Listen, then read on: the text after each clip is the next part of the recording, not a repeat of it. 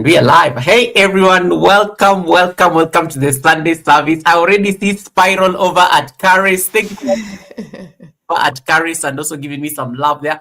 Please stay there. I see amazing MNG in the house. Welcome, amazing MNG. I see my brother Crossdale who is watching from work. Thank you so much, Crossdale.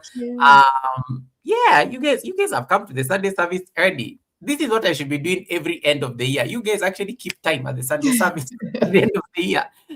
But for the first 9 months of the year, good luck me getting you guys to keep time. But welcome. So we're just getting ready here. To start.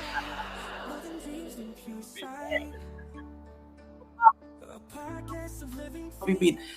Caris, you know Spiral Black, right? Of course. Hi, Spiral. Happy Sunday.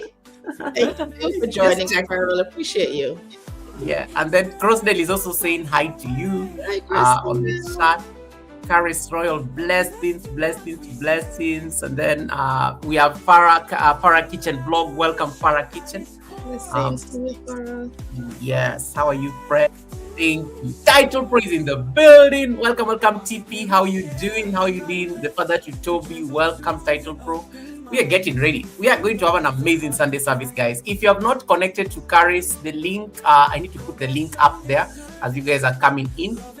I'll put it up shortly because I know I have a poll there that is running that is very funny. So yes, if you don't have Caris Royal, just check the title of my live stream. You'll be able to find her channel there as part of the stream. The good thing we are on horizontal, so it's easy to click on links. Just check the description or just check the title, Caris Royal, and then jump over at Caris stream. Or let me say that I can drop it there on the chat so that you guys can have it as well. Because I'm actually there. Let me come and show you. I'm actually on Caris live stream as well. I had the tab open from morning when I was doing some bit of editing. So let me see that I can drop it for you so that you guys can get to connect to her. Those of you who don't have Caris, before we introduce her. And just, she's looking amazing, right? I like how she looks amazing in red and the background looks really good. Tandra, welcome, Tandra, Nature Lens Connect. Tandra, welcome. Tandra, I hope you got your gifts. I was able to send you a gift. You gave me some bit of whatever, but I think it went through eventually.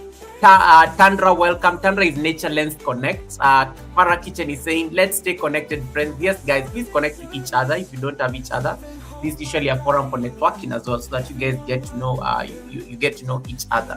Kunguru says, I'm watching you from Dallas area county. Wow, you've already gone to the village for the holidays. Wow. Okay. Caris, I don't know how it happens for you guys during Christmas, but in this side of the world, we tend to travel to our villages during this season.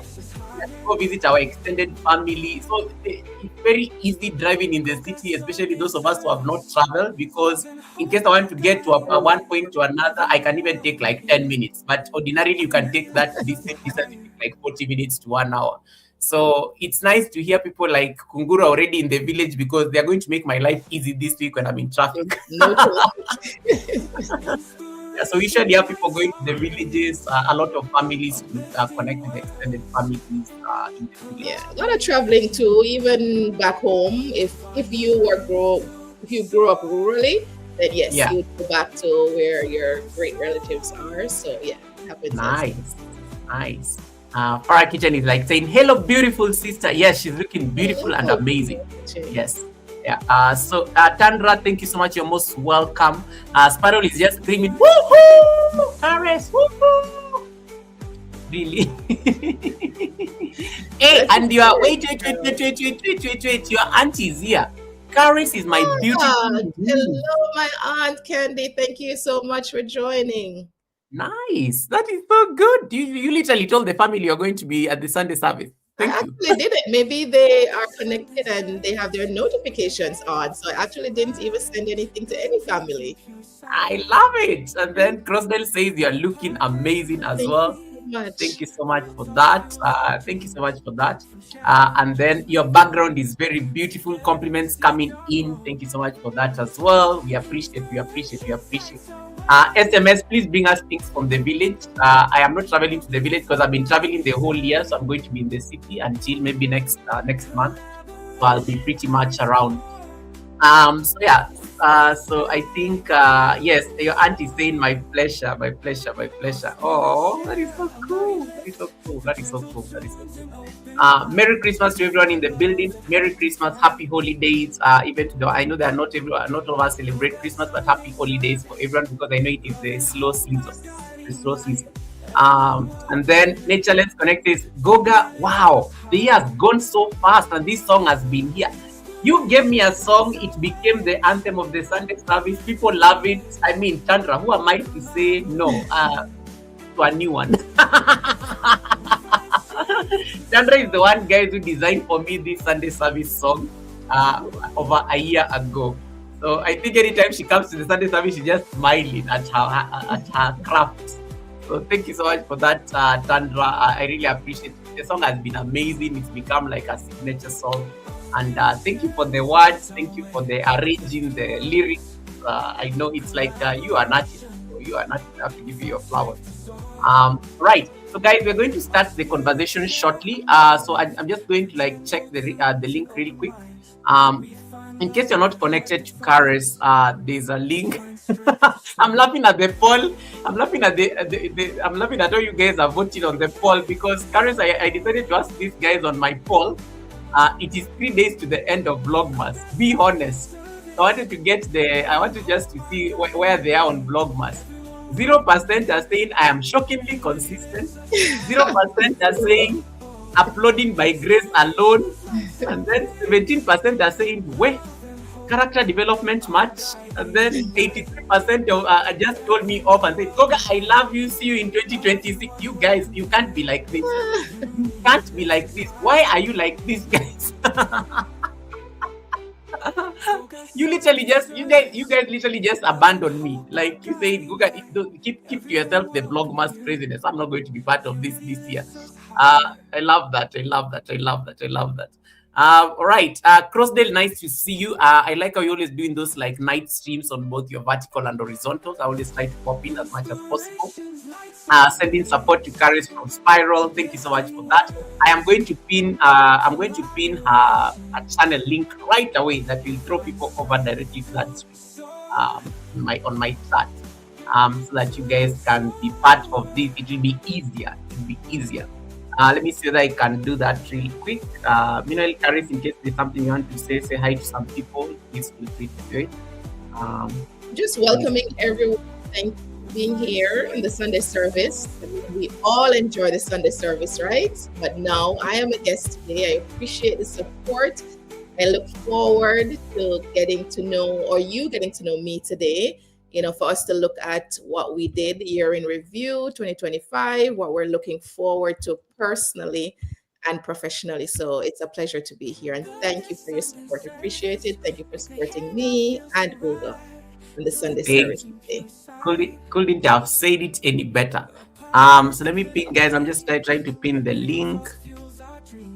Yo, I just realized how I'm so like I need to come and do more streams on YouTube directly because I think I'm so used to streaming that I struggle doing things on YouTube itself. So I need to like tell to maybe take advantage of this holiday season to jump over and try to play around with a few settings on YouTube with pop-up lives. I was like, why is the link not pinning itself? What is going on? What is going on? And guys, feel free to tell us where you're watching us from. I know there are people from the States. I know there are people from whichever part of the world you're watching from. Feel free to let us know there on the chat so that at least we can make sure we acknowledge and at least be able to make sure that you feel very welcome at the Sunday service as part of this conversation.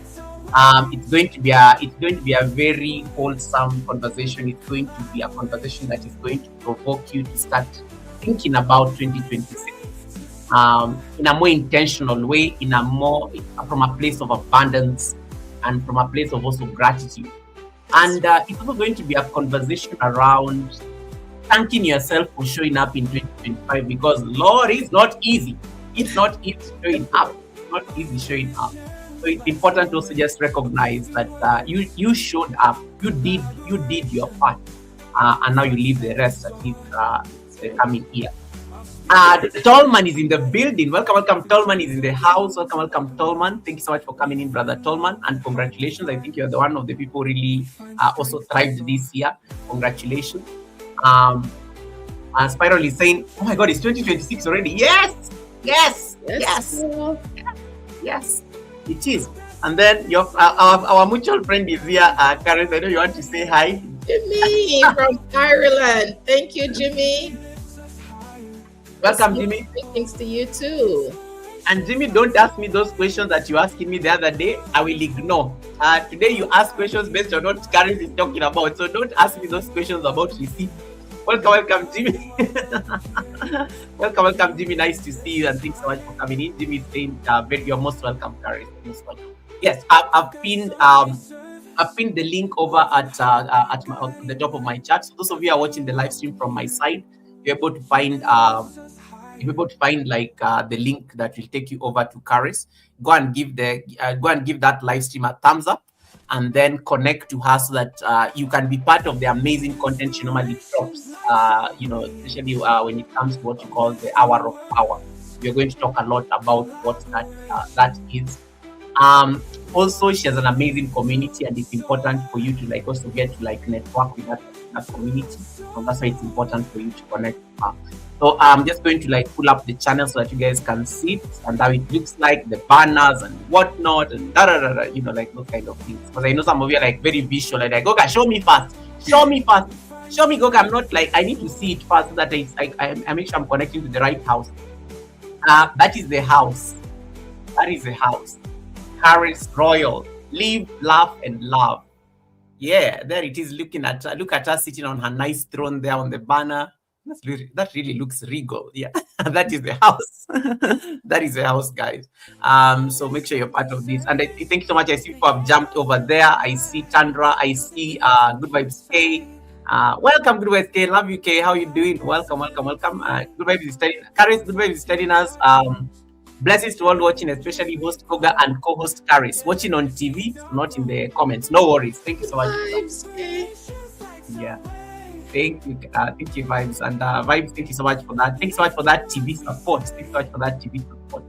And then everybody is loving the regal vibes. I know, right? I know. It's giving queen. It's giving royalty. It's giving palace. At my palace, just chilling. Giving a lot of royal vibes, and she's going to explain to us why royalty, because it's very important. I love people. I love people deem themselves royal. It's almost biblical. Yeah, even the Bible says, there are royal priests. You're a chosen generation. So it's not a bad thing to claim royalty, guys, because royalty comes with being regal comes with certain things. So thank you so much for that. Thanks so much for acknowledging that. All right, so as you guys are coming in, I'm just going to do a quick biography, and then we can start our conversation because it's already 13 minutes.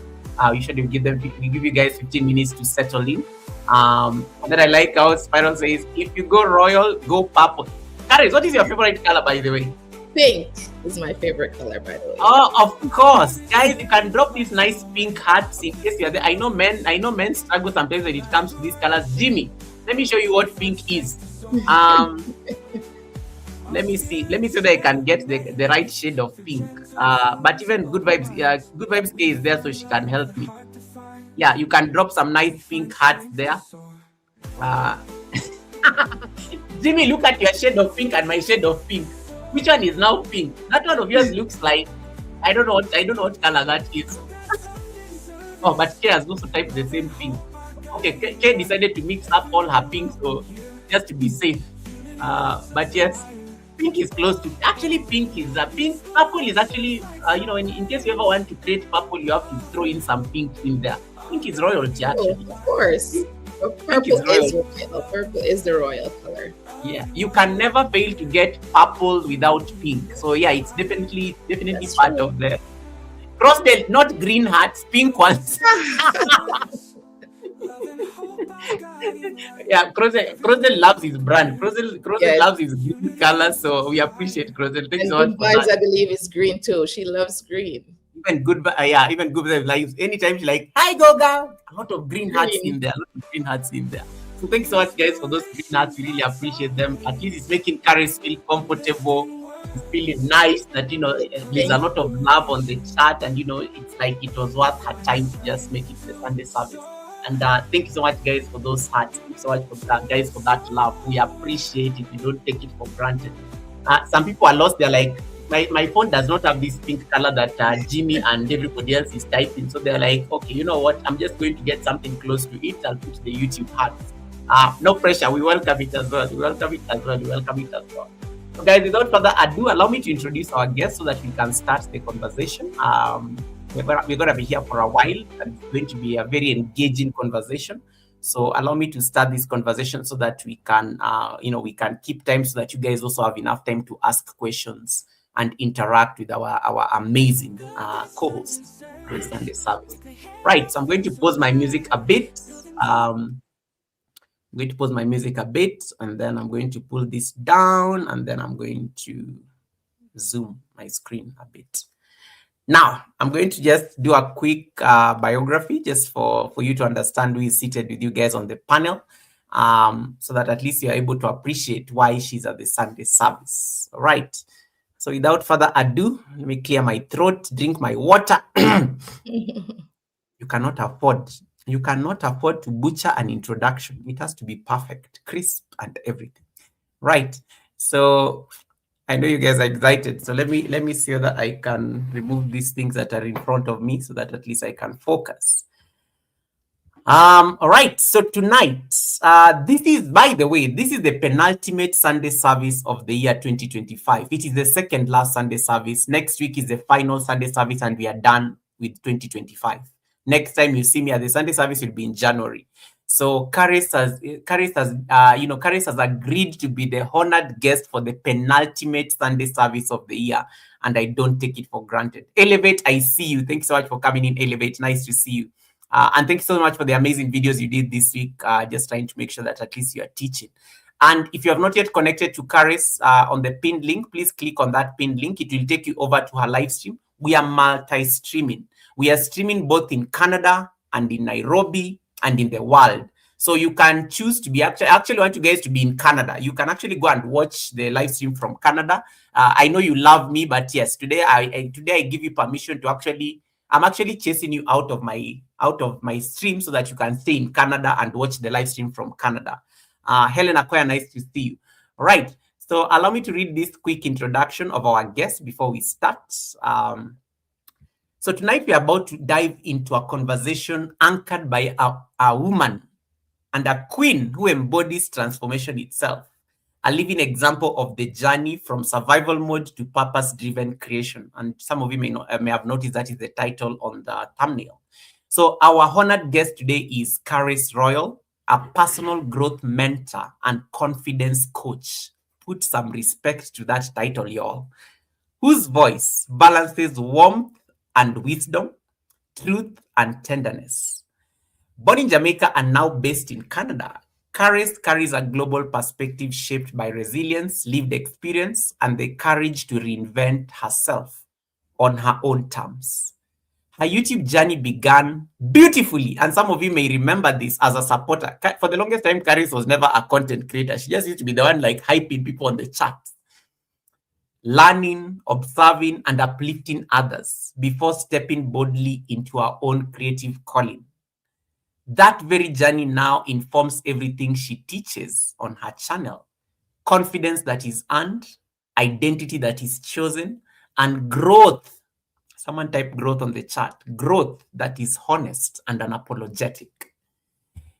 She's the powerhouse behind the Daily Hour of Power live show, now on its 26th episode, where she fearlessly explores the human experience from generosity and struggle to leadership, abundance, and personal power, among others. She is real, reflective, and refreshingly direct. Yeah, she can be quite direct. Those of you who have listened to her before. A straight shooter who encourages when needed, challenges when required, and never hesitates to lift you higher when you are playing small. At the heart of her message lies a truth, both simple and profound. We are all royalty. And tonight, as we explore what it means to rewrite identity and step into confident creation going into 2026, there could be no more aligned, more an inspiring voice to guide us through this conversation. So I kindly request you guys on the chat, let's raise the energy. Put those nice pink hearts in there on the chat. Let's raise the intention and the excitement and help me in welcoming Caris Royal over at the Sunday service. Caris, I may not have done it justice, but welcome, welcome, welcome to the Sunday Thank service. you. You did more than justice, Goga. That was beautiful. And I just want to let everyone know, Goga and I didn't do a pre-interview. He didn't ask me any of what he just introduced me as. This is all what Goga has observed. This is all what Goga has watched from the channel. And this is research in action. So, Goga, this was beautiful. And I appreciate this wonderful introduction. But thank you and welcome everyone. Thank you so much, Goga. You're most welcome. And guys, we are going to I'm going to let Carrie's anthem play in the background. It's a very beautiful song. So that's what is going to make sure you guys are feeling so giddy and warm and nice when she's speaking to us. So Caris, to the people who don't know who Caris Royal is, who is Caris? Who is this beautiful lady we are seeing at the Sunday service today? Where is she based? Where is she from? Like, who are you, darling? All right, who is Caris? So I am originally from Jamaica. You're familiar with Jamaica. I'm sure my accent says it all. Here in Canada, some people say, "Oh, I don't notice that you're from Jamaica." But in Jamaica, we have so many different versions of our accent. But I am originally from Jamaica. I am a proud Jamaican, and I moved to Canada, I would say approximately 15 years now. But I moved here as an adult. I moved here, left my job, and I actually migrated here for my own personal reasons. I had a fantastic job back home. I was in management, I was in finance actually. And that was probably over 10 years that I was in the financial industry back home. And personally, I just wanted a change. Of course, we migrate for many different reasons. But for me, I was about to start a family, and I believed that migrating would give my family more opportunities. And that's what I did. I migrated to Canada 15 years ago, which took a lot. Starting over is never easy. And that is why I know we can and everyone can do it in terms of building that resilience, because I did it. I was in my comfort zone. I mean, at home, there was nothing that I needed. My job afforded me the best. And I decided to start over. I decided to move here, not knowing what I would do, just probably starting living with family and then moving from there. Right? Wow. So that is who Karis is, or that is who you Claire's is. So it's Claire's Karis. I take them all. Um, because I know what I want. I'm always seeking more. And that's why I took that decision to move to Canada 15 years ago. And since I have been here 15 years, it has truly been a journey. It has truly taken me from uh, position where I didn't think I would be in, and I started over. I started over having people used to reporting into me, and I'm reporting to persons who aren't even as qualified as I am. But that's what start over does. You have to just start again from below where you were before, knowing that with your ambition, with the potential that you have, you will get there once again. And I think I am getting there with whether personal and professional, I am getting there. Apart from that, I was a consumer of so many different platforms on social media. And I love supporting, I should say. As Goga said, he didn't know that I was about to create content, or I didn't know that I was creating content, because yes, I love to support. I started to support because of originally Nadine and family, who is now Nadine Beauty Lifestyle, I believe. And she is actually family to me. And so she's always saying, "You're not supporting my channel." But I'm always saying, "I will. I'm so busy, but I will." And she's saying, "Can you watch my last video?" And I'm like, "Okay, I'll watch it now. Okay, I'm live now. Can you come on?" And I'll come live, and I'll get other people to come on her live. So yes, I was a supporter. Then she connected me with so many of you in the community. and she connected me to Journey of My Life, and Journey of My Life asked me, "Are you a content creator?" And I'm like, "No, I love supporting. It's okay." And she's like, "Do you want to create content?" I'm like, I've thought about it so many times, but I'm not sure. She's like, "Go and do a shorts right now. Go and put something on your channel. And if you put something on your channel, I will get you the support that you need."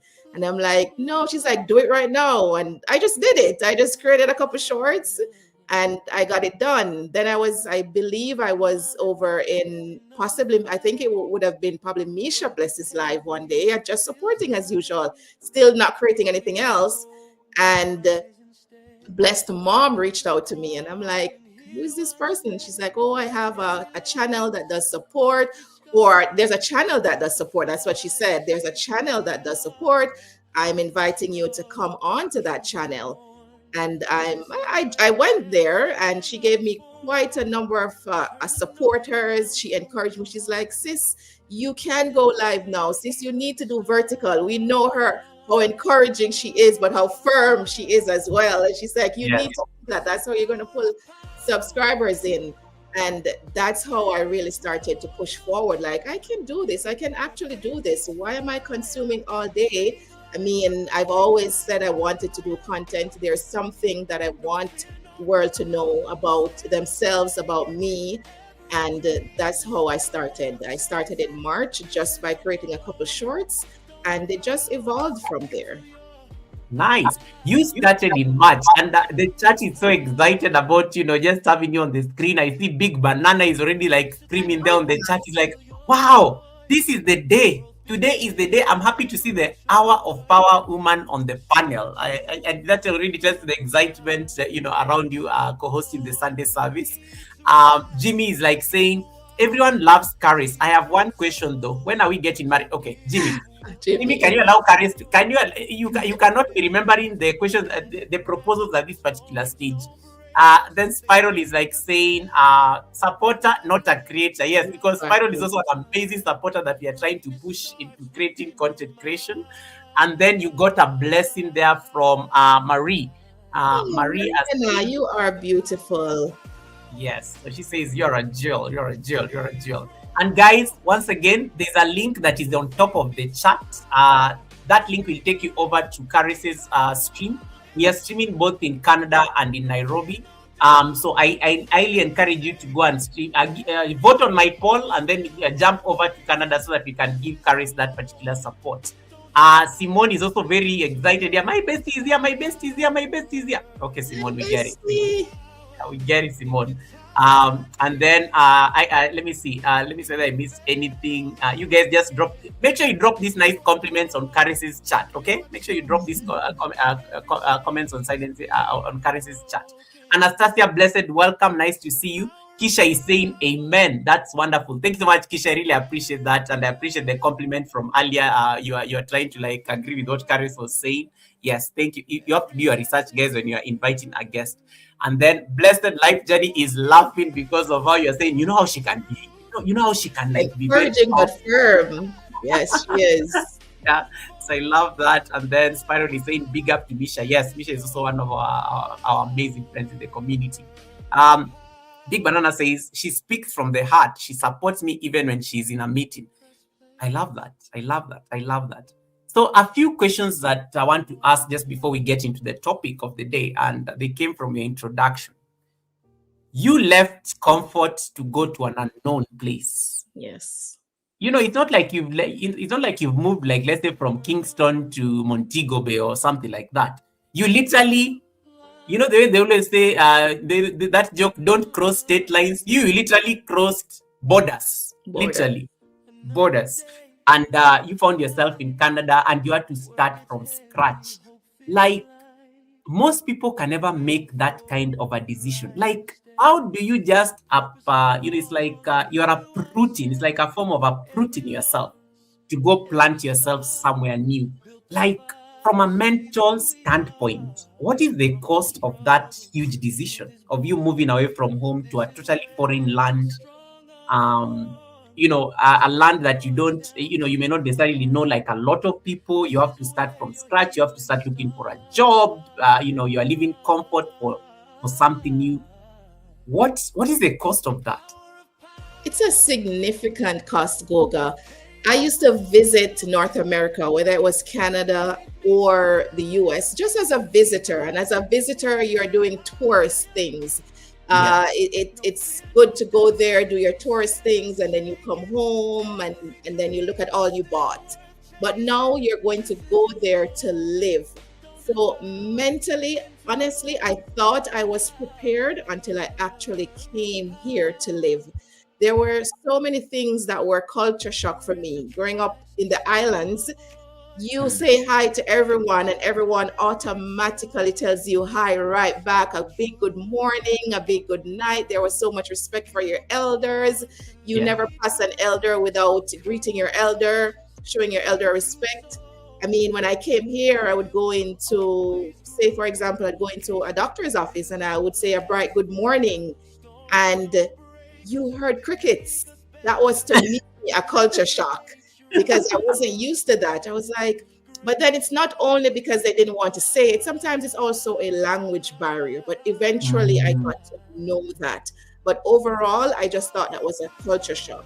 Then mentally, I just wasn't prepared to go into organizations where and maybe for us in the islands it was more because of colonization where we were saying Mr. This or Mr. That.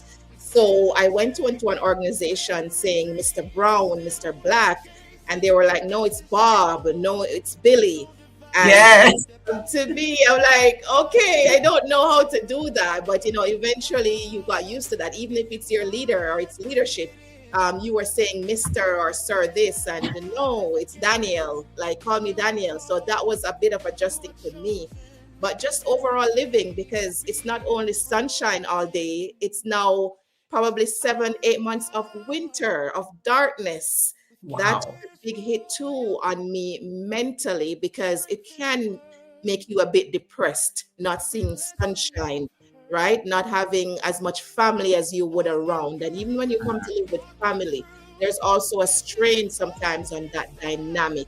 So that's also something that I had to move around and get around and trying to adjust to that, right?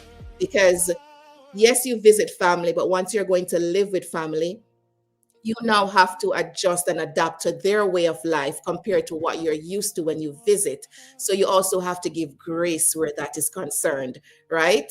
So yeah, that's also something I had to adjust to. So mentally, it was really a significant cost.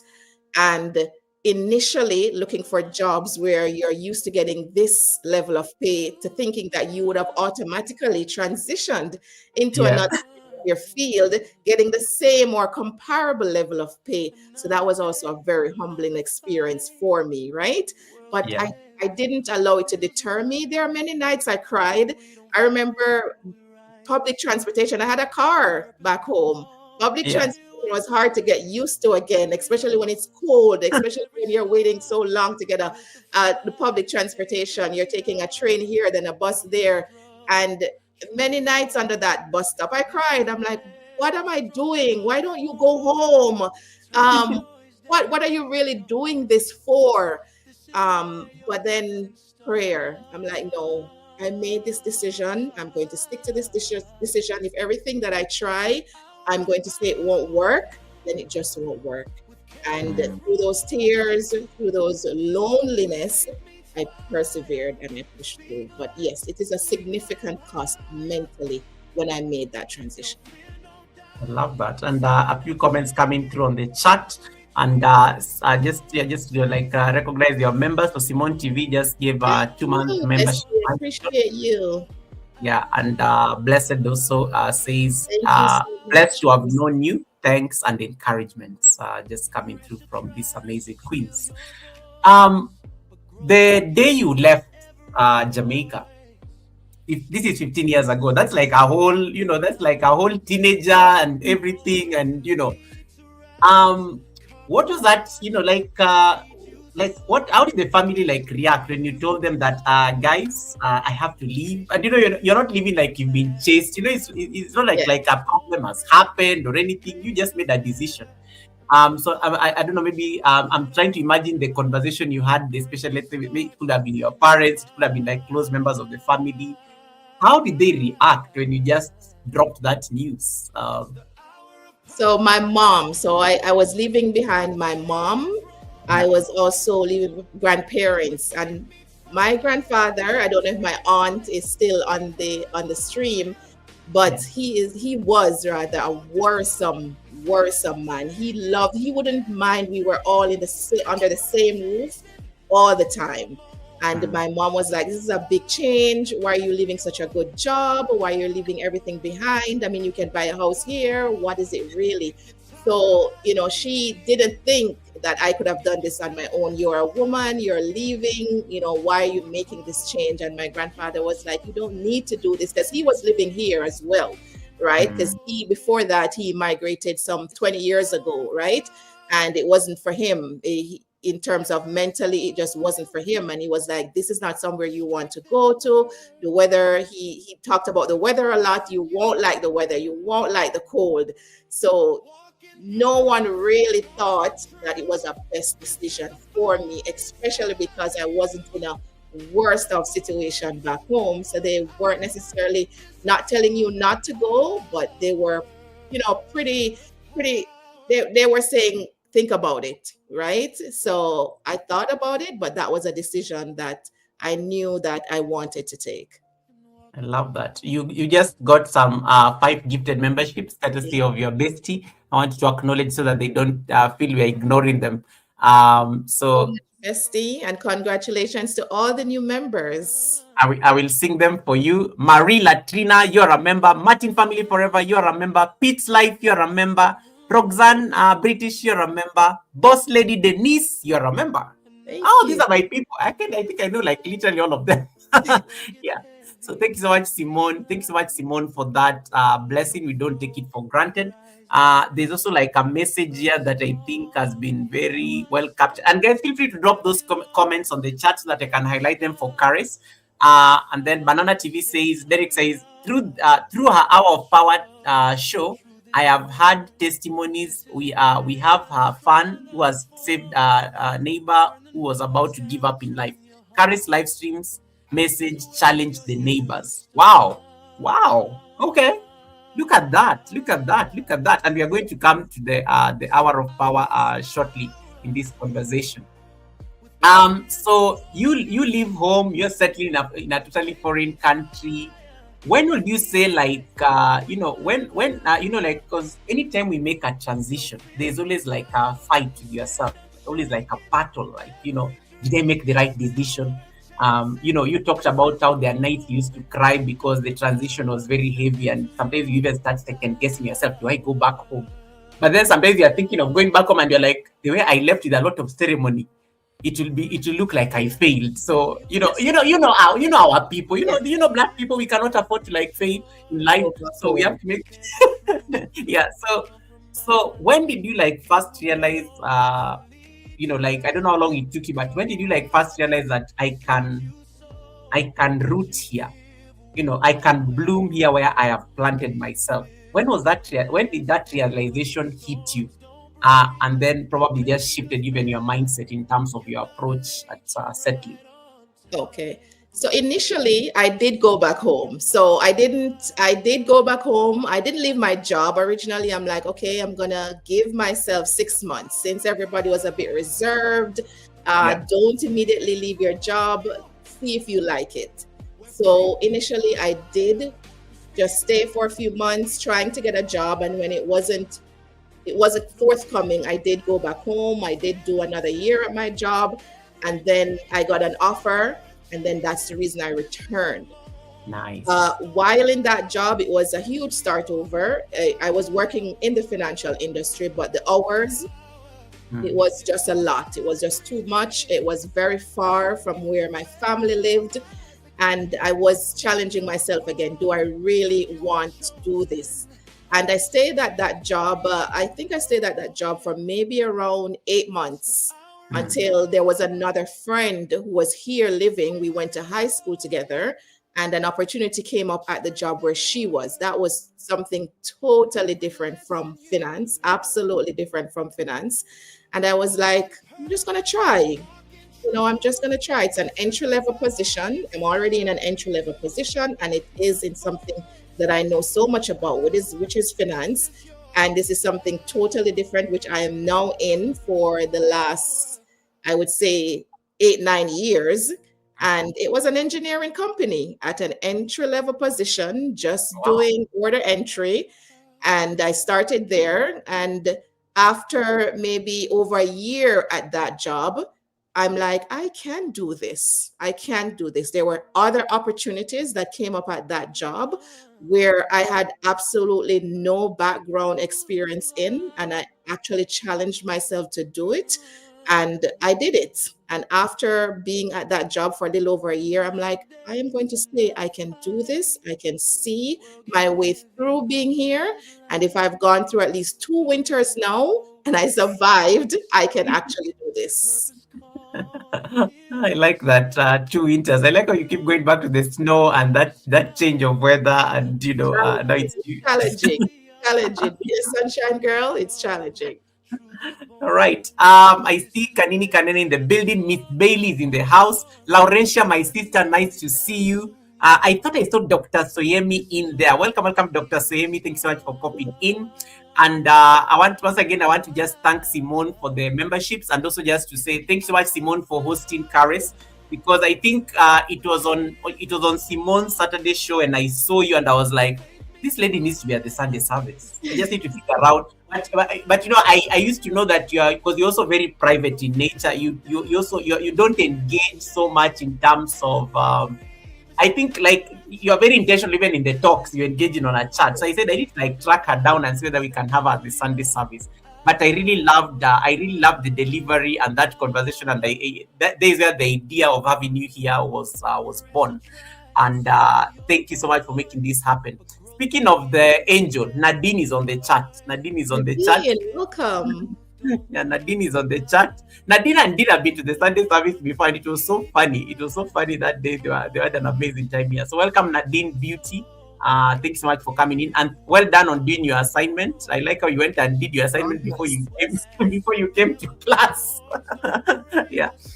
Auntie D TV, welcome as well. Thanks so much for coming in, guys. Make sure you are connected to Caris in case most of you are seeing her for the first time, which I think are very few of you. Travel and food, I see you, brother. Thanks so much for coming in. There's a link that is pinned on top of my chat.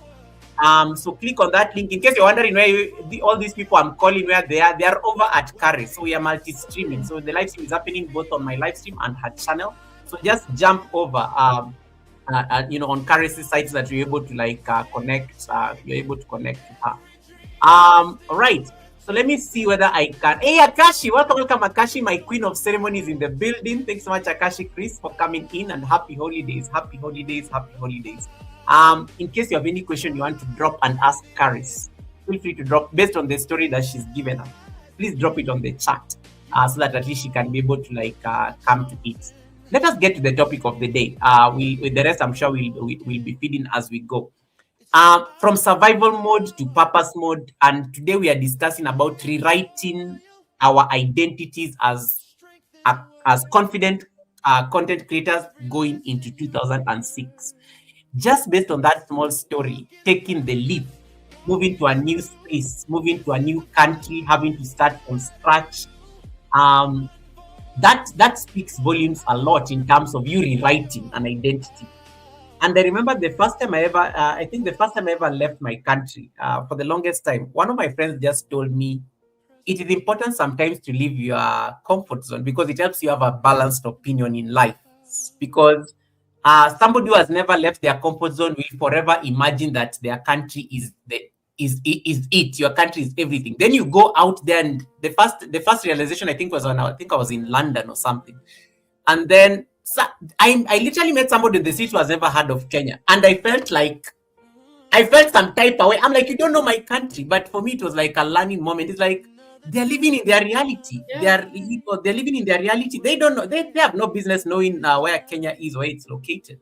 And I think for me, that was really an aha moment, and I was like, oh my goodness, yeah, like So there are people out there in the world who are just living their best life, and they just don't know that I exist So somewhere, true. and it's okay, and it's okay. So one of the things you talk a lot about is, you talk a lot about confidence being earned.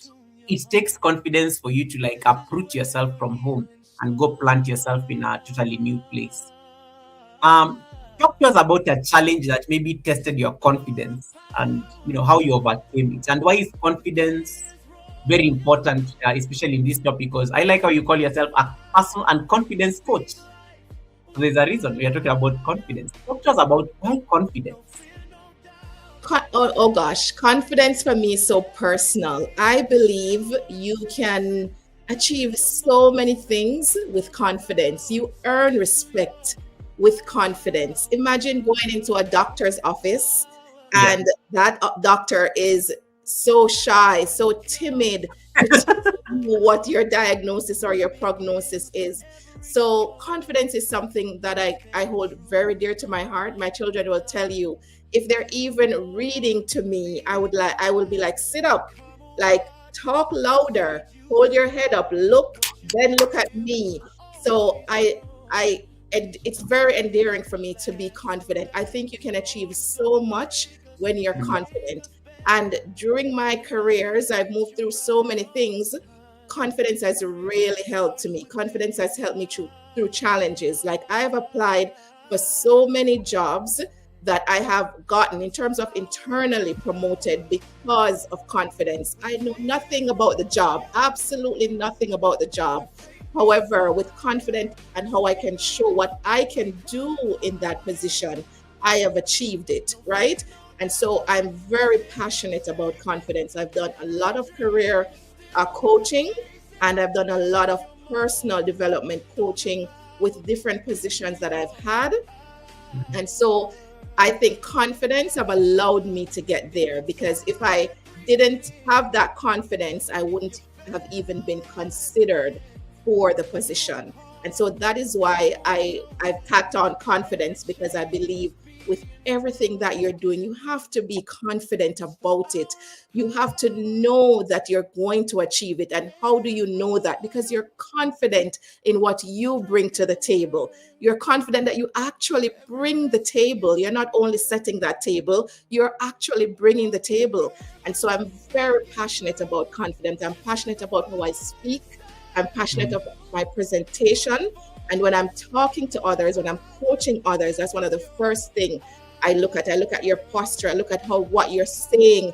You could be saying everything about that job, everything about what you're an expert in. But if I'm not getting that confidence, that means someone else looking on will also not think you're confident in what you're Mm. saying, and they won't even give you a chance to show what you can do. Wow. All right. And you gave a very good example there with your kids. And like for me, I think I believed, and I remember my mother used to like really affirm that from a very long time. Like you have to be confident. You have to like don't be scared, don't be timid. Don't be shy. Just speak out your mind because it's important. And she created that environment where you could express yourself. Yes. And of course, but it's a different story because again, I'm also one of those people like I can be very quiet sometimes, but I think when an occasion like arises, I can speak out my mind. Why is it important for you, especially as a mother, to nurture this from a very tender age? And why is it important for you? Because mom is very confident. Maybe the kids are like, oh, this mom. Why is it important for you as a mother, and especially just to the mothers who are listening to the stream right now? How do they like help their kids gain this confidence and affirm them from a very tender age? Well, for every parent, I mean, you want the best for your children. You want to ensure that they have access to every opportunity in life, right? And we know that doesn't have to be our personal situation, but we know that many of our children will never be afforded the opportunity that everyone else has. And how do they get there? They get there by your nurturing. And how do you nurture that? What type of environment are you creating? And for me, I create an environment where my boys are confident. that if they want to be a doctor, they'll be a doctor. If they want to be an engineer, they can be an engineer. If they want to be an entrepreneur, they can be an entrepreneur. So what I tend to encourage parents to do is anything your child wants to be, even if they want to be a content creator, don't say, what is a content creator? Why do you want to be a content creator? Content creators are earning more than doctors and lawyers, than those older professions. So allow them to hone their skills, but let them know what is key. How are you going to get to content creation? How are you going to make sure that when you are earning in content creation and you hire someone to look at your finances, you also know what's going on with your finances? So they should be confident in anything they want to achieve, but foster that environment. It has to start from home. It doesn't start in school. It doesn't start with their teacher, and you definitely don't want it to start with their friends. So create that environment where they feel comfortable to tell you what they want to become. Create that environment where you have set that foundation where they're confident enough to reach for the goals that they want to attain, and that you're not telling them that you can't do that. Why aren't you studying this? Why aren't you studying that? Right? But if they tell you they want to study, if they tell you they want to be a ballerina, then you ask them, okay, how are you going to get there? But don't let them, oh, what are you going to do with a ballerina? What can a ballerina give you a job? Why do they have to get a job? Why do they have to get a job? Why can't they open their own studio as a ballerina? So you have to foster that environment where they know that they can be anything and they can achieve anything. But it starts with confidence. It starts with you creating that neutral environment for them to grow. Sorry. Karis, can you hear me? I think Yes, I can hear you. Okay, good. I lost you there for a bit. And everybody's just saying, Amen. Yeah, I approve this message. I approve this message. My sister Christina from Botswana is like, wise, positive words. And then I like how Miss TikTok says, Kareth just addressed me directly. Kareth just addressed me directly and called my name because she's saying that my son wants to be a YouTuber and I kept talking down to him about it. So Kareth, so she feels targeted in that statement, which is good. And then Good Vibes K says, speak louder, Karis. I approve of this message. I approve of this message. And even Kanini Kanene is talking about the confidence. Kakahamis, my brother, I have seen you. Thanks so much for coming in. And then Daudi Show says, knowledge indeed is power. Knowledge indeed is power. And then now, and then Nadine is like, that is it. That is it. That is it. That is it. That is it. And I like how you say that it has to start at home, because then if you don't inspire confidence, then from a very tender age, these are the content these are future content creators, and maybe that's a great place to start. In your experience, especially around when around personal growth, what are some of the misconceptions, especially around confidence? Because some people just say that, oh no, you just speaking out, confidence sometimes is like a quality, it's not taught. Some people are just born confident, but I know it can be taught. It can be taught. It's how you like really apply yourself to it. But what are some of the misconceptions you normally get, especially in this space of personal growth around confidence? Some of the misconceptions are it's not for everyone. I can't get there? You have that experience, but you can get there. And the misconception also is that you do nothing to gain or to get there. You have to actually invest in yourself. That's a big thing most persons don't realize. You have to actually invest in personal growth. It means getting outside of your circle, around persons who you are always around, who think, oh, you're just shy, you're an introvert, it's okay. Karis, let me just interrupt briefly. We just got a raid from BOK. I'm getting a pancake raid right here. BOK, thank you so much for the raid. I see the people have landed through that flight. Thank you so much. They came with a lot of force. Thank you so much, BOK, for the raid. I see Melissa. I see, I think the entire the renewal is in the building. I'm just trying to Souls. CC is in the house. Welcome, everyone. Thanks so much for choosing to fly Pancake Airlines or whatever it is that you're. I'm told be okay, Pancake Raid. Thank you so much, be okay, for that raid. You could have picked any other person, but you selected Karis and I. I don't take it for granted, and I just want Thank to say thank you so you. much. Thank you so much for choosing me. Thank Guys, it is a privilege to be chosen. It is confident. There is a lot of confidence that Be Okay had. Speaking now that we are speaking about confidence, that she chose us. So thanks so much, Be Okay, for that read. Jason and Gina, welcome, welcome. Thanks so much for that. Thanks so much for that blessing, Jason and Gina. Beautiful, beautiful video today about Brasilia. Yes, so thank you so much for thank you everyone. Thank you for coming in on the raid. Trinidad, Trini is in the building. And guys, we are hosting Karis Royal. So in case you're not connected to her as well, we are multi-streaming also on her channel. You can drop by there and just give her a thumbs up, and you can let your TV run her there, and you can let your phone run me. It does, because I know you guys are rich anyway. So whatever devices you want, you can be leaving your bedroom TV to run Karis, and then maybe your living room TV is running Goga, whichever way you want it. So please, please, please do me a favor and let us support also my amazing co-host. But thank you so much for the raid. I don't take it for granted. Fluffy Diva and everybody who came in through the raid. All right, so we were talking about the misconceptions around confidence. Yes. And you are just talking about how some people say it's not for everyone. So carry on. Right. So your people are saying it's not for everyone, and you're telling yourself it's not for everyone, or you're saying, I won't get there. You have had experience to be in that position.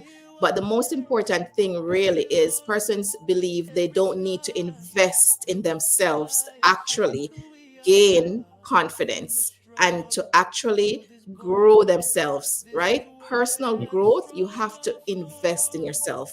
You have to read books, right, with people who have actually gone through certain things, people who have actually done the research to help you. There are so many ways to invest in yourself. There's so many courses, free courses as well, that you can take. You can connect yourself with people outside of your circle. So the misconception is confidence is something that it's innate. It's not necessarily innate in terms of even being a leader. It's something that you can actually achieve with you investing in yourself, with you wanting to get there. So it doesn't necessarily have to be, I am an extrovert and you're an introvert. You can definitely, as an introvert, be very confident. Goga, you said earlier that you can be quiet at times, but when it is time to step up, you step up. And that's what's important. When it's time to show up for yourself, you can actually have that confidence to show up for yourself and actually show up, because it actually takes so much more showing up for yourself than it actually takes showing up for someone else. You'll actually putting much more work showing up for a friend in need than actually showing up for yourself. So the very moment you start to show up for yourself, that is actually confidence in action. I love that. And Be Okay says, I'm an introvert. So I agree. I agree. I'm an introvert, but so I agree. 100%. Like when the occasion rises up to you, I like how showing up for yourself. And then Eva Kika says, wow, confidence is not a need. Confidence is not a need. And then my sister Kisha is like saying, this is what she needed to hear. This is what she needed to hear in this particular season. So, and guys, if you have any question you want to ask, feel free to drop it on the chat. I'll be able to highlight it for her. We are talking about moving from survival mode to a purpose mode as we get into 2026. And this is just us talking about rewriting our identities as content creators and stepping into 2026 with a lot of confidence. And the person that is having this conversation with us is Karis Royal. And she's a personal growth mentor and confidence coach. So it's important for you to ask those questions that you have in terms of the things you struggle with as a content creator around this issue. And one of I like what you said in terms of about it's not innate, and even as a leader, it takes some bit of training, and it takes a bit of training when it comes to building that particular confidence. In this space of content creation, one of the things that people struggle with a lot is confidence. And sometimes, most of us, I think, where we started, even as content creators, we find that every content creator will tell you that their first live stream was a mess. They were not looking at the camera. The camera was either off, or their sound was not there, or just something just went wrong, and then, that totally like killed their morale or something like that. Let me, I can give an example like with myself. One of the things I noticed when I joined YouTube 5 years ago, anytime I was doing a video, I could never look at the camera, and I used to be alone most of the time when I'm shooting the video. I could just never figure out that I need to be looking at the camera. I used to look down, because I'm alone, yes, but I just don't trust even my own camera itself. Like, I don't want to look at the camera directly, until somebody, another lady here on YouTube, just came and said, Goga, lift your eye. I think I was on a live stream. So she just said, Goga, can you look at the camera? Look at the lens of stop looking at the screen of the phone. Look at the camera of the phone. And then look at me. So she was doing a live stream as well. So I went to the live stream. I want you to like learn from me. Notice when I'm talking on the live stream, what I look at. I'm not looking at the screen. I'm looking at the camera, because people think I'm looking at them when I look at the camera. But most of us, we are like looking down. So you're giving people your forehead, or you're giving people your heart or something like that, because you're not like looking at them in a sense. Maybe I'm reading the charts, yes, Right. but that eye contact is not there. Um, it takes confidence to put yourself out there. Some of us are very. I'm a Scorpio. And I look very confident on paper. But let me tell you, you can tell me one thing, one small criticism, and I'll end up like second guessing my life, because I'm a very highly sensitive person. And I've always been very forthright about it. It's one of the things I struggle with. I'm an extremely highly sensitive person. One comment can actually make me start rethinking my entire like life. Yet I forget, like, you have all these achievements that you've done, but just one thing that can help you start like second guessing yourself. How do we nurture confidence, especially by putting ourselves out here? Number one, when you join YouTube, Karis will know you, Simone TV knows you, Helen Akoya knows you, Winston Chronicle knows you, all these amazing people. Marcus from Germany knows you, Eva Kika knows you, Trini knows you. But you will find some other crazy people who have never even seen you, and they come and tell you have a big nose, and it ends up getting into your head. There's never control. You never really have control over how you are going to go viral, or what is going to happen when you put yourself, especially on a space such as the internet. What are some of the strategies, especially from a coach's standpoint, on how we can build our confidence as content creators? Sometimes some of us even post videos and we are not even so sure. Like, Right. even you even doubt your editing process. You've put it out there, but you're still like, it definitely, it's never got views. It means I did not do a good job. Yet you meet other creators who have been doing this and they don't really care. They're not getting the views, but one day they go viral and they're like, hey, I just kept on posting. So how do we like nurture confidence as creators? Not just in terms of us building a community, but also just having confidence in terms of what we are putting out there. From the moment you actually started your channel, that's confidence. From the moment you actually turned your camera on to put yourself out there, you're putting yourself out there publicly. You're putting yourself out there, not in a small community, but to the entire world. You're on a platform that not hundreds of people see, but millions of people see. But what we get caught up is what people think. And if you live your life around other person's boundaries, you won't be successful. That person who went viral, they had several, probably hundreds of video that no one watched. I'm going to give you an example of a content creator that I use who is pretty confident. Dean White, blind visioneer. Lives that no one came to. He did podcasts with 5 views, 4 views.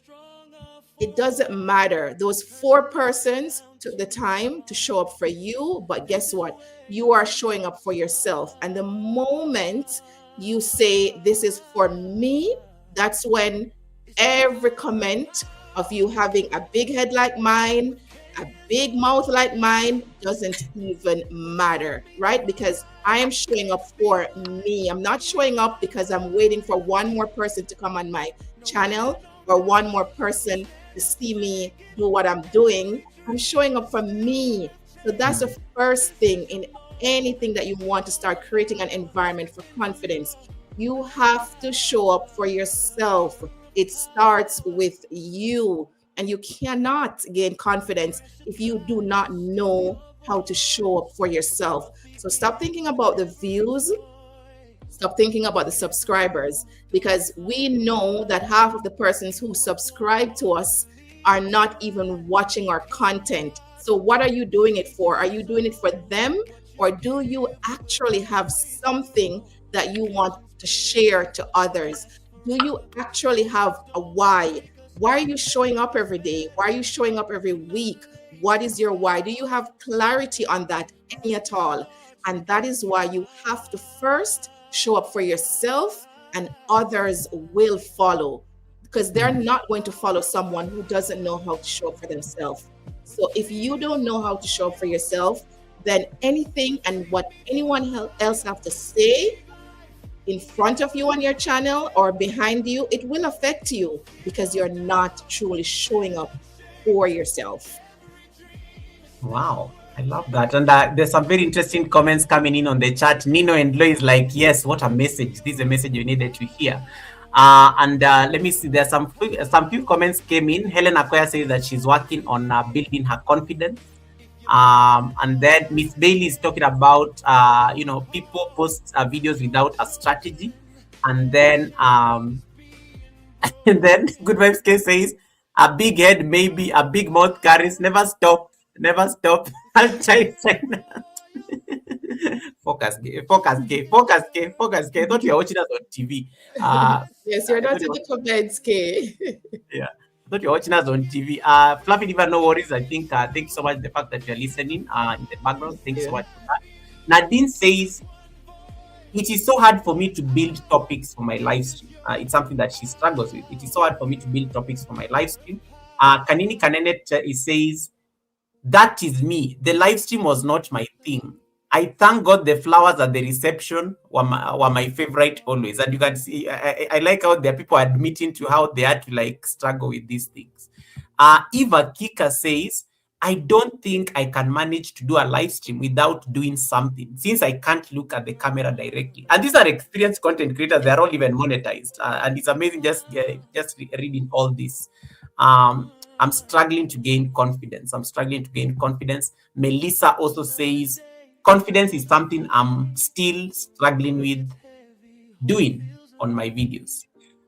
Any word of at least encouragement to these people, because I like, and thanks so much guys for being vulnerable just by sharing these things. You know, Yes. you have just kept quiet, but thank you so much for sharing these things. What would you say to these amazing people, and when it comes to their struggles around confidence building? Take your time. That's the first thing.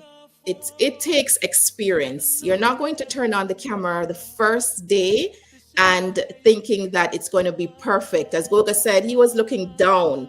Looking down, one could mean, okay, you want to take your eyes off probably people coming in to, maybe it's a live stream, and having that direct eye contact, because many people struggle with even direct eye contact. And for the main reason, you looking into a camera, that means you're giving someone a direct eye contact. So you're going to shy away from that. But give yourself time. If the live stream is not your thing, I would say it's okay. Then start doing some vlogging where you actually can look in the camera, knowing that it's not live and everyone is not waiting to hear what's the next thing you're going to say, so that at least with the vlogging, then you can get that practice. You don't even have to publish it, right? But give yourself time to get there, right? That's what I'm saying. Give yourself time. It doesn't come overnight. And listen, perfection does not mean preparation. So stop thinking that you are going to be perfect. You have to be perfect. Absolutely not. You don't have to be perfect. So perfection is not preparing you for anything. The perfectionist that you're going for is actually taking your time away from actually practicing being confident. I remember learning languages, and my grade 7 teacher used to say, go home and practice in the mirror. I've said it too on my channel where I used to work at a call center. And in our training, they were like, put a small mirror at your desk and practice smiling because the customers can actually hear that you are smiling. Hello, you have reached cares. So I'm smiling and you can hear that smile.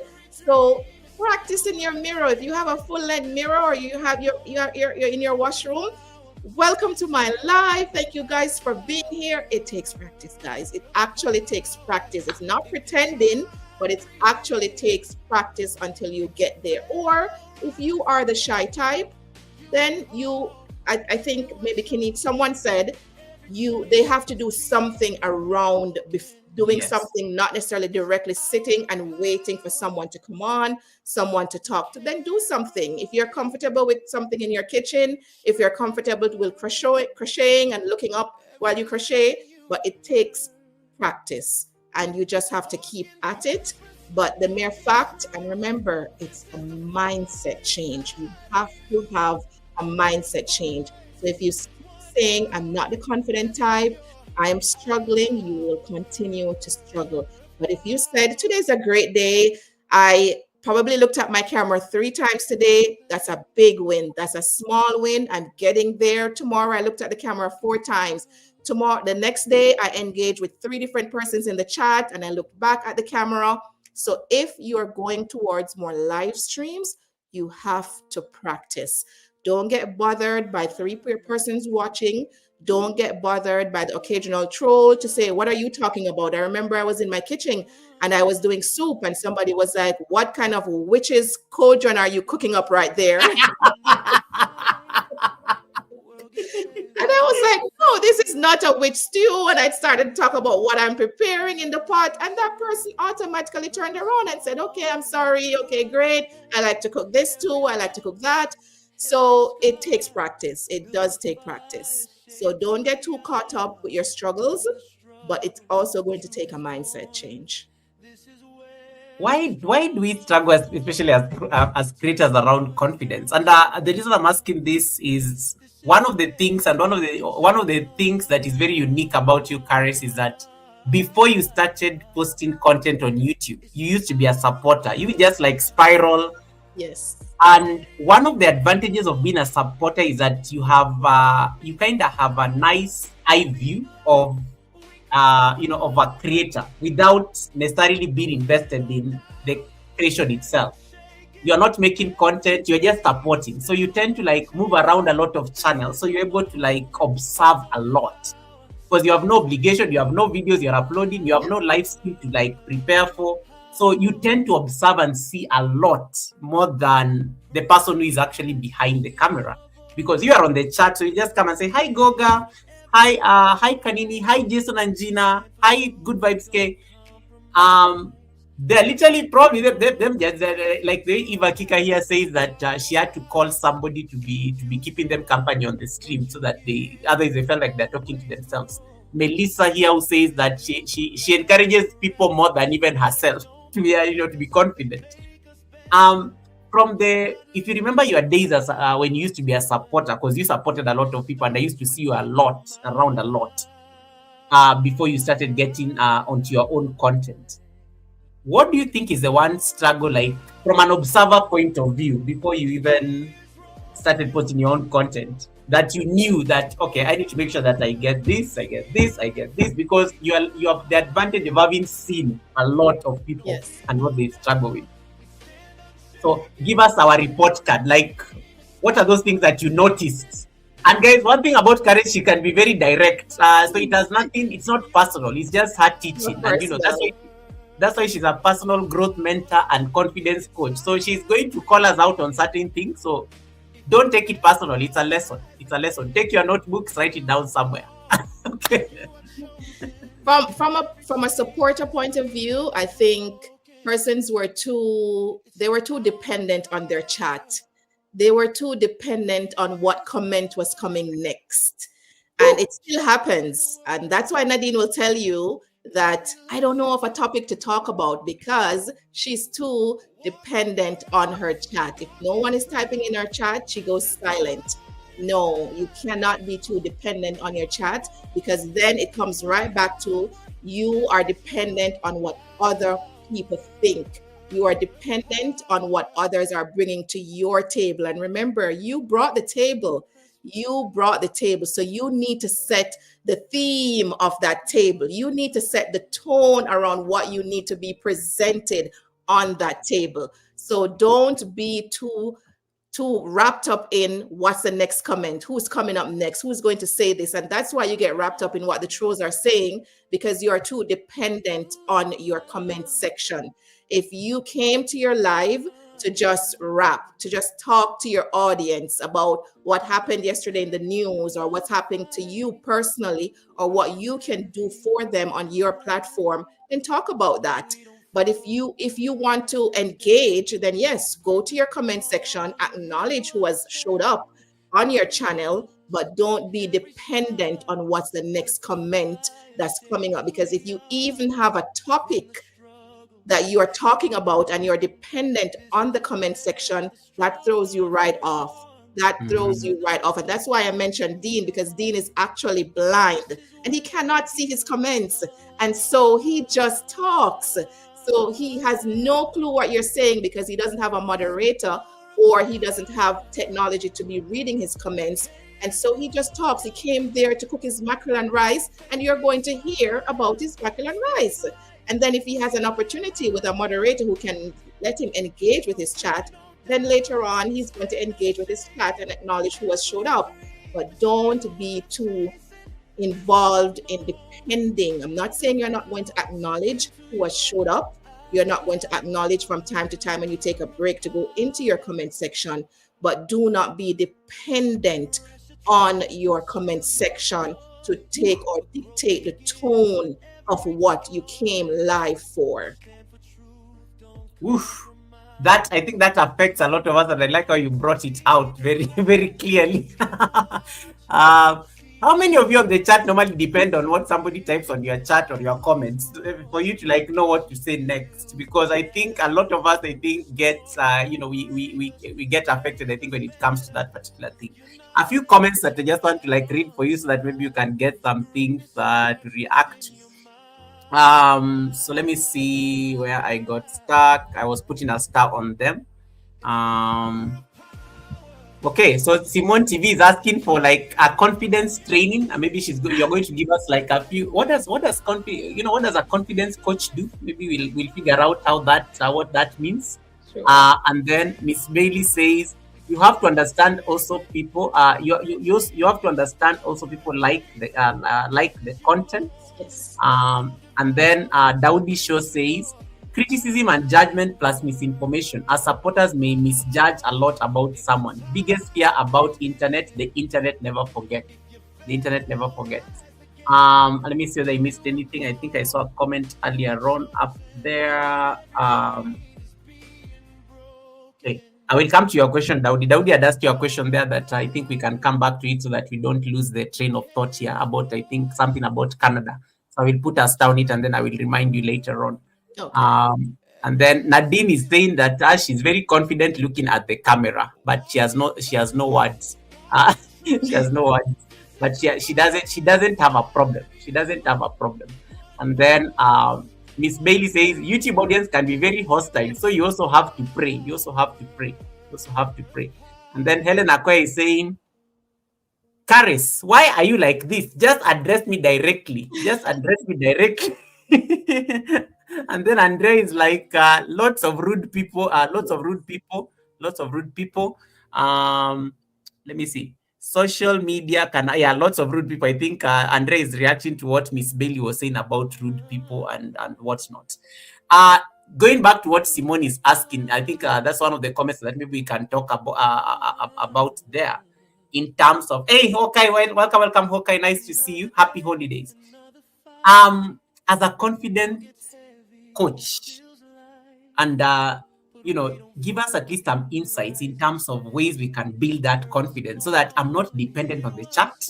I am, when I come to the screen, I can look at the camera. I know but that takes time, guys. That takes time. You Fine. have to do like a number of videos. Like that takes a lot of time. Don't pressure yourself on day one. Yeah, so how do you like, what are some of your tips, especially when it comes to building that confidence, so that as we get into 2026, and even as we are speaking to people who have just joined YouTube and they're still trying to figure out their way about posting. I have a lot of people in the in tribe Goga who can never go live. They are like, they're here at the Sunday service every week. They come to the academy every Wednesday, but they always say going live is where they, is where they draw the line. So what are some of the ways or maybe the tips that you can give us in terms of how to build that confidence? And it does not necessarily need to be like live stream centric, but even just how we show up for ourselves.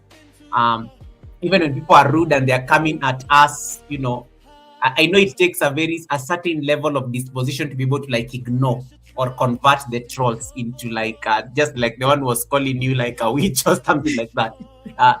It takes like a certain level of confidence as well, and also like some form of training Yes. yourself to like realize it's not personal. This is not a me problem. This is a them problem. Right. We talked about it takes time, but most importantly, goals. You have to have clear goals. So, if you're saying you're not that confident, but you know that one live stream will not only bring in subscribers, but it would also give your subscribers an opportunity to get a little bit closer to you, get a little bit to know you a little bit better. So, have you set goals in terms of, okay, I'm going to go live once a week?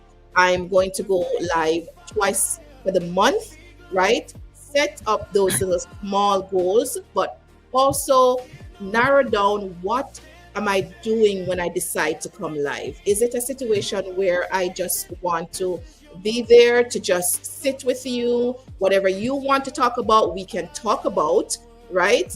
And use the different functionalities of the platform. I see many persons across their content, they're using the little question thing to start up a conversation. Do you want to go that direction? Or do you want to actually have a topic, right? Where you actually are talking about something and that your subscribers can engage with you with that. So you have to have a plan. I always talk about that. I always talk about what goals do you have? Because if you don't have a plan, if you don't have goals, then there's nothing that you're working towards to actually build confidence. Because if every day you show up to your channel just to wing it, then you cannot necessarily build up confidence to stay there. So, what is your plan each time you come live? Is it just for your subscribers to get to know what you're doing? What's the week like? Then fine, but then you have to be more engaging on those type of lives because you have to do more talking. But if you have a topic, then your subscribers will be able to engage a little bit more, and you can engage on what they are bringing to the table. So that's where you have to start from. You have to start about setting up your goals and what necessarily you want to bring to the channel or bring to the live at that time. There are many content creators who have been successful on this platform. They have never gone live, but that will take much more effort from you in terms of your content creation. Are you now willing to put that work in with that content creation? Because now you definitely have to build out your niche just a little bit more, right? If you take a decision that you will never go live, your content has to be great for you to keep those subscribers, and your niche has to be well defined so they keep coming back for more of what you're offering there. So there are content creators who have never gone live. You'll never see a live, or maybe they have unlisted those lives, but they have been successful without a live. But we know that the live helps us to engage a little bit more, especially as small content creators.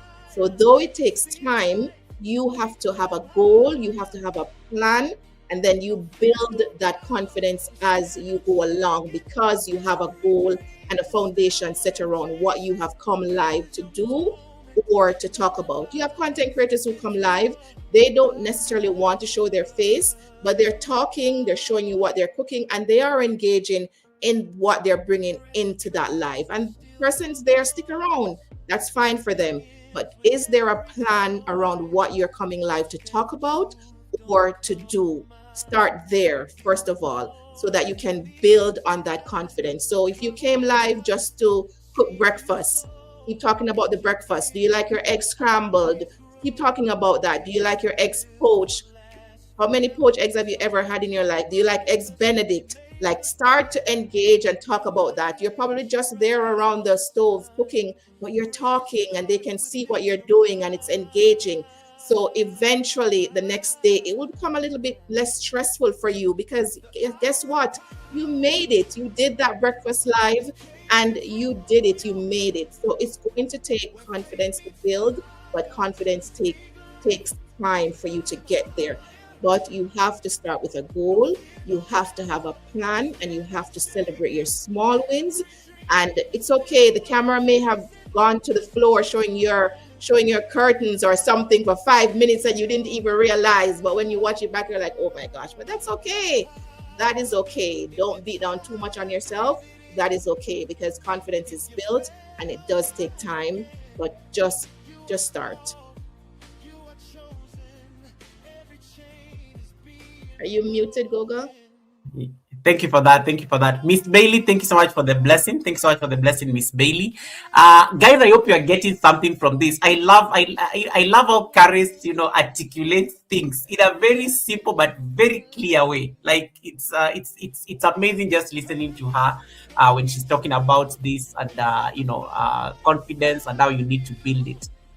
Zimal, thank you so much for coming in. We see you, we see you, we see you, we see you, we see you. Welcome. Wow. If you have any question you want to drop and ask Gareth, in case there's something you are struggling with as a content creator, feel free to drop it on the chat. I'll be able to see that I can highlight it for her, so that at least she can be able to help you navigate through through that particular challenge. There's one question I want to ask just around this before we just we get into, I wanted to ask you a few things about your channel as well. When it comes to, let's say, hold on. So let's say, for example, somebody,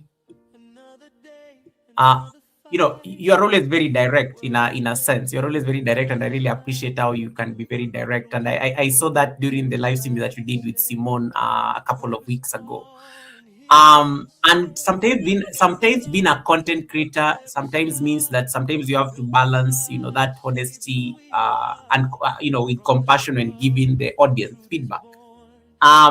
Or even calling somebody out. There are people I know when you come and you want to rattle them, they will deal with you right there, left, right, and center. They are not going to spare you. And then of course there are people who are very quiet, timid. They will probably ignore you. I'm very good at ignoring, by the way. I always say, you're not worth my time. Go start your channel. I will just ignore you. So and then they end up feeling very bad that I'm not seeing them and something like that. And then there are people who will be very keen and invested in trying to argue with you so that they can help you change your opinion or something like that. I like how you are very direct, and I think we need a lot of that, especially in platforms such as YouTube. People need to know your stand when it comes to a certain things. There are people, it's very clear, they don't tolerate disrespect in their platform, and people know and they toe the line. And one of the things I'm very blessed and to enjoy as a creator is that the community sometimes is a mirror and a reflection of who you are as a content creator. And in case somebody is being disrespectful, they'll be neutralized. The tribe always knows how to neutralize any disrespect in the community. But from a creator standpoint, how do you, without the fear of repercussions or without the fear of the cancel culture, that's what the kids call it, how do you assert yourself and still be firm and still be very direct and without really making it very dramatic that hey, thank you for coming to my platform, but I'm not going to tolerate this, just being very direct in such a way that your position is known? Because I always believe if you set the position, everybody else will know what is expected. Boundaries, that's the most important thing. I have set boundaries personally, and if I have set boundaries personally in my personal relationships, I'm definitely going to take that over to the platform. And you have to set boundaries. If you have set your platform up with boundaries, then people know where to draw the line. And if they don't, then you should have enough confidence in persons that you have assigned moderators to set or to draw that line for you when you cannot, right? So you have to set boundaries. You cannot have your personal boundaries and then you get on a platform and it's okay to come to your channel and say things that do not align with what your purpose and your passion is on your channel. So if personally I don't agree with that, and then you come to the channel and you're doing things that's not a part of the discussion any at all, I know also my general audience will not respect what you are coming with that conversation, then I'm going to tell you that this is not the time for it now. You've probably heard me say it in some of my hour of power sessions that I'm not here right now for connection, or I'm not here right now to talk about silly stuff. I'm here for persons to connect with a topic that I'm bringing forth, and another time we can rap about that. So I do set boundaries personally, and I've carried that forth on my channel as well. I love to laugh. I love to give the biggest joke like anyone else. I love a great joke like anyone else. But if it is not the time and place, then I'm not going to encourage it, right? If it is not the time and place for a certain type of conversation, I will definitely redirect you. And if that redirection is not good enough for you, then I'm not afraid of the cancel culture, because God didn't give me the spirit of fear, but He gave me love. So I love you all, but I'm not fearful of anyone but God. So if it is not in your best interest to return to me, then that is okay, because losing you will mean gaining much more respect from someone else who appreciates what I bring to that table. So you have to set boundaries. And if you already have boundaries set up in your personal life, why are you shying away from it because you want to be liked? Why are you shying away from it because you want more subscribers? Why are you shying away from it because you are not bringing your authentic self to your channel? And that's just not my personality. Hey, Karis, you're going to make us lose subscribers. So we most of us we want to be liked. They We want won't to be leave you, liked. Goga. They We won't want leave to be, you. we want to be like guys. I know guys. Don't you like me? Don't you like We all love Goga, right? some of us like we thrive on this. We thrive on this like thing. It's like we don't want to ruffle feathers because someone is behaving some type of way on your platform, but you don't want because you're so scared of like creating that like rift with them. It becomes problematic. Boundaries also appear into things, and I'm sure you've seen this on some channels. Boundaries even on things as simple as super chats. Just because like there's time I was on a live stream and I think somebody was giving the host a super chat and they were literally typing profanities on that live stream. Wow. But the host could not like tell them off because Wow. the chat is very colored. The chat is very colored, and the person actually felt encouraged to continue doing that. Yes. And for me, it really bothered me. And at some point, I'm like, I just sent like a text. You need to end this live stream if you're not going to block the person, because I'm a moderator, but my hands are tied. I don't know how to like. Because right, they're not creating that environment. So as a moderator, who are you now to do something Absolutely. because they haven't created the environment? Yeah. So how do you assertively now establish those boundaries? Because most people, when they come onto these platforms and the likes start coming in, the chat starts getting very colorful, and you even start compromising on your values. How do you stay sane as a creator and make sure that your boundaries are like really known from scratch? For me, I always tell people, guys, I don't do YouTube. Like YouTube is not my job. I thrive very well outside YouTube. So it's never really a problem for me. It will never be a problem. I will call you out. Just because you're throwing money at me or anything like that, it doesn't work. But there are people who they will struggle in terms of that, because they don't want ruffle feathers. They're like, oh, I'm looking at the threshold. It's okay, bring it on. I will be able to handle it. Building boundaries is like a challenge. What is your encouragement as a personal growth mentor? How do we like establish these boundaries like at a very early stage in content creation? You have to do it, Goga. If, for example, you're not, and I think it starts with you as a person, because if you don't have established boundaries in your personal life, then that's going to be hard to carry over to, say, your social media content, right?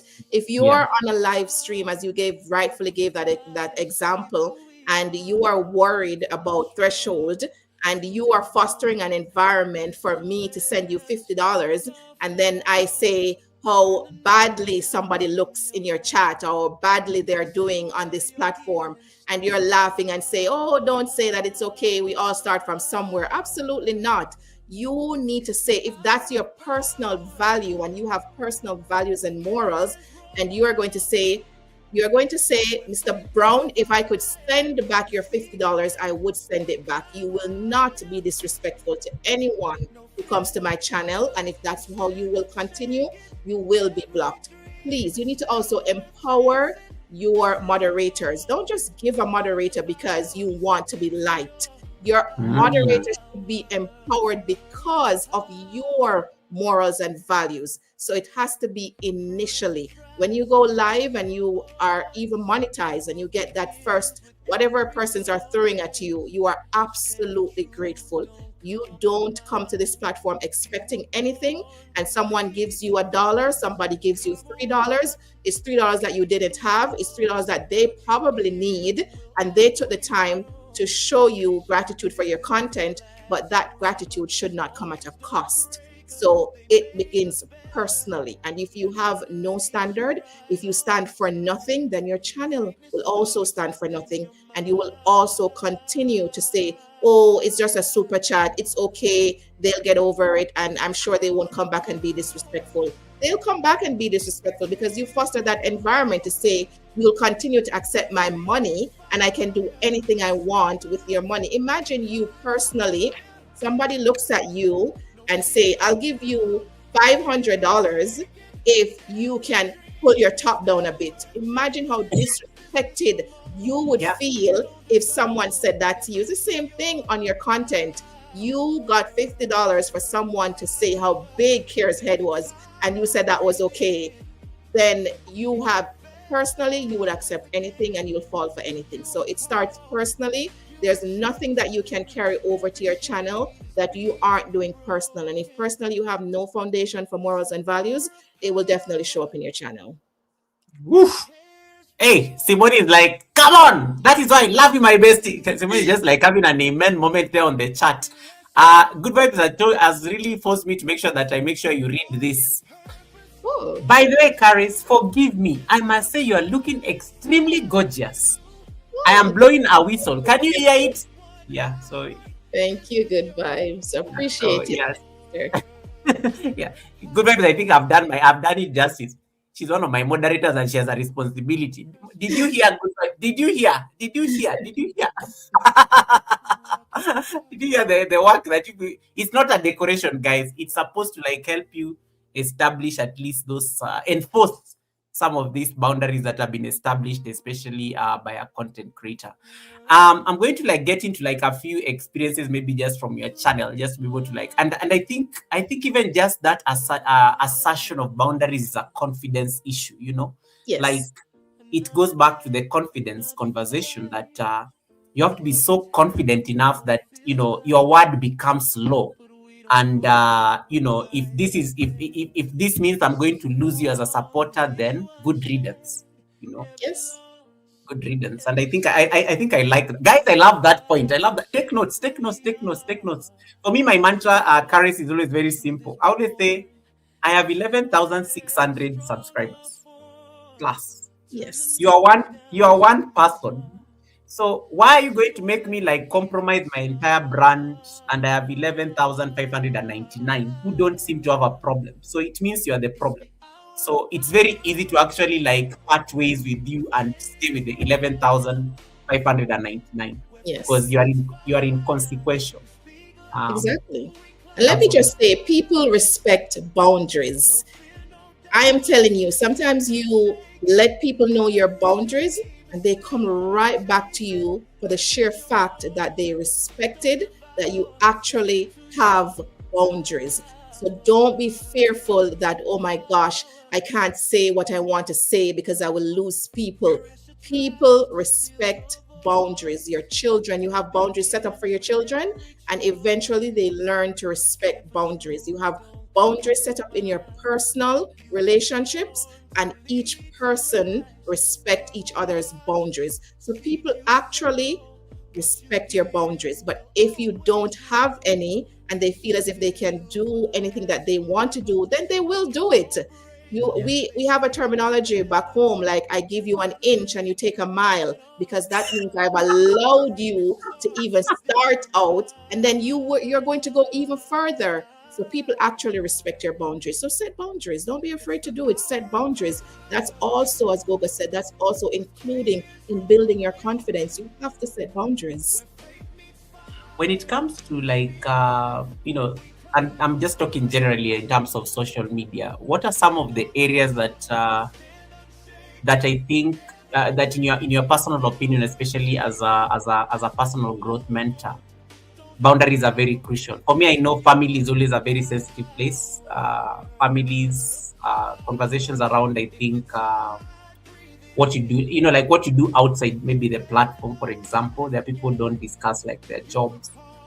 They've established that boundary, so you'll never, because it's not the content. And I normally respect people who don't like bring their families into the space, especially if their channel is not about family, for example.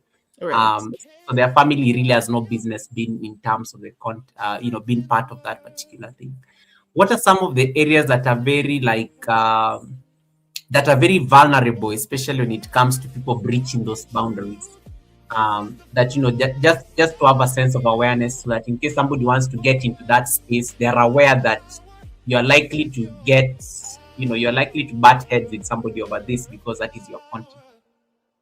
Definitely family. If that's not what your content is around, it's good to have a little bit of introduction if you would like. It is definitely something that's personal, and Mhm. that's something that you should thread very, very lightly and carefully with, because somebody wrote earlier that the internet never forgets. And that's absolutely true. You may think you have deleted content and somebody has already screen recorded that and has that waiting for an opportunity to show it right back to you when you're on your biggest opportunity, talking to Goga when he's now at 1.5 million and he's now doing his interview with you, and they bring up that old video to say, oh, do you remember this? So yes, internet never forgets, and someone somewhere out there is waiting for an opportunity to show you their old screen record of you dancing silly in the washroom that you had put out there for shorts. But Yeah, I just realized that now you're saying it. but regardless of that, be careful with family and what you want to do around the space of family if that's not what your channel is about. If your channel is about family, I would say protect your minors as best as possible. Protect your minors, especially most of the minors that is part of your family. They're all enamored to come up on your channel, but as they grow into adolescence, that's something they may want to move away from. So protect your minors, and if they don't want to show up on your channel, respect that. I believe Simone TV talks about that. My Best talks about that. That her sons don't necessarily want to show up on her channel. She respects that. So family, to me personally, is something that you tread very carefully with when it comes to that. And respect people. Respect people when it comes to not wanting to go into family. Respect people when they don't want to talk about relationships, personal relationships, even relationship with parents. Respect people don't want to talk about stuff like that. Those things for people are very sensitive information. Persons can be careful what you show in terms of your environment too, in your neighborhood, right? Persons on the internet are so sleuth-like, where they'll investigate right down to the stop sign and say they know where that stop sign is on Google coordinates 11223, and they'll find people. So also be careful of that in terms of your environment as well. You'd be surprised what some people are capable of behind their computer or behind their phone. I started off like that too, where I was just driving, going to church on my first live, and a friend said, like, be careful, Kiers. You might think no one knows your little small town in Canada, but there are many persons who might find that small town and they'll show up at your door. So be very careful. And so those are things that I try to restrict now on the channel. But the internet never forgets. That live is probably still there. And if I've even taken it down, somebody could have screen recorded that. So be careful around that. And don't feel pressured to talk about Mm. things that you have set boundaries around. Don't be pressured. Somebody asks you, "Oh, what's your son doing now?" And you can say, "He's doing absolutely well. Whatever he has taken on, he's doing great about it." You don't have to say, "Oh, do you know that he didn't pass the SATs last year because he only got a score of 500?" You don't need to do that for people to feel more comfortable to get to know you, right? So you need to set that up, so you be very careful around the personal things that you want to share, because some persons are just prying for prying's sake.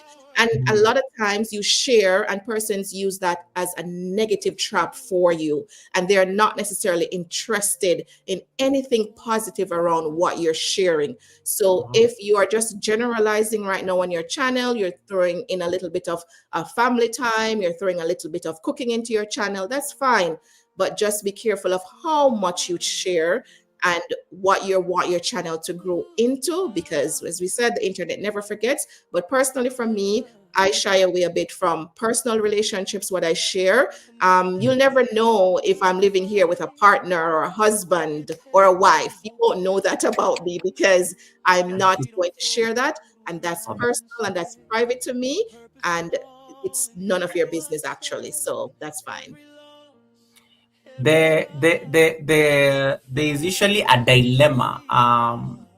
You know, there's pressure on social media and places like YouTube that we need to be authentic, and sometimes oversharing, people interpret oversharing as, oh, he's very authentic, like we got to know everything about what he does and things like that.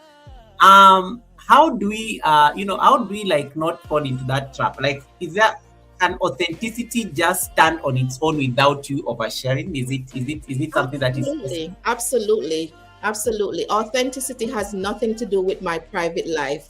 Absolutely nothing to do with my private life. And even when you show up authentically on your channel, it has nothing to do with whether I have 5 children or I have 10 children.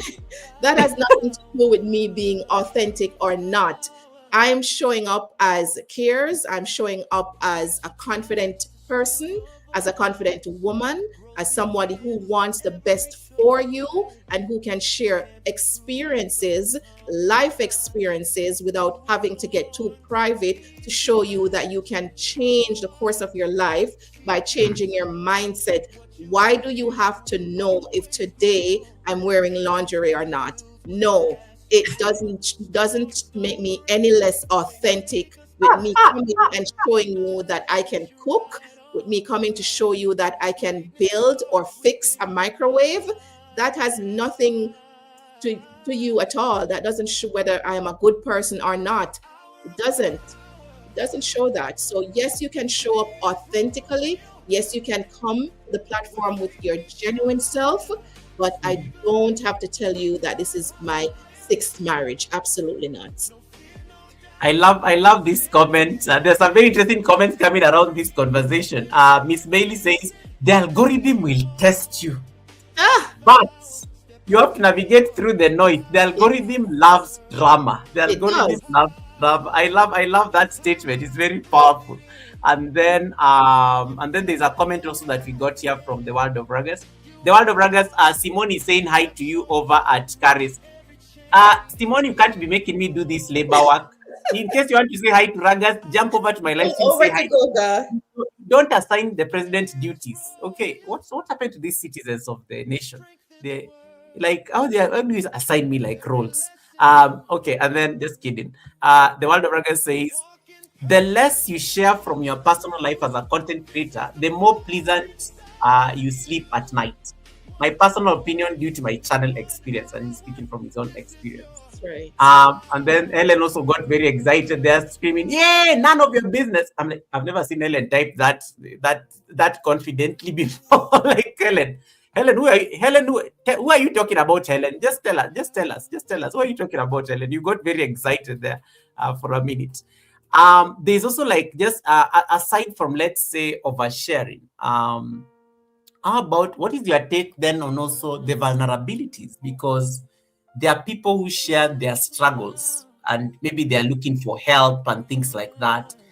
Um, what is your take that on that, especially in terms of also like as part, because I mean you're oversharing, you're saying that, oh guys, I'm going through a divorce. The lawyers, there's some problems. Like I always feel like people are going to judge you based on this kind of thing. I mean, yeah, they're Yes. human beings watching you there. They're going to judge you based on this, and based on you bringing these particular problems. What about vulnerabilities?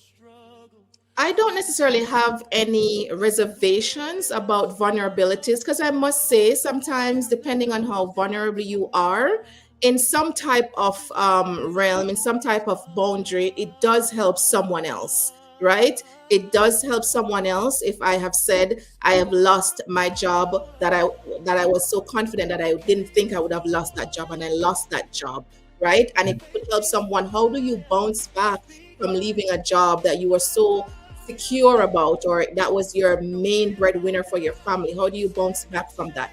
So sometimes vulnerability does help, but remember that yes, with vulnerability we tend to overshare, and you don't necessarily have to overshare with vulnerability. If you have been through a divorce, it's okay. If you would like, and it is the right time and place for it, depending on where you're going with your conversation, you can say that you have been through that, and this is the steps that you took, and this is the help that you received, and this is what you did to get to where you are now, from recovering and from your healing. Then absolutely. But if that's not something that I'm bringing to the platform any at all, then I don't necessarily have to be vulnerable in that way. But I must say that vulnerability does help the other person if you absolutely have that life experience about it. Don't tell me about your aunt 10 years ago who went through that. That was her experience. And you were looking at her from the outside in. You do not know what she went through her healing process. But vulnerability means that you have that lived experience, and that's what you want to share. And you don't necessarily have to overshare, even when you're being vulnerable. I've been on Bestie Simone TV, and she's talked about the challenges with her autistic daughter. And I have shared, my son has never received a diagnosis of being autistic, but he did have personal struggles, and that was helpful to her on her channel and persons who are listening on her channel of what I experienced. But I didn't overshare exactly everything that he was going through, but I brought different tips to the table in terms of what helped me, and different occupational persons that I used during that time. So you can be vulnerable and you can share, but then you have to draw the line about oversharing. Persons overshare. We've seen that on the platform, that persons overshare, and that's for them. But this is just my personal opinion. Okay. The Winston says the same. Yeah, you are correct about your privacy, and it also depends on what your channel and content is built around. If you're a family channel, then you'll obviously show Yes. the family, and then he adds there. Other than that, no one needs to know your business. So there's a lot of consensus around here in terms of this conversation. Yeah, you guys are really paying attention. I'm impressed. I'm impressed. You guys are like listening, and you're listening, and you're ready to take on this confidence and rewriting your identity as a creator in 2026. David Anti, of course, is asking about okra. Karis, what is your favorite food? This is a commercial break so that we can get to know your opinion on okra. David, I think I can even guess Karis' answer. Like, how do you ask a Caribbean girl this question? Like, what do you expect? Unless Karis, what is the answer? I don't, you know what? I don't have a favorite food, but I enjoy okra. But I do not Oh, okay. I got enjoy okra. I got worried there for a moment. I was like, oh, Yes, my I heart don't have was. a favorite food, but I do enjoy anything that's prepared and okra is included. I do enjoy okra. David Ant, let it go. Let it go. Connect. Make sure you connect to Karis. I know now you're going to start like hating on the chat. But yes. I mean, what did you expect, David? What did you expect, David? What did you expect, David?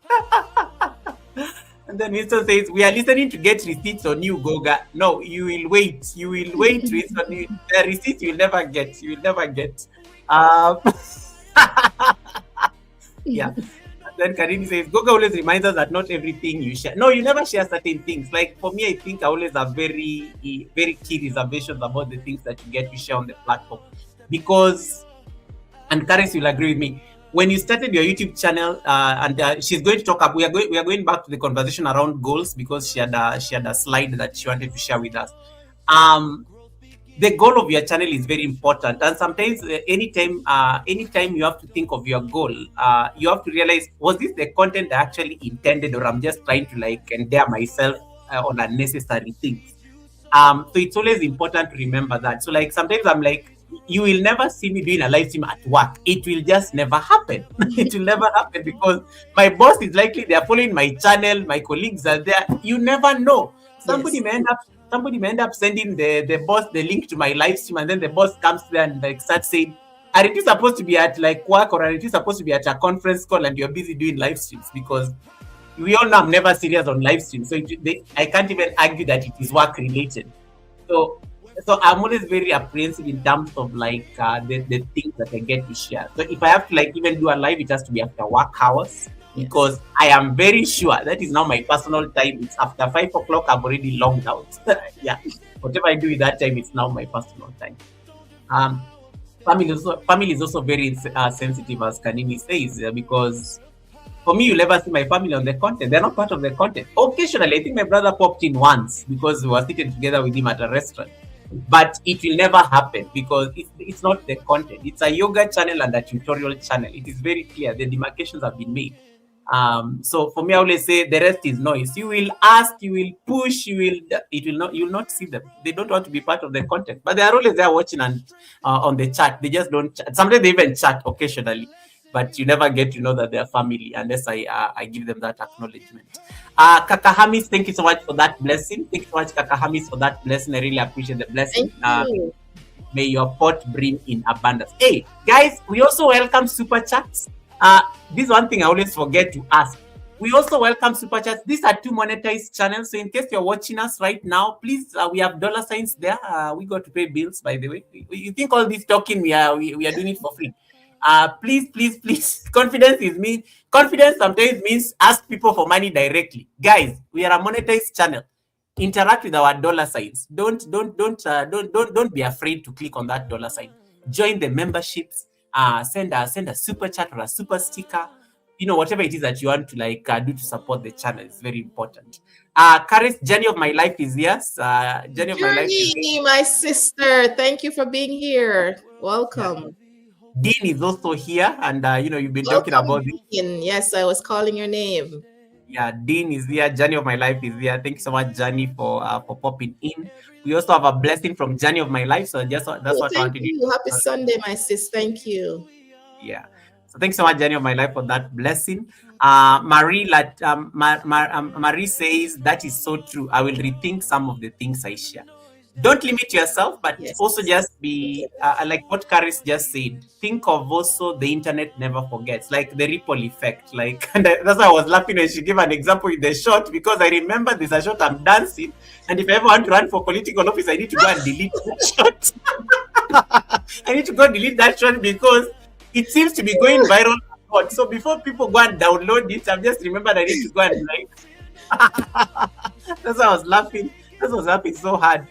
Oh my goodness. Oh my goodness. That was so fun. That shot needs to be deleted or put on private or members Yes, only. private, Goga. Okay, there's another comment here that we also got from. No, even if I make it members only, they'll download it and then sell it to that person. So I have to come up with a strategy because I've just thought of that shot when you are talking and I was just laughing there like crazy. We are all small YouTubers.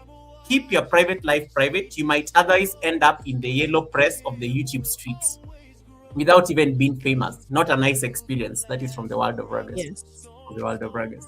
Right. Yeah, you guys, I like the engagement here. I like you guys you're clearly following. So if you have any questions that you want to ask around vulnerability, very important.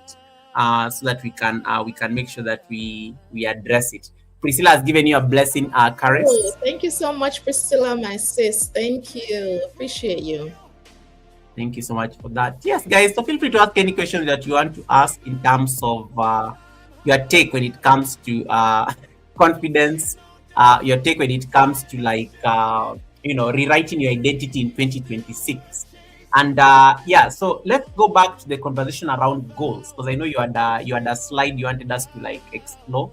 So I don't know that you want me to bring it now or maybe later. What I don't know what Yeah, you're thinking. later we can look at the slide. We can look at that Okay, later. okay, let me come bring the slide. So back to your content, Caris. Your daily hour of power, which is what people have been listening in that song. You are now on your 26th, going to your 27th episode, and I like you got monetized, and you just decided to go all out on the Hour of Power show, where you explore topic. I love those things because I normally hear you when I'm at work sometimes, and I see Yeah. you come in live, and I'm like, what is Caris discussing? So the first time when I saw it, I was like thinking you are doing those. You remember those days you used to look for WH? Yeah. So I used to think, why is Karen looking for WH at this time of the day? Then I realized you are live and you are talking. Um, And you are addressing very interesting topics on these shows. Um, what was your strategy around the Hour of Power show? And what is the plan with this? Because I think I love it. I love it. I love it. I love it. And what are some of the lessons you've learned just by hosting these 26 episodes so far? So the hour of power started by, I just thought that what I was doing on the content, I was showing a little bit of who I was, a mom. I was showing a little bit of what I do at home. It was just a little bit more personal when I Mm, just started, and it was just about connecting and for persons to get to know me. But when I thought about it, it wasn't something that I could keep up with, right? Because I'm not necessarily a full time homemaker, and you're not necessarily going to see me showing family life all the time. And I'm saying, let's talk about what I do best right now, or what I do a lot right now. And it's actually mentoring, right? And yeah, so, as a supporter, I saw that persons were struggling with different areas on their channel, or different things about their channel. So, what I thought of, what if I could show you how you can change your mindset and bring forth your best self? And that would help you in doing anything that you wanted to do with your content, and you could take your channel anywhere. So it's generally, I wanted for persons to start stepping up for themselves, and that could definitely segue into what they were doing on the platform. So it's not necessarily content based, but I talk a lot in terms of how these topics could help with your content creation, or it could help you personally or professionally, because they are general enough that it can help you in any area of your life. And so I was like, how much time do I have? Because in the community, you're always talking about who goes live, what time. And even though, yeah, yes, you can go live anytime, but you definitely want to support each other as well. And you don't want to say, okay, you're going live this time. We also have a lot of persons, different time zones, because right now it's all daylight for me and it's not for Goga, right? So you're also thinking about balancing that too, when you can actually have persons who will to be able to see your content, because now you're coming live. And so I'm mm, like, you know what? I'm not necessarily a morning person, and I struggle with being a morning person. What if I can start showing up for myself being a morning person? And the first thing I wanted to do was to reconnect with God. I wanted to give God some more time in the morning. And if I'm already up by 4 a.m. connecting with God, and I've done the time there, then what do I have to do next? I can start working on my content. And that's mm, how I'm saying, you know what? I just need an hour. I just need an hour to talk to people, show them how they can create their best self, or they can show up for themselves. And I just need an hour to do that. And I'm like, what could I call it? And then I got that. God gave me that. The Holy Spirit rested on my heart, Hour of Power. I actually researched how many people have that channel named Hour of Power. How many yeah, people already have content? And I did see a couple, but they were very, very dormant. And I'm like, it's okay. People reinvent the wheel all the time. It's still the same wheel, but they reinvent the wheel, right? And I always say success is copied. So I'm not afraid to say that success is copied, because I do believe that success is copied, right? And I said, okay, I just need an hour. And I came up with that topic, the Hour of Power. And then I built topics around that. And mm, my thing was, Yes, I will be engaging with my audience, but I want you to get the most out of this. And so I want to share with you, and let's share on this topic so that you can get the most out of it instead of trying to segue, because timing is so important. Your time is important, and we only have an hour. And that's how it started to come together. I love that. The World of Ruggers, thank you so much for the blessing. It says from the Diocese of Beans and Bananas, happy fourth Advent. It's the fourth bean that's that's lighted today. Thank you so much, the World of Ruggers, for that blessing.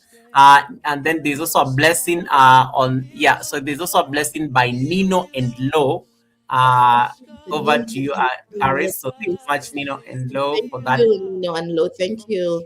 Thank you so much for that, Nina, and I appreciate it. Okay. So I like the conversation around the hour of power, and everybody is saying that they can't wait for it to come back. When it comes to like topics and how you curate the topics, you said one thing earlier on when you were talking about building confidence, and one of the ways you build your confidence is by thinking through some of the things you want to discuss, because Yes. and I learned that at a very young, I think when I was still a very young creator, because I think my mentor on YouTube actually told me, Goga, you need to like actually be intentional on your, you can't just come and you're there waiting for people to give you things to discuss. You come with your topic, and whether you veer off topic, that's a different story. Yes. But you'd rather veer off topic, but at least you had something to discuss. You had food, and I like how he equated it to food. You are bringing food. That's how she used to say. You have brought food to people. You're about to serve people food. When all of a sudden somebody brings pizza, and then you forget about the food because maybe it was okra and people have seen pizza with a lot of cheese. So now let us engage pizza, because pizza is getting a lot of interest on the chat. Everybody wants to eat pizza. So you just abandon okra temporarily. You can always pack Talk okra about for next week. Yeah, you can always pack the okra stew for next week, and then people eat pizza. And I think I love that analogy she used when she was explaining to me how to get topics. Um, and it was very it was very helpful, and she said your topic should be a reflection of sometimes it does not necessarily need to be it does not necessarily need to be don't it's not supposed to be out there somewhere, somewhere around your channel. And it's also something that you can comfortably establish yourself as an authority on, because you know the subject. So it should not stress you that I can't come here and start talking about neuroscience. Like, I have zero knowledge about neuroscience. Probably I have maybe just just the brief social media knowledge about it, but I can't say anything about the subject because I'm not an expert in that space. Um, why are these topics very important for you to curate, and how do you go about the process of curating the topics?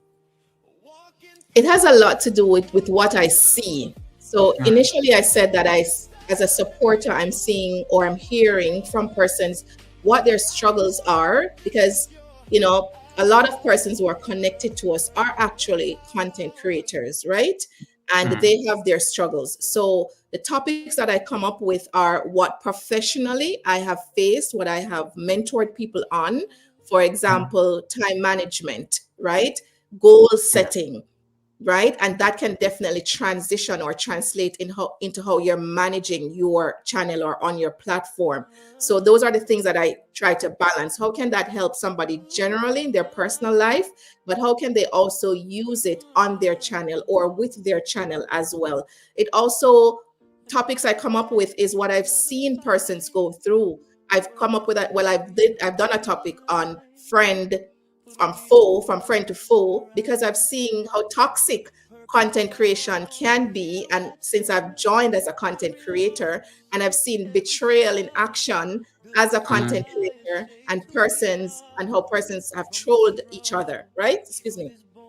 So I've come up with things like that. So it's things that I've seen on the platform, and I see people struggle with, what people have shared, and I use those topics, excuse me, to help sorry. others, right? So it's necessarily that I'm coming up with things out of thin air. And what I want to say is I research everything. right? And it's very intentional. I'm not coming here to say things that I don't know anything about. And if I don't know about it, I go and do my research about it, right? I talk about different books that I have read, right? And I give those references, right? Atomic Habits, right? So things like that I have read, or I have actually gone out there before each topic that I do, and I have done my research, so that when you come to listen to what I'm saying, I actually have facts, whether persons who have done that or books that I have read, right? So anything that you're doing on your channel, if you are doing an Italian dish and you've seen a couple times that somebody has made it before, why did they use this pasta? Why did they use fettuccine instead of spaghetti for this meal? So these are things that I'm talking about. Like, don't just do things on your channel because somebody else is doing it. Nobody has, I've said this before, nobody has the copyright for stuff that you want to bring to your channel. However, you should be able to research that. You should be able to know what you're talking about. And sure, we're going to have fun, but the topics that I come up with, they are intentional and they're aimed at helping you personally and professional. And if content creation is not for you professionally, then you have other professional goals that you're working towards. So everything that I come up with, it's intentional, and I've done the research to bring it before I take it to you. Okay, I love that idea of, if you're not very sure, you also just go and do your research, because you're a content creator. It is expected for you to research. And I think, do you guys even research? Even like research does not need to be something very complex or academic. Yes. It is just the same way you research for the thumbnail, the title for your video, the description you're going to put. That is like a bit of research. You're trying to like see, I want to do an unboxing video. What are people and what are other people have unboxed the video? What do they say about unboxing this particular device? It's actually basic research like that. So don't overthink it like it's a very broad a very broad topic. Yes. But you have to know your stuff. And then now, the one thing I like is that the chat always now frames the conversation around your topic. So you brought a topic here, and now it's like now we are talking about confidence building, rewriting our identities. You see, the conversation is just like revolving around that, and that keeps the topic, the stream, or even the video very focused. Yes. Yeah, very focused, so that you're not all over the place. You're not all Yes. over the place. That because otherwise, if you're all over the place, you'll get so confused. You'll be losing ideas and things like that. But now with the confidence conversation, or maybe finding purpose, through building Right. your identity as a creator, you find yourself sticking around the same thing, which is usually Right. what You what get you get to know, align what your purpose is, or what your passion, rather, what your yeah. passion is to your purpose now when you are focused on that topic. Absolutely. Keyword is creator. Yes, it's expected. You are a creator. You need to go look for these topics and come and discuss with them. You come and discuss with them. Unfiltered Maria, welcome and thank you so much. I don't know. I think I saw some chat there. I need to say hi to somebody. Let me see that I missed anything on the chat. David, that question has already been, the okra question has already been answered. Move. As the Jamaicans will say, move, David. The okra question has already been answered. Leave me alone. Leave me alone. Good vibes is asking us to do a water break. Karis, do you need to like take a break, or I'm good with water. I'm good. Thank you, Good Vibes, for looking out for me. Yeah, thank you. We always have water on the screen. It's very important because you are talking too much on the when you're live. So you always have to have water on the screen. You always have to have water on the screen. You have a very beautiful compliment here from the journey of my life, and she says, Karis, I'm so happy I met you in person. You are definitely an inspiration. So, Thank you, my sis. Same here. Same here. There are so many persons that each and every one of us have connected with, and yeah. lifelong friends. Yes, at least I'm making sure at least these chats, because they always look nice when you replay them. So I'm making sure that at least I like them very nicely, that you get at least tomorrow somebody can be able to like get them. David says, I had a call and I missed the answer, and then David, we don't repeat. Confidence means we don't repeat ourselves. Leave us alone. But because she's the co-host, I'm going to leave the judgment to her. I love okra, David. I love okra. Just And so then you know, David, I love okra. wait. Karis, wait. Let me put you on a solo level so that you can tell him that when he's on, and David he's on. Hunt, I love okra. Cares loves okra. Okay, just so you know, I love okra. I had to make sure I put you on solo layout for that because he decided to jump on your live stream to go and see whether he can get better odds there. She loves okra. Oh, goodness. David, yeah, that's the beauty of the co-host. David, did you hear? Do we continue? Oh, carry on, carry on. That was so funny. That was so. David, why did you subject yourself to this kind of torture? Because you could have just asked people on the chat. It's like when you're late for church and you miss something that the preacher said. You could You have just whisper asked to your somebody there. neighbor. Yeah, just ask your neighbor. It's like, as the pastor talked about okra yet? Because everybody knows you're going to ask the okra question. So it's always just ask people in the gathering whether Right. okra has already been asked. That was so funny. Can you imagine? Welcome, welcome. Can you imagine? Red's room, nice to see you, brother. Thanks so much for coming in, Reds. Welcome. Thanks so much for coming in, Reds. When it comes to your channel, one of the things I also like is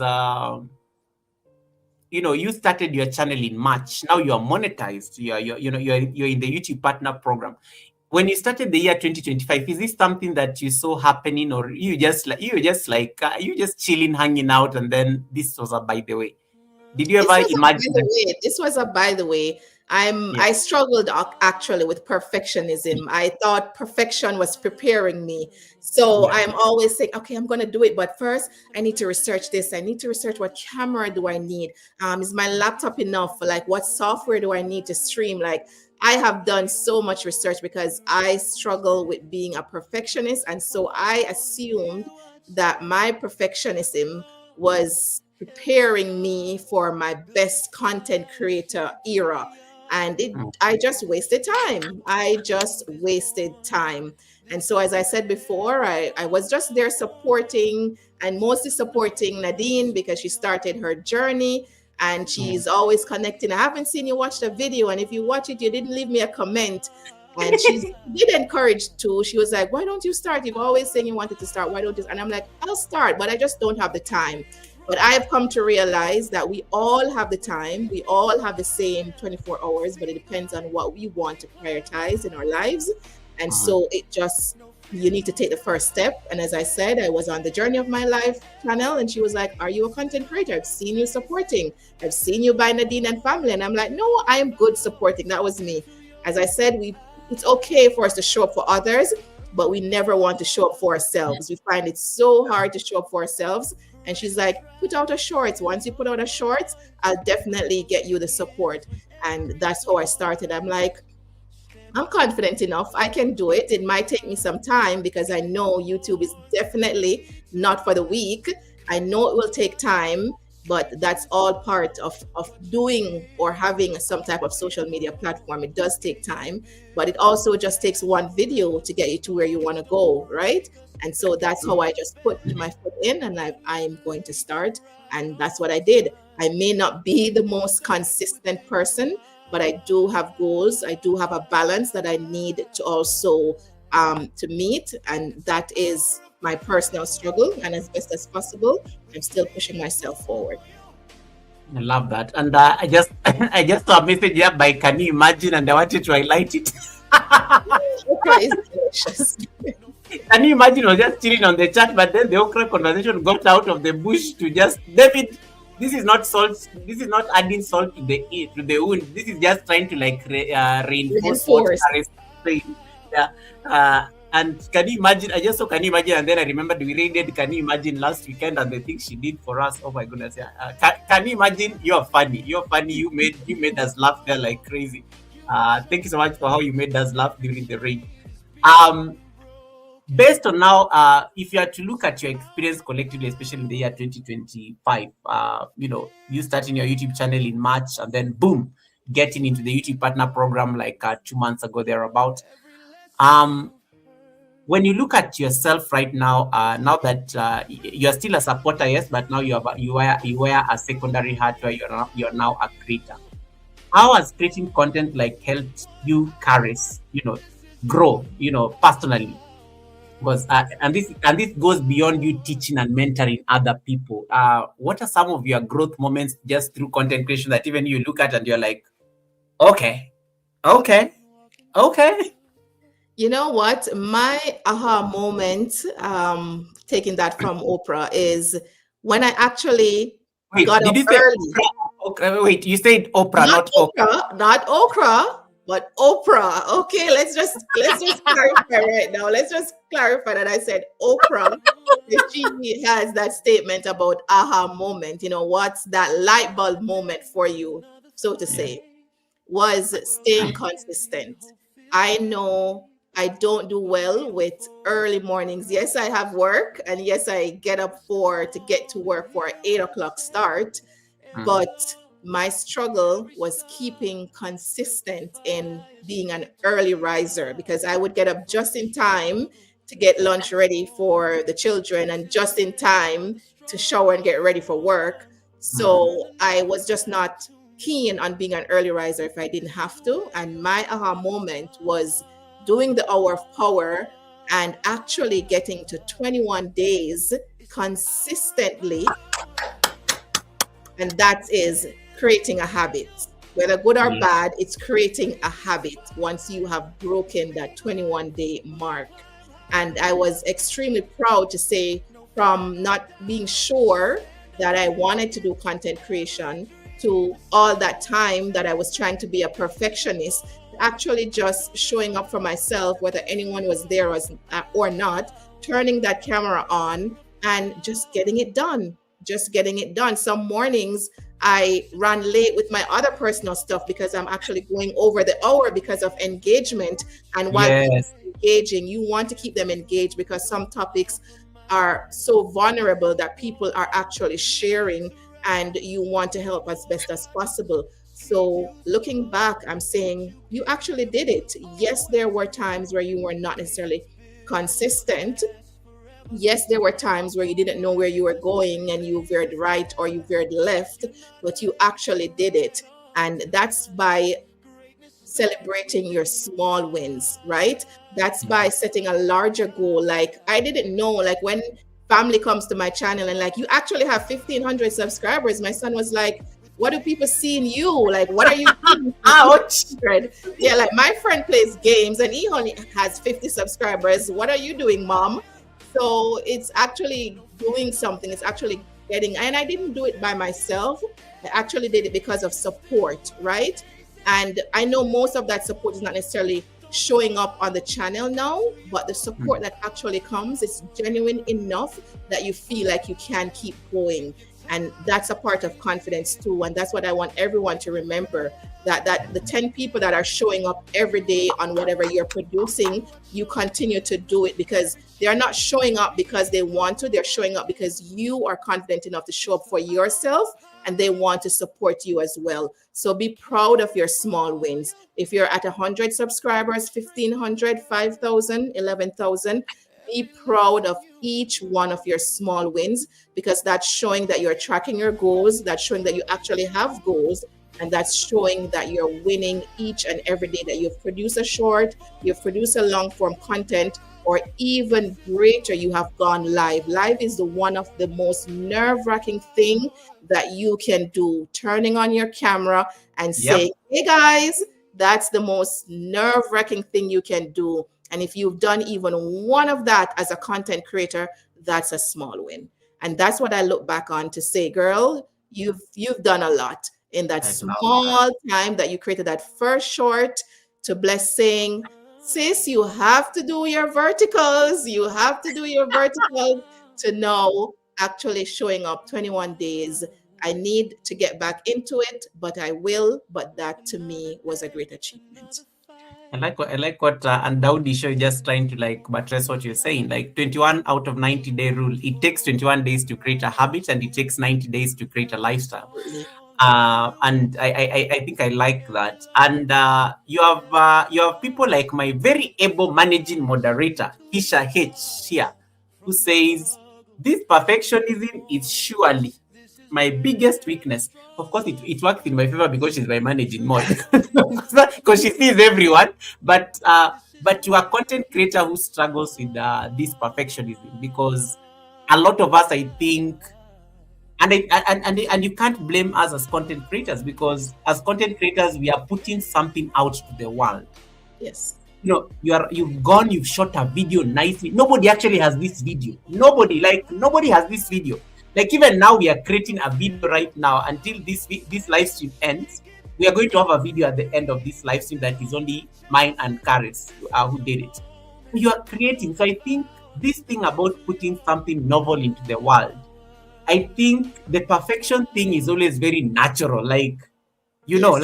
yeah, Yes. it's very natural. How people are going to judge me based on this. It's like an author based on their work, or it's like, or even a performer or an artist who is That's performing on right. stage. In terms of what they are putting out there. In case somebody is struggling with this perfection, and from a coach point of view, how do you overcome it? I know it is always an ongoing struggle, even for those of us who say that, oh, I kinda don't care nowadays. You kinda care still, because Yes. there are those elements of things you never want. That's why we edit things out, guys. Have you ever noticed that when you have to edit a video, what do you normally edit out of a video? It is parts you don't want people You to want to see. see? Yeah, you don't want people to see that you coughed there, things fell, people saw like you are not you are disarranged room or something like that. Your kitchen did not look exactly clean, and there's the YouTube kitchen, and then there's your kitchen. The food did not look well presented. Good vibes, I'm not talking about you. Good vibes, I am not talking about you. I'm just giving an example, because she's not going to say, Goga, Goga, leave me alone. So how do you navigate this conundrum that is perfectionism when it comes to It's content? a difficult one because we all struggle with wanting to look perfect, with wanting to have everything in right order. Yeah. And if we look at ourselves, we know that definitely that's not possible because some of the things, even in life, we actually have no control over. So why are we being, so caught up with being perfection or being perfect rather on social media? And why? It's because of what we actually see from larger content creators because they are practicing a certain piece of their life. They're showing you the perfect pieces all curated and edited and come together with a beautiful presentation. And we get Yeah. caught up in that beauty. We get caught up in their perfect editing. And that's because they have paid for very nice software and we are not there yet. So the sooner we get to realize that what we have put on a pedestal of perfection is because one, they financially can do that, and two, they have the experience to do Mm. it as well. They also have persons who are working behind the scenes that you, as a small content creator, you don't have, but you don't have that yet. So let's start from what you have. Let's start from where you can start and let's grow from there because there's lots of things that we cannot see. There's a lot of things that we don't know unless they Mm. share that. So what we're trying to do is compare, and I have a topic on my channel called Compare Me Not. Stop comparing yourself to someone who have reached a certain level that you are not there as yet. And the sooner we get to stop comparing ourselves and just working with what we have. Of course, if you feel like your kitchen is not tidy enough, you'll put it in a format that you can put it together. But if you don't have a backsplash yet, but at least the wall behind your sink is clean, start there. It's okay. If you see a spot, if as best as possible you can wipe it off because we're clean people. But that's okay if you don't have a backsplash. That doesn't stop you from Mm. not achieving, and no one will achieve perfection. The content creator that you're comparing yourself to, probably they're struggling too and saying that they don't think what they're putting out is good enough or it's where they want it to be yet. So you are comparing yourself to someone who also probably is struggling with perfection as well. So the sooner we can come to the realization of we can start where we are and we can do the best with what we have, then we will stop comparing. And why do we compare? we compare ourselves to others because we feel as if we can get there. And yes, we can get there, but maybe not right now, but definitely in due time we will get there. But we all struggle with perfectionism. I'm not going to sit here and say that I am not struggling with. I have struggled with it, and that kept me from actually putting out more long form content because editing, I thought I had to take out this little detail, I had to put in this little voiceover, I had to do my voiceover again. Voiceover sounded so smooth. Even when I was the guest that Goga had last week with when they're Ellen. talking about the voiceover, right? I was like, the Yeah. voiceover to me was perfect. And when you heard him talk about it, he said they did different takes. So why am I thinking that my 2 or 3 takes is too much and I don't want to do it the third time or the fourth time?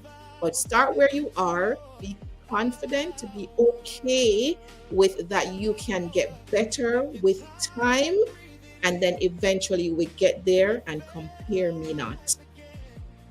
Compare me not. And I like what Kisha says. My flip flops and mismatched socks in the garden, edited it out, then the entire video was decided as unworthy and no post is made. Awful. I like how I like that reflection in terms of, the cost of perfectionism. I totally love that reflection in there. And I think I like what Kare said in terms of don't beat yourself. Don't beat yourself. And there's always I have a friend. I have a content creator friend. He's kind of very big YouTuber. I think he has like 500,000 subscribers.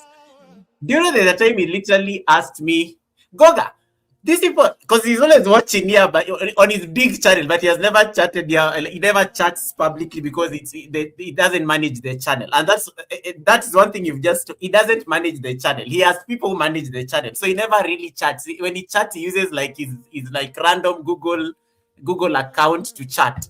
But he always says these people that you normally talk with on your chat, like, why did you guys meet? Like, do you guys know each other? Because I want this engagement. And I'm like, you literally have your 500,000 subscribers there, and your big silver button there, and you're still worried about my small channel. And I like that is when I appreciated that the struggles are very different Yes. sometimes. The struggles are very different, and you may be beating yourself, and you're a one-man show or a one-woman show, and Karis has like 10 staff running the channel. Yes. Yeah. So I think that's when I learned that, hey, take it easy. It's never that serious. It's never that Yes. serious. Um, okay. And then Carolina the traveler is saying, I once thought being so real here on YouTube was wrong, so I had to edit a lot. Mm. What is your take on this? Because this is now your voice, the confident voice. Yes. Some people are just, we talked about you being a straight shooter, and that is literally the personality you bring into the content. So for Carolyn here, she's saying that she thought that quieting the noise was better than showing up how she should be genuinely. That's what I'm getting from her comment here.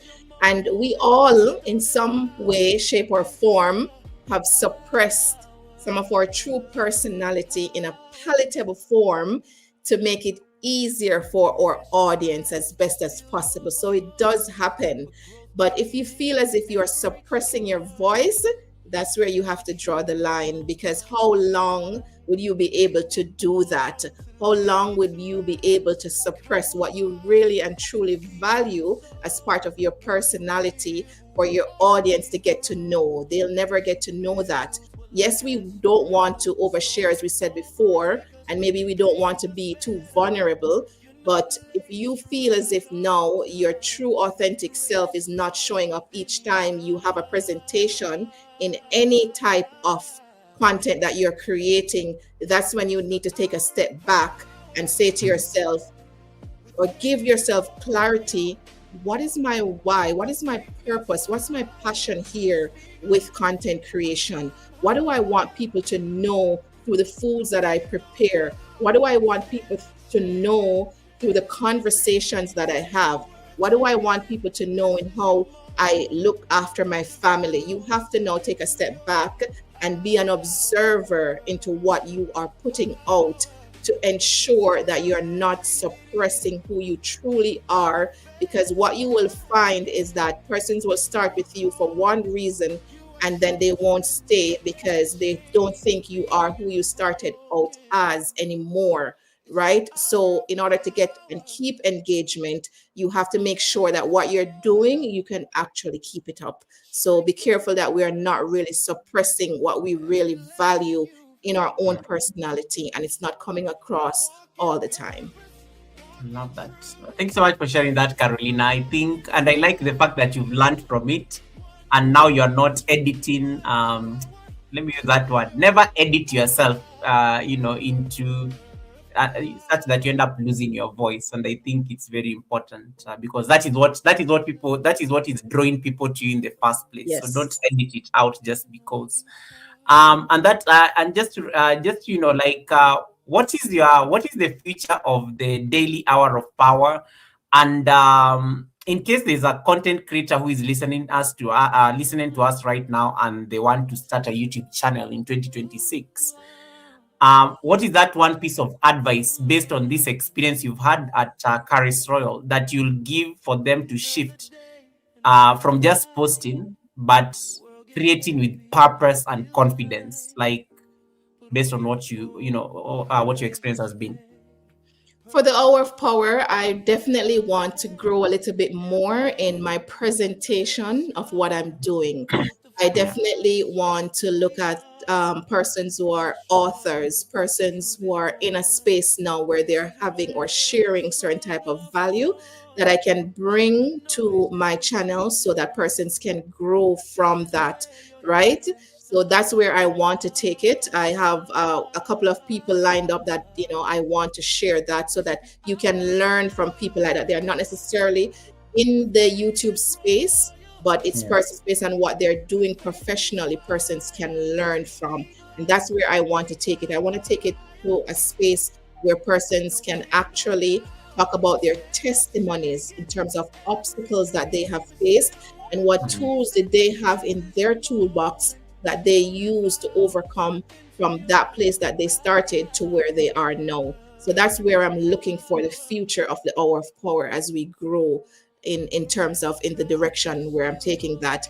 But anyone listening now who wants to start a channel now or in 2026, my advice is always, and that's how I started, is to just do it. Just start.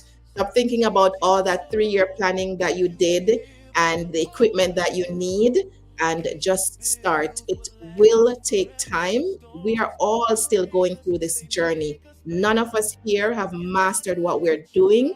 Everyone, after each video, is trying to come up with something else or to do what they did yesterday better the next day. And that's even how you look at your life now. How can I continue to be my best self? How can I stop procrastinating? And procrastinating is one of the biggest thief of time, right? And push out of your comfort zone. I've said it so many times. Growth does not exist in your comfort zone. There is nowhere to grow when you're being comfortable. Get uncomfortable. Every successful person will tell you that they had to become uncomfortable to see their true nature, to see what they could do or what they couldn't do. So get uncomfortable. Content creation for many of us is the most uncomfortable space that we could ever be in because we're putting ourselves in a public space. We're putting ourselves in front of people in so many different parts of the world. Goga told us earlier that when you went to London, people were like, where's Kenya? Where's Kenya? So, people, you don't know where people are listening to you from, but get uncomfortable. You won't be able to grow. And content creation, it can be done. Everyone do it in their own time, and everyone does it within their own gift and talents and what they can bring to the table. But you just have to start. Start with that phone in your hand. Can you imagine? Told us that she listens a lot to one of the Jamaican creators who's doing very well on his platform, and he just said, start with the phone in your hand. Many times you're going through when you're doing a video in your garden right now, it's a start. It is a start. Content is content. It just takes that one video. And don't start because you're looking for that one viral video because you will run out of steam. You will actually run out of steam. So just But go into it knowing that you're in it for the long haul. It will take time. You will have to balance a lot because, again, for many of us, YouTube is not our breadwinner right now, but Mm, it is definitely allowing us to hone our skills. It's giving us an opportunity as well to bring in additional income if you're at that stage now, and great. So you have to find a balancing act to work out what's going on personally and also to work on your channel. And it definitely takes writing down, journaling. Journaling is absolutely important in setting goals because how are mm. you going to track what you can't see? Write your vision, make it plain, and you don't have to write in a notebook like myself, but there are lots of digital opportunities now where you can do digital journaling. But do that, and gratitude. Always remember what you're grateful for. You're grateful for this day. You're grateful for where God has taken you. You're grateful for your supporters, your audience, your subscribers. There's must be something every single day that you can write down, even minimum 5 things daily of what you're grateful for. But as a content creator just starting or continuing on your journey, just start and be as consistent as you can. And your consistent is definitely different from Goga's consistent and is different from my consistent. But just start and be as consistent as you can. I love that. And that's I like how you kind of foresaw what I was even going to like ask next, because one of the things that I was thinking now of discussing is, as we get into 2026, what are some of the habits or practices, if I'm a content creator, I should actually be very intentional about, in order to like find purpose when it comes to the content. And I like what you said there in terms of, you're a woman of faith. So for you, prayer is very important. For you, committing things to God is very important. For some people, it can be, I like what you said earlier about practicing in the mirror. In case you're not very confident of your smile, practice in the mirror. It can be also, in case you're not very sure and you always don't look like you're organized, it can be thinking of topics beforehand. For Right. me, my practice has always been like, the Sunday service I think has been one of the successful ones where I've achieved that, like where I can tell even the guest is coming like 4 weeks from now, and you've already like thought of the topic with them, so that at least you're not ambushed. So they're also preparing mentally, and they are arranging their thoughts. It's sometimes it's a tedious process, but it is the investment that goes into the content creation, and it makes my life so easy. Like I'm having the best. I love the Sunday service because I don't even do much. I'm just like the guest, just like doing the work for me. I'm just chilling here, just ask a few random things. But what are some of the practices that you would recommend? You talked about journaling. I think I like Yes. that. You talked about journaling. You talked about it can be this. I think people talk also about their content planning and things like that. Right. So what are some of the daily and very simple practices that we can explore when it comes to content creations as we get into 2026, just to make sure we are building our confidence into the content? And just before you answer that, let me say hi to Misha Bless on the chat. Welcome, Misha. Thanks so much. Yeah. Misha Bless is in the building. Busy but listening. Please say hi to Kino for me. I saw you bowling late at night, but I said let me keep quiet with my receipts. Um, and then, so Misha Bless, thank you so much for popping in. There was also, I think, let me see. Red Room, thank you so much for also listening in the background. I appreciate it. I appreciate it. Yes. So daily practices in terms of just building that confidence as creator. So I think routines is very important. Personally, I have set up a lot of routines that can, let me achieve what I need to achieve. And I've always said, as a content creator, even though you have those large content creators, people behind the scenes, what they're doing for them, they're actually setting up a content plan for them, whether it's a Mm, weekly plan, a monthly plan, or an annual plan. You have to have a plan for your channel. You have to know that you want to grow your subscription by a certain amount. And how do you do that? So if you're saying that next year I want to grow my subscriber count by 200, how will you get there? You have to have a roadmap. You have to have a plan. So it takes writing that down. What's my content going to be like for next year? And Mm. next year may seem daunting. It may seem so big. Oh, what am I going to do for the whole year? Break it down. Break it down by every month. How many times do you want to put content out? Break that down by every week. And then you'll even have a daily plan. And around that plan, you have to also look at, when do I have time to make this content?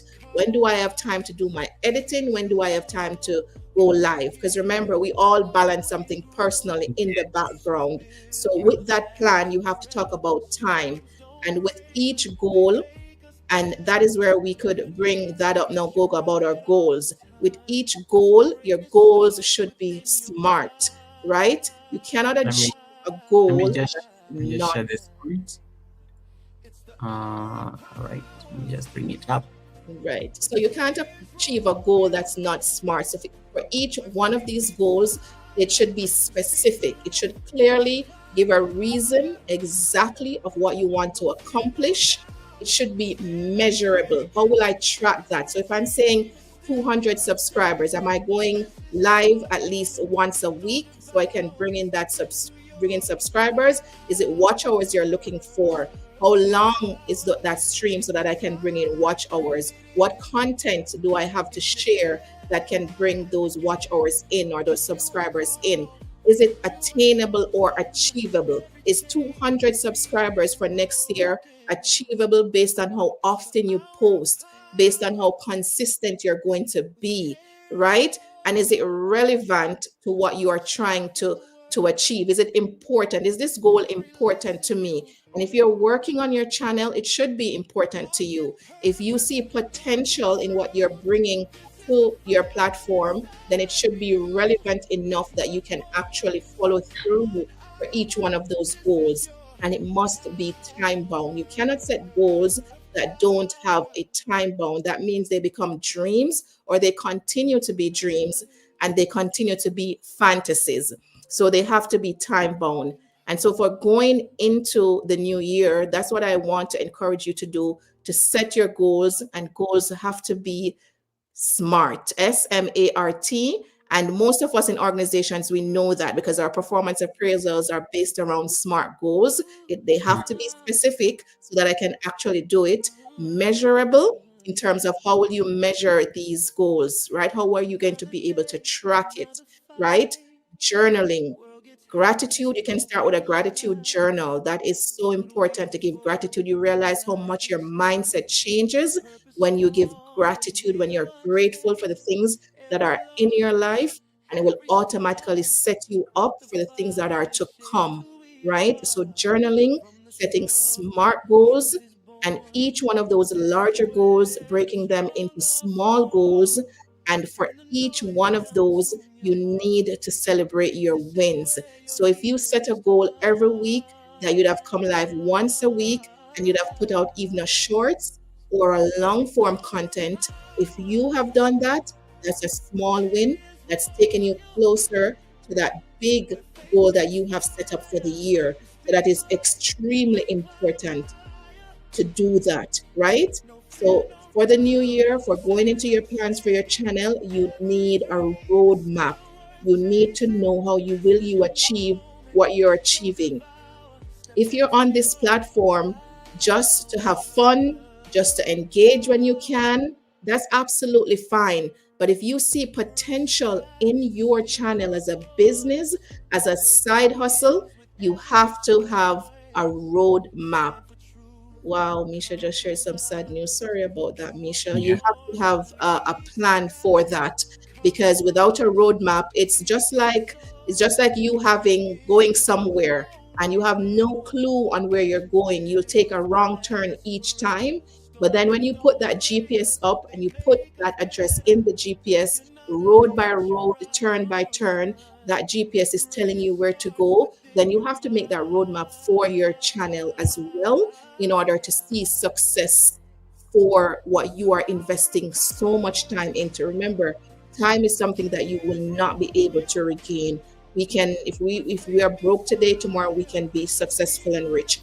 But the time that it takes to get there, you'll never be able to get that back. And if you are investing time into what can become a business for you, into what can retire you from a 9 to 5 someday, depending on your goal for your channel, You need a roadmap, you need a plan, you need goals. Those goals need to be smart, and you need to be held accountable for those goals as well.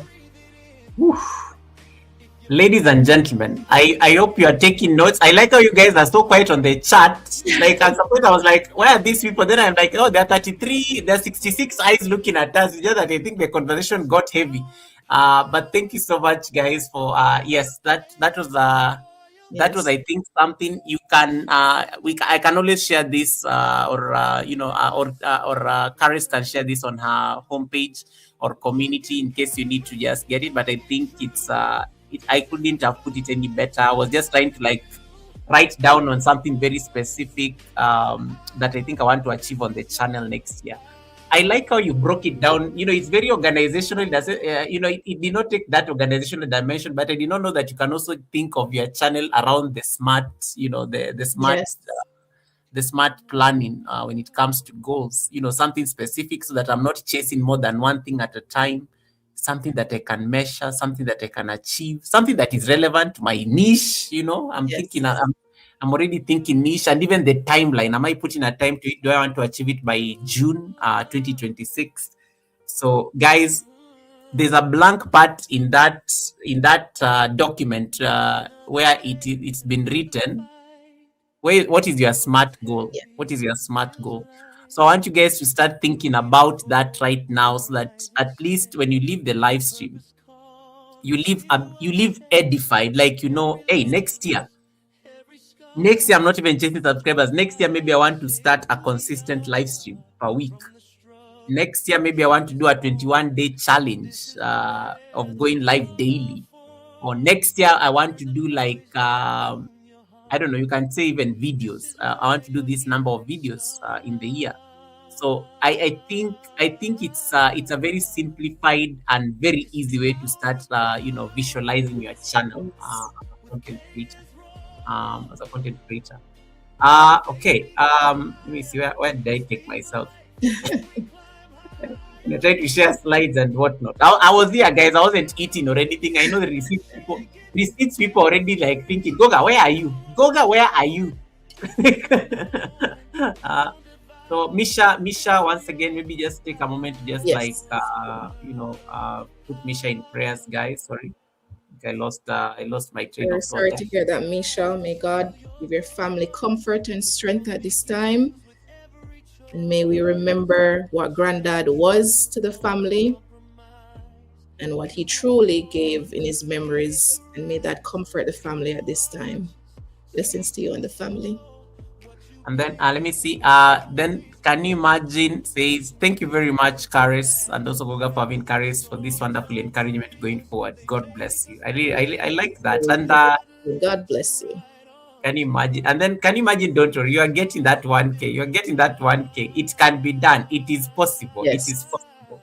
And thanks so much, Misha Bless, for the 15 months of trust. Once again, I don't take it for granted. Thank you. Thank you so much for the support.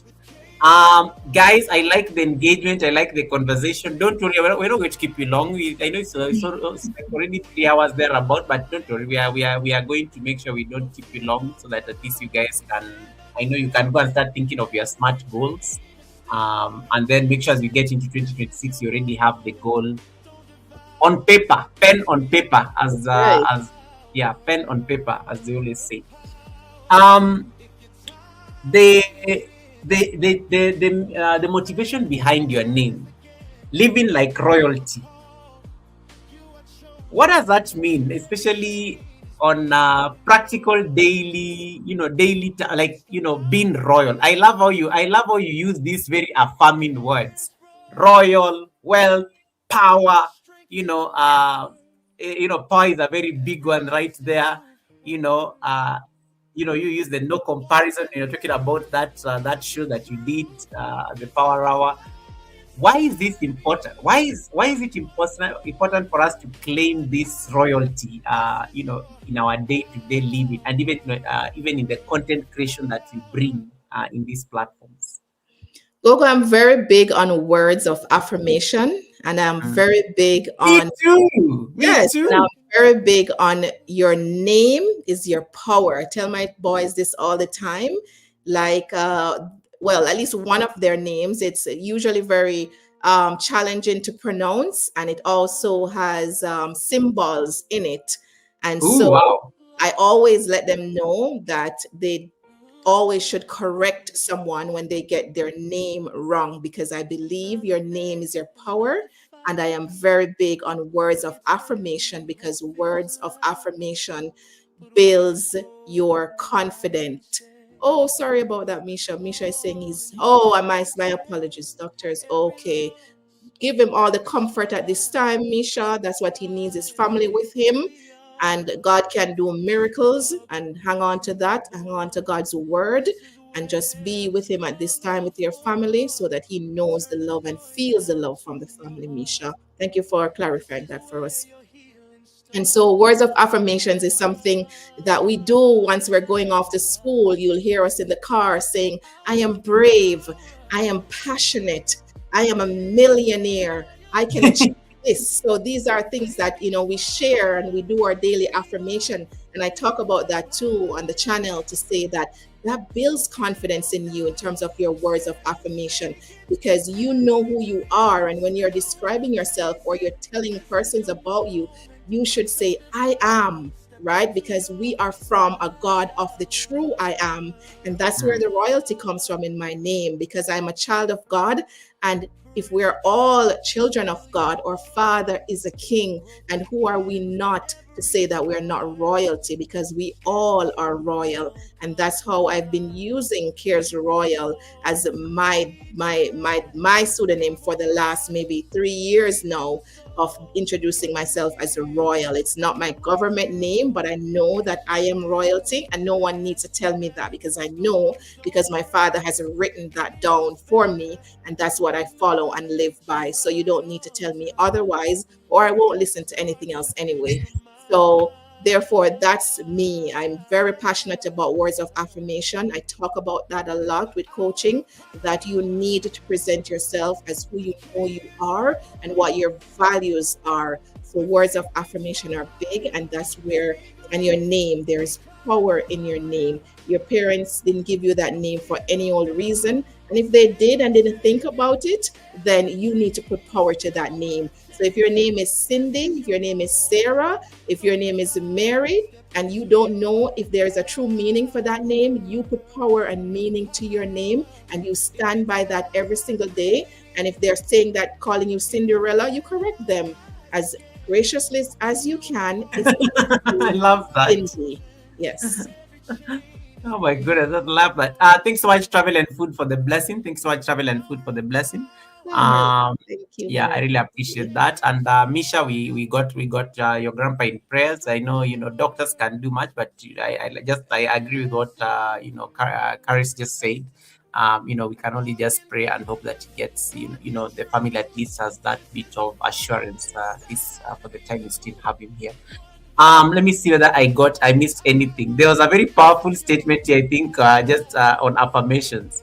Big words bring affirmations. In my opinion, words are powerful, and they pass the right message and reveal a little about someone. Plus, it adds respect to That is one's message. And ex- these are great conversation also in terms of, because I think I like what you said about your name. What is in a name? What is in a name?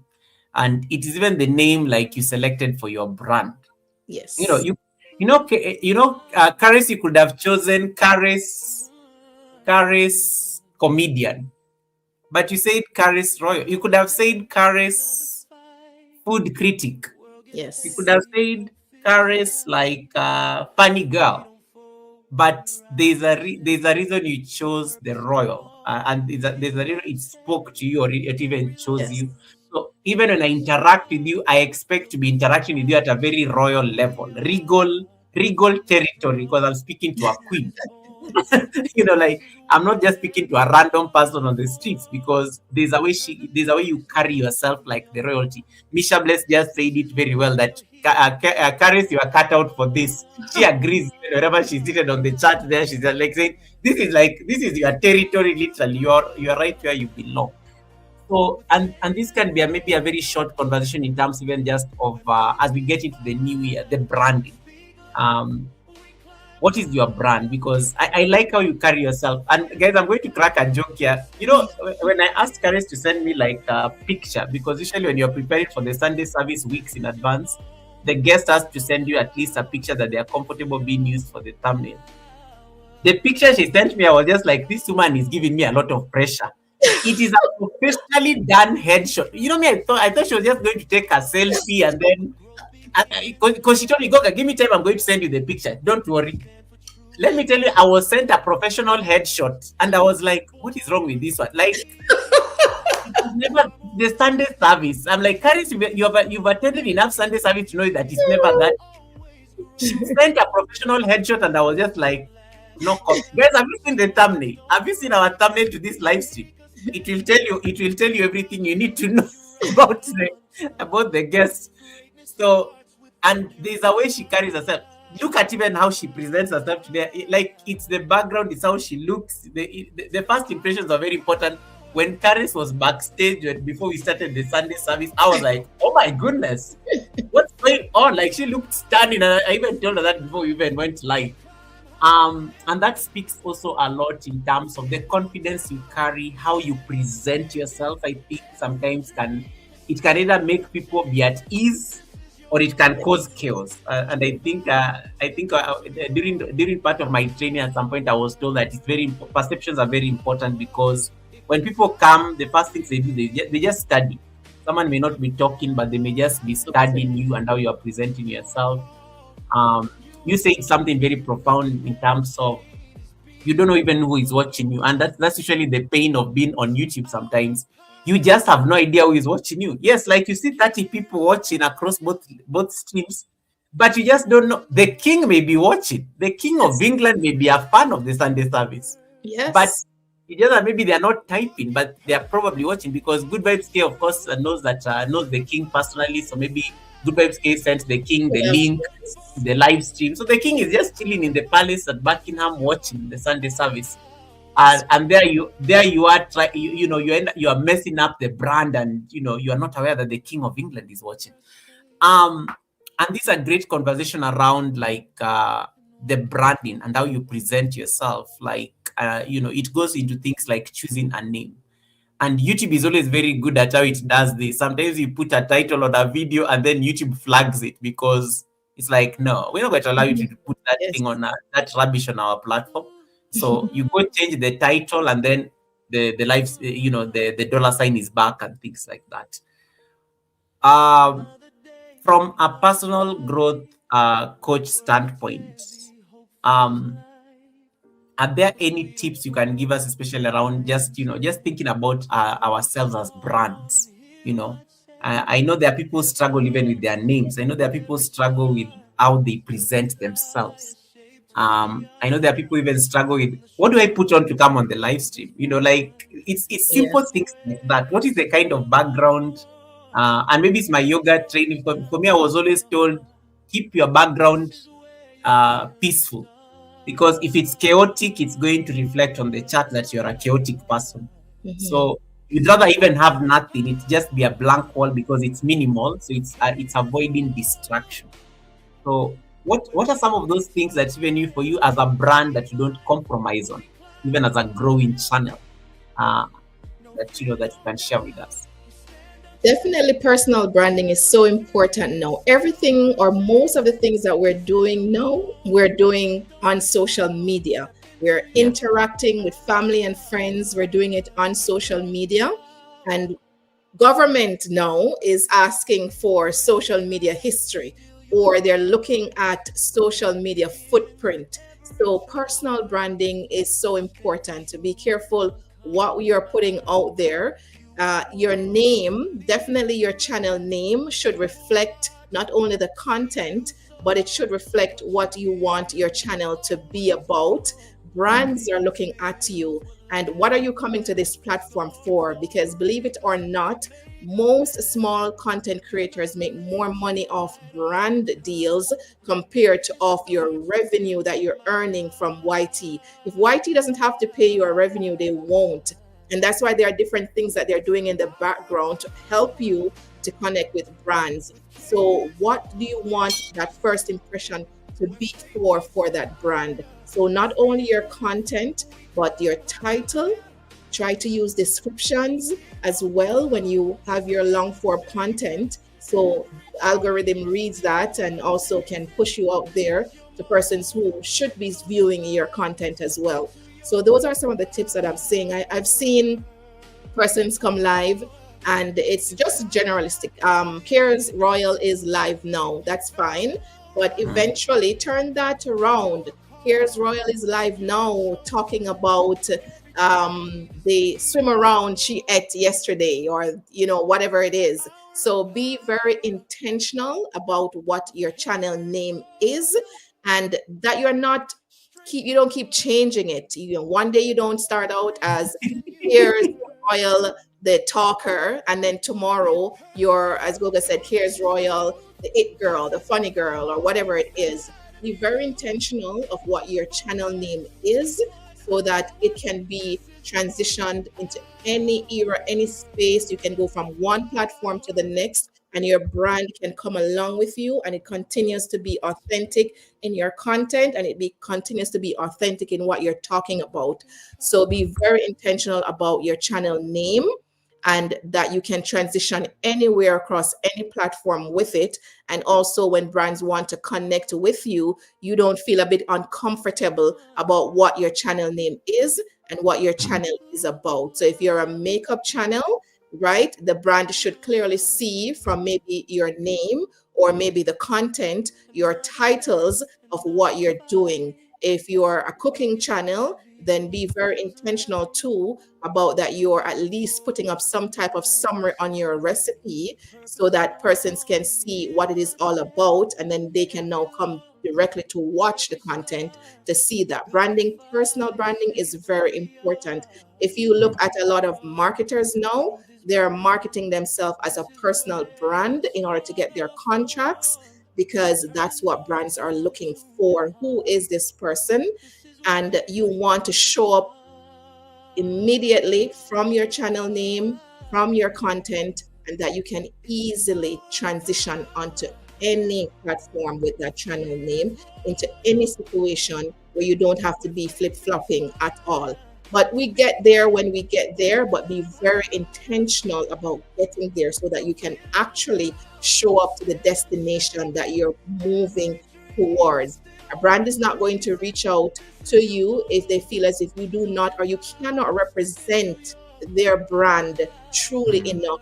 If they can't even figure out, or your content, your name is so long, it can't even fit into a marketing ad that they want you to bring to your channel. So be very intentional about that. Be very purposeful and passionate about what you value and what you have of value to share with others. And let that show in your titles that you come up with, and seek help. Digitally, there's so much help out there. There's chat GPT. There's so much things that you can use now. Be as careful as you can to come up with different things in terms of what you want to talk about, in terms of what your description is about. Get help with it. Not every one of us is equipped to probably write out a very fluent and articulate description, or come up with a eye-catching or audience grabbing title. So get help with it. The great content creators that you're seeing, they are using stuff that maybe they're paying for it, but maybe you can get the free version and get that to help you with what you're trying to achieve. So don't be afraid as well to ask for help. You can contact Goga. Look at his description and see, how do you contact him, and ask him, Goga, how do I come up with some good thumbnails, right? You can contact Simone TV. You can contact Nadine. How did you get there to how many subscribers? What did you do? How did you get the confidence to go live every day, right? You can connect, right? I've been on so many of you. Sometimes I'm not able to comment, as Derek told you, Big Banana TV. He said that sometimes I'm in a meeting and I'm trying to support, but then sometimes you're giving some advice and persons are not even engaging in their chat to see what you're telling them and how to help them, with their content. And that's fine, but reach out for help. Reach out for help with anything that you do, and in any waters that you're about to go into that you're not comfortable with. You always need a mentor. A mentor is not there to tell you what to do, but to guide you, because they have lived experience. So that mentor will guide you. They will also allow you to be accountable for what you have set up to do, and they will help you with that accountability. They will keep checkpoints. Have you done this, you see, you were going to do this last week, did you get to do that? So they also hold you accountable, and they help you with curating your blueprint. But personal branding is extremely important in terms of where you want your channel to go, and if you want to be as visible as possible to brands. I love that. The Gentle 50s, welcome. I love that name. It's so beautiful, like the Gentle 50s. Yeah, it just sounds very nice. Like I had to go and check your channel. I had to go and like snoop there. Welcome, welcome, Gentle 50s. Karis, you have somebody on the live stream. I just want to like share that you're being attacked. You are under attack because of the activities of the other day. Uh, Godson, I know you've been in the bushes the entire time. Like, why did you have to wait for us to start discuss branding for you to like start talking about fish and not swim around? Like, you really had to bring it here. Like, I know you are just itching, Waiting. waiting for the perfect moment to slide this in. Godchild is a mess. You know, I just saw like, I just saw the chat and I was just like, oh, here she comes. Godchild, you're not easy. You're not easy, no? Oh, you know, Hey, easy. yeah. Gentle 50s, the Karis link is pinned on top of my chat. Just click on the pinned link. You can dismiss the poll that is running right there on the chat. It will take you over to her live stream so that you can connect to her. Just click on that link. It will throw you over to her channel, and then type something there. I'll be able to see it. Thank you so much for connecting to her. Appreciate Thank it. you. All right. I like God's child. Like, why? Why God's child? Like, why? Anyway, you said something very profound, and for me, branding, I think I look at branding from a very broad level. And you kind of alluded to it earlier in terms of you've noticed even things like people being toxic on this platform, Yes. people being betrayal and things like that. Um, and this is a reality that happens a lot. You find that content creators are busy like having a full blown fight on the Yes. internet. People are picking sides like, oh, there's the Karis crowd and then there's the Goga crowd, and Yes. the Goga crowd does not want to speak to the Karis crowd. It becomes like very messy. And there are people who thrive on drama. And rightly so, because drama is Drama, very, I mean, drama sells on drama YouTube. sells, Goga. Drama Sells on sells. YouTube. Drama sells on YouTube. Like when people hear you mean there's drama between Karis and Goga. Let me tell you, they are going to watch. Even when you put the live stream on members only, they will pay for the membership to see Okay. the drama. They will pay for the membership to see the drama. But there's also like there's also the hidden cost of also what it reflects on you as a person. And one of the things that most content creators grapple with, and I think you captured it very nicely when you're talking about comparison at the power hour, because just because something is flashy does not mean that you need to jump on board. Yes. There's some topics that are very hot right now. In case you do any video about Trump, it's gonna do very well. In case anything, just put Yes. Trump somewhere in there on the title. American politics is a very hot and trendy topic right now. If you want views, it can even in what's going on in Israel right now. Yes. The Gaza and whatnot. Very hot topics, very sensitive but very hot. And people like jumping on these particular trends, yet it's not necessarily their niche. It's not necessarily even their brand. Like they don't even believe in half of those things half the time.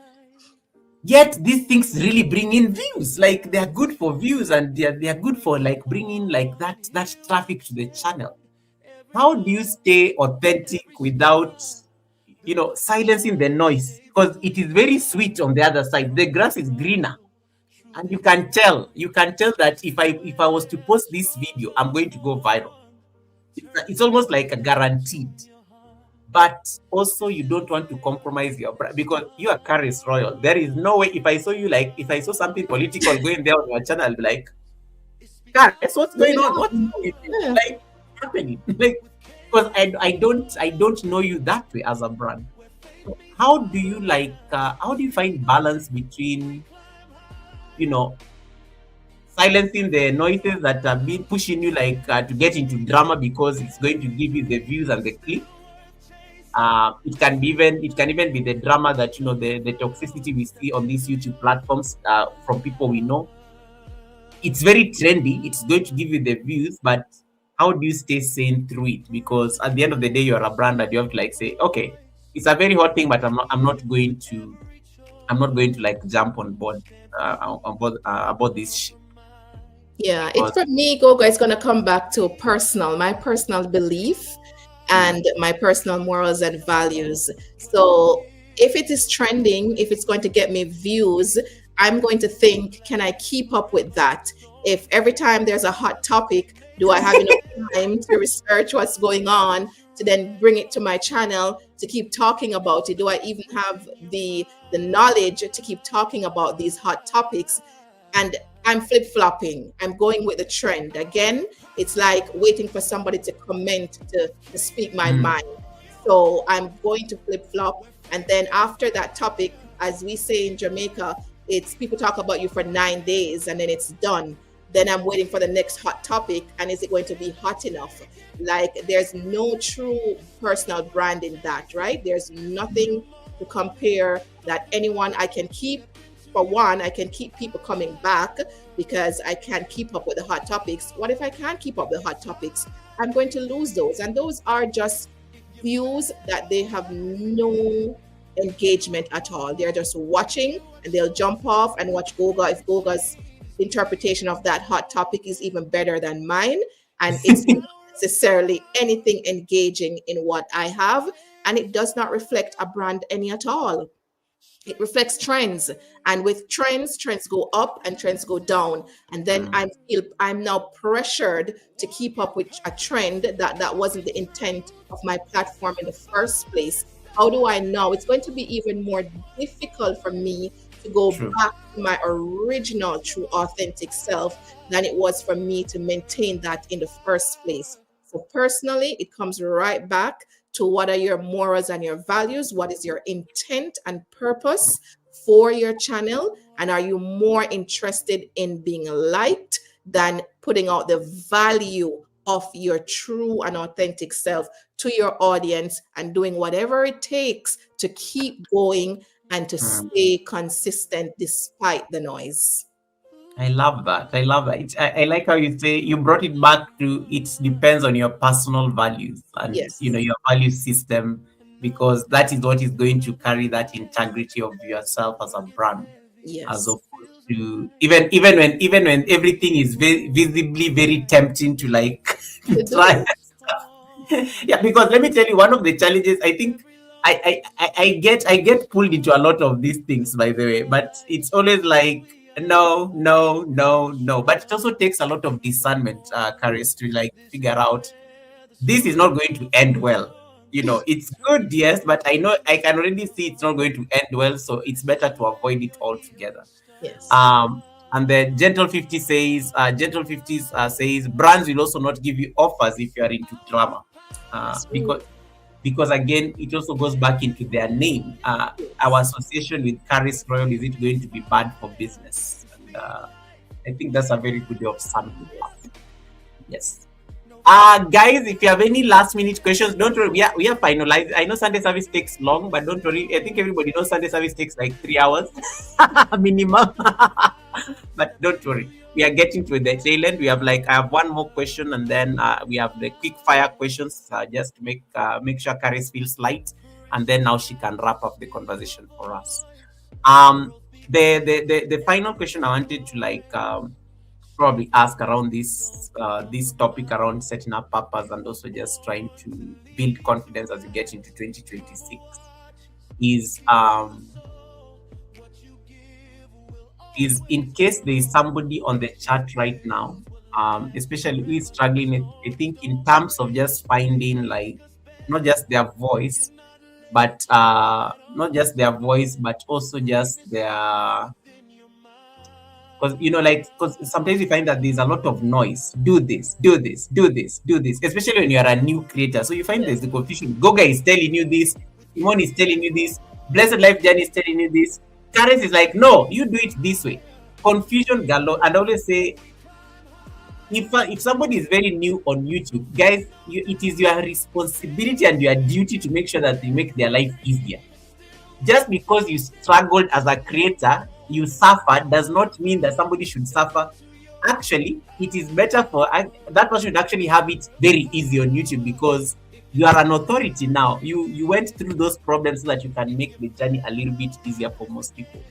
But most young content creators, especially those people who are just starting out on YouTube, I see it a lot. It's like, Goga, but somebody told me this. Goga, but somebody told me this. So there's like a lot of noise, and sometimes I think you're like, you what do you? I always actually have to ask them, you what do you actually want? What do you actually want for Yes. your channel? Because you are giving all these diverse opinions, so it means that you are like really listening to a lot of things. How do we own our voice? How do we get very confident in terms of the decisions that we make? Like, yes, I have made that decision and I'm going to go by it. For me, I always say YouTube is an experiment. You try it. If it fails, you go back to the next experiment. You reset. It's just, you always keep resetting anyway. So just because Karis did something and it worked for her, and she said this earlier, it does not mean it's going to work for you. Yes. Yeah. Karis may come and start the Power Hour show. It picks up. Goga can start another Power Hour show and gives it a different twist, and it will end up having a totally different experience. Yes. Uh, so these many voices and us owning the decisions that we make in 2026, like, yes, we have set the goal, we have done this. How do we own our goals more assertively, even when there's like a lot of different voices? Because YouTube has many teachers, Many. um, many teachers. So it really takes a lot of discernment for you to like make a decision and then run along with it. What is your take on this? You have to be held accountable. Gogo will give you advice. Kiers will give you advice. Simone TV will give you advice. And Gogo, you said it very well. YouTube is about experimenting. You would use that guidance from a Goga, from a Simone TV, from a Winstone Chronicles, right? Yes, you will be guided by what they have offered to share with you because it worked for them. But remember, it is guidance. So if they gave you a piece of guidance or a piece of advice, there's no harm in trying it to see if it works for you. If you're a parent, look at it this way. When you had your first child, grandma was saying, don't feed the baby this. Mom was saying, don't listen to grandma. You should put the baby this way. You should put the baby that way. And you were reading books. You were doing so many things. But guess what? You have to remember that at the end of the day, you are the parent. Your channel, it's your little baby. You are growing it in from a baby to a bigger platform. So, yes, you will listen and you will be guided what others have to say, but this is your little baby. You need to make that decision. You have to find ways to drown out the noise. Is that drowning out meaning that you will try it to see if it Mhm. works for you? Then go ahead. Is it that when you get a piece of advice or you're guided, you will also go back to do your own research to see how others have evolved from trying this method? You also have to do research, right? Your teacher guides when you're learning a lesson or you're doing a course. However, when you have received an assignment, everything from your textbook or everything that the teacher presented in that classroom is definitely not enough to allow you to complete that assignment. So now you need to probably go to other authors on that topic to see what they have done, what method did they use, how did they tweak that method, and then you bring your own spin to it and your own tweak to it in order for you to come with your own information or your own presentation. But use all the noise as guidance. But one, also do your research. If it means you have to trial that method, then trial it because with any hypothesis, you definitely have to trial it to see if it actually achieves what you have come up with, right? So trial it. That makes you feel better, trial it. If you're better at actually going to research persons who tried that method, then do that for yourself. But don't get too caught up in the noise because, as Goga said, it may have worked for him. It may have worked for a blessed life journey. It may have worked for a journey of my life.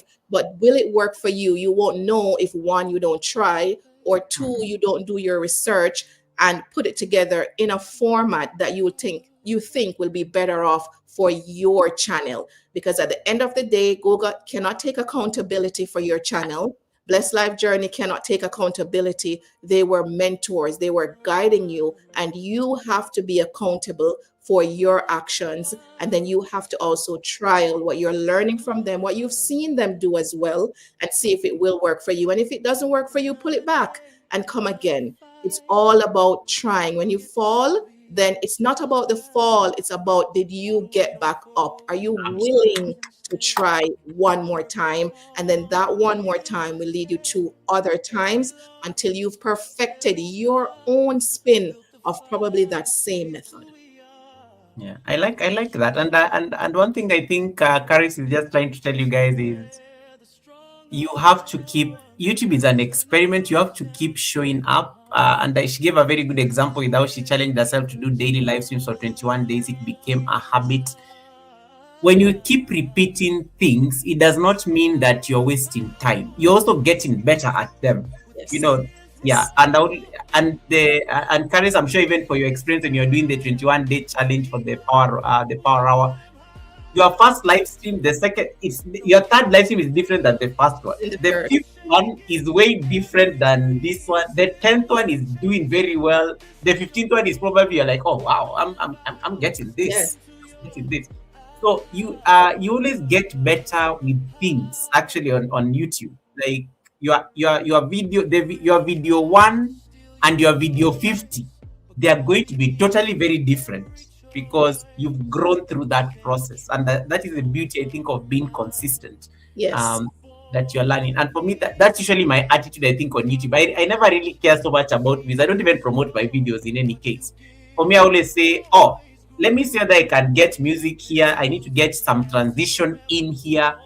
That is part of experimentation. Sometimes it works, sometimes it doesn't, sometimes it surprises me. I'm like, oh wow, okay, I did not know that you can actually do this. And I think it makes you more, it gives you more confidence even as you approach like your content creation journey. Because now you are learning things, and you know the noise now will stop making it will start making sense. Like, oh, so this is why Goga was saying, oh, so Yes. this is why Simone was saying, for her she does this. Now you start understanding why different people have very different opinions when it comes to content Yes. creation. True. Yeah, yeah, and your niche will be very different. You will realize the Find. music the music that Red Room uses can never be in your content, because he's a party boy. You're very demure and very quiet. Yeah. When you put demure music in Red Room will sleep because like, oh God, what is Goga? Hit me already. Like that is how you like learn, I think, in this content creation space, and that Yes. becomes, I think, the most authentic voice. So we are going to do an experiment real quick. This involves your participation, guys. So I'm going to type on the chat. Welcome, Hudson Orina. Thanks so much for coming in. Muruna, welcome. Hadwe says, keep showing up. At some point, it will all make sense. That is it. That is it. Yes. That is it. That is it. So we are going to do a quick exercise. Uh, Let me see that I can put it on the chat. So this exercise is going to be, get ready. You're just going to type something, okay? You're going to type a number. And guys, there are no giveaways. You know, this community of mine, I always have to warn them, Caris, because they are going to start thinking there is money involved. And they're like, okay, how much are you going to give us so that I type? This is not a giveaway. This is just a practical question. Now, on a scale of 1 to 10, how much are you in survival mode right now? So 10, I don't know how we are going. Carry on. I don't know. What do you think? Which one do we make the highest and lowest? Mathematics. You are the finance person, so I'm like horrible at We numbers. can do it in terms of how it goes up in value. One being that Mhm. you're in definitely in survival mode, and going up to 10, a higher value, you're definitely coming out of that survival mode, and you're definitely understand what's going on now. Finance guru. By the way, do you have any plans to open a channel that is finance related? That's a rich niche. That is a good, very good niche. I have thought about it. I may bring topics around it, but not necessarily. I haven't thought about the channel on its own, but yes, It's a I may rich niche. talk Like about it. finance is one of the best niches I think in the world. With a CPM that is very attractive. I think it has a $9 per every 1,000 views Okay. minimum. Anyway, guys, type the numbers. So on a scale of 1 to 10, how much are you in survival mode right now? 10. So survival mode. The lower the number, that means like survive. Yeah, just Yes. type the numbers, and then we are going to make sense out of it. We are going to make sense of it. I'm not seeing number. Title Pro. What is 5,447?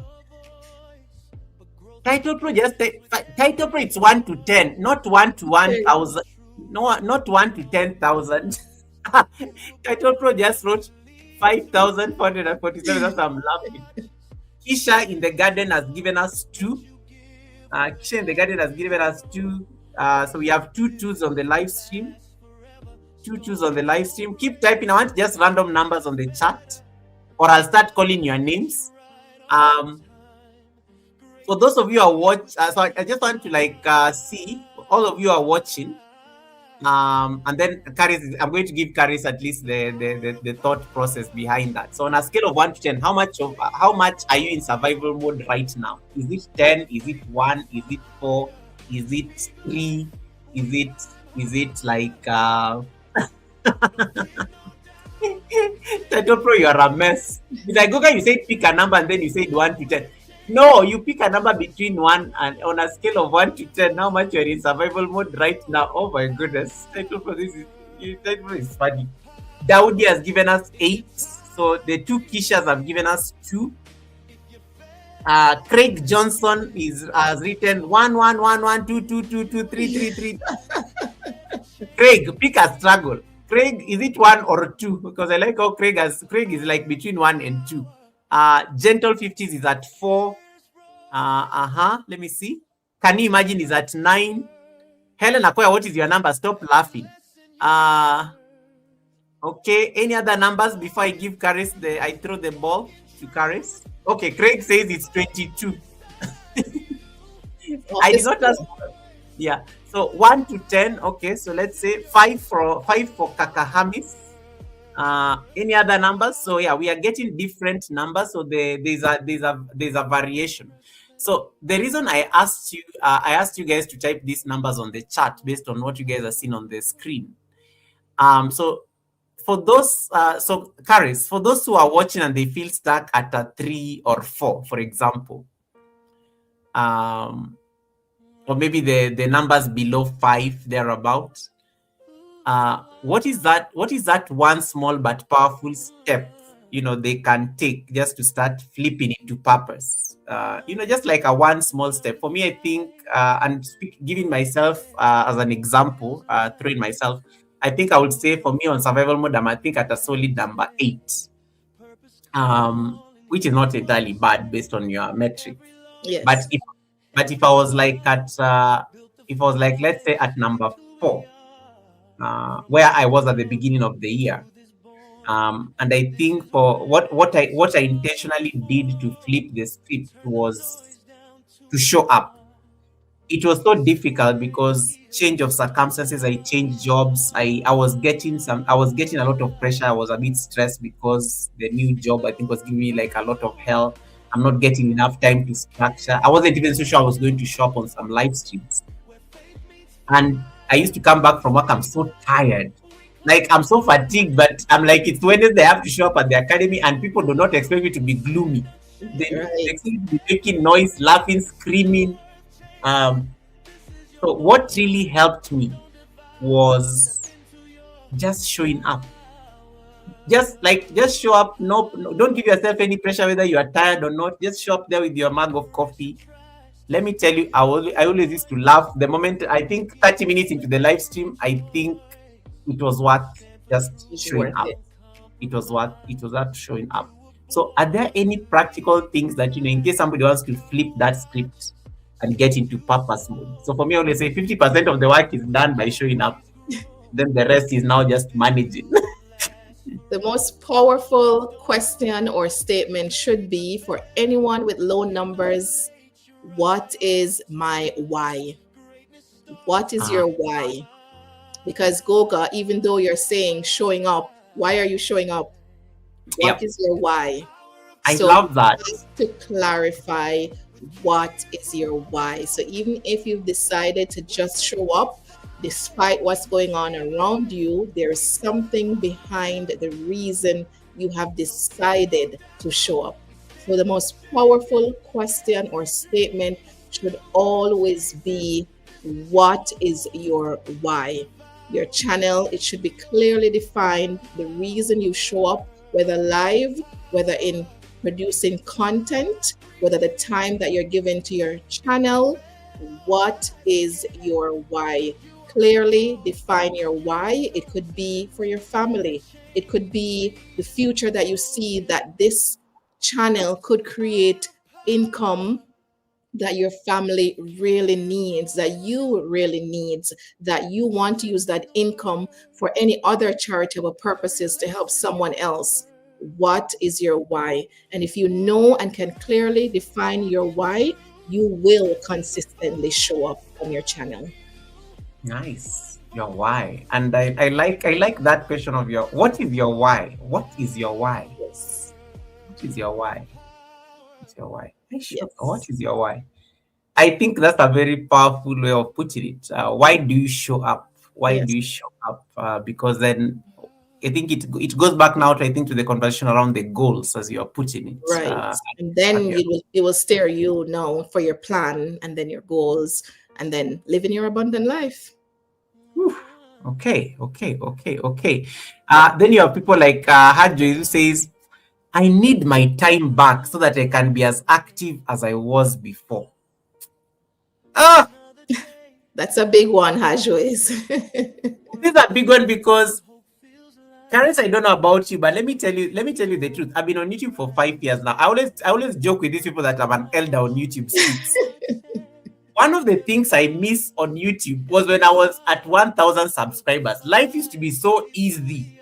There is pain that comes with growth. I know Yes. it sounds I know it sounds very privileged in a way.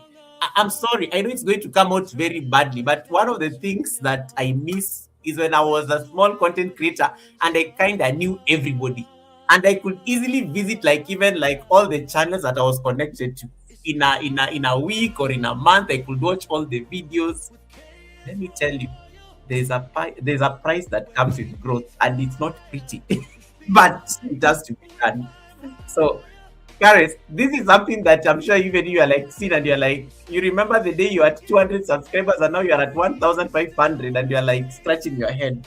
Yeah. Yes, definitely, definitely, definitely. That's a big one, Hajways. I'm still trying to even balance that act with time. It's a lot, especially when you know that behind the scenes, you have much more obligations, you have much more responsibilities that don't allow you to be as active as you'd like or to connect as much as you would like. So we're all trying to balance this as best as possible. And that's why earlier I spoke about routines as well. Mhm. Routines is a very good way to manage your time. You'll never get time back. Time is one of the only things that we can never retrieve from what we've lost.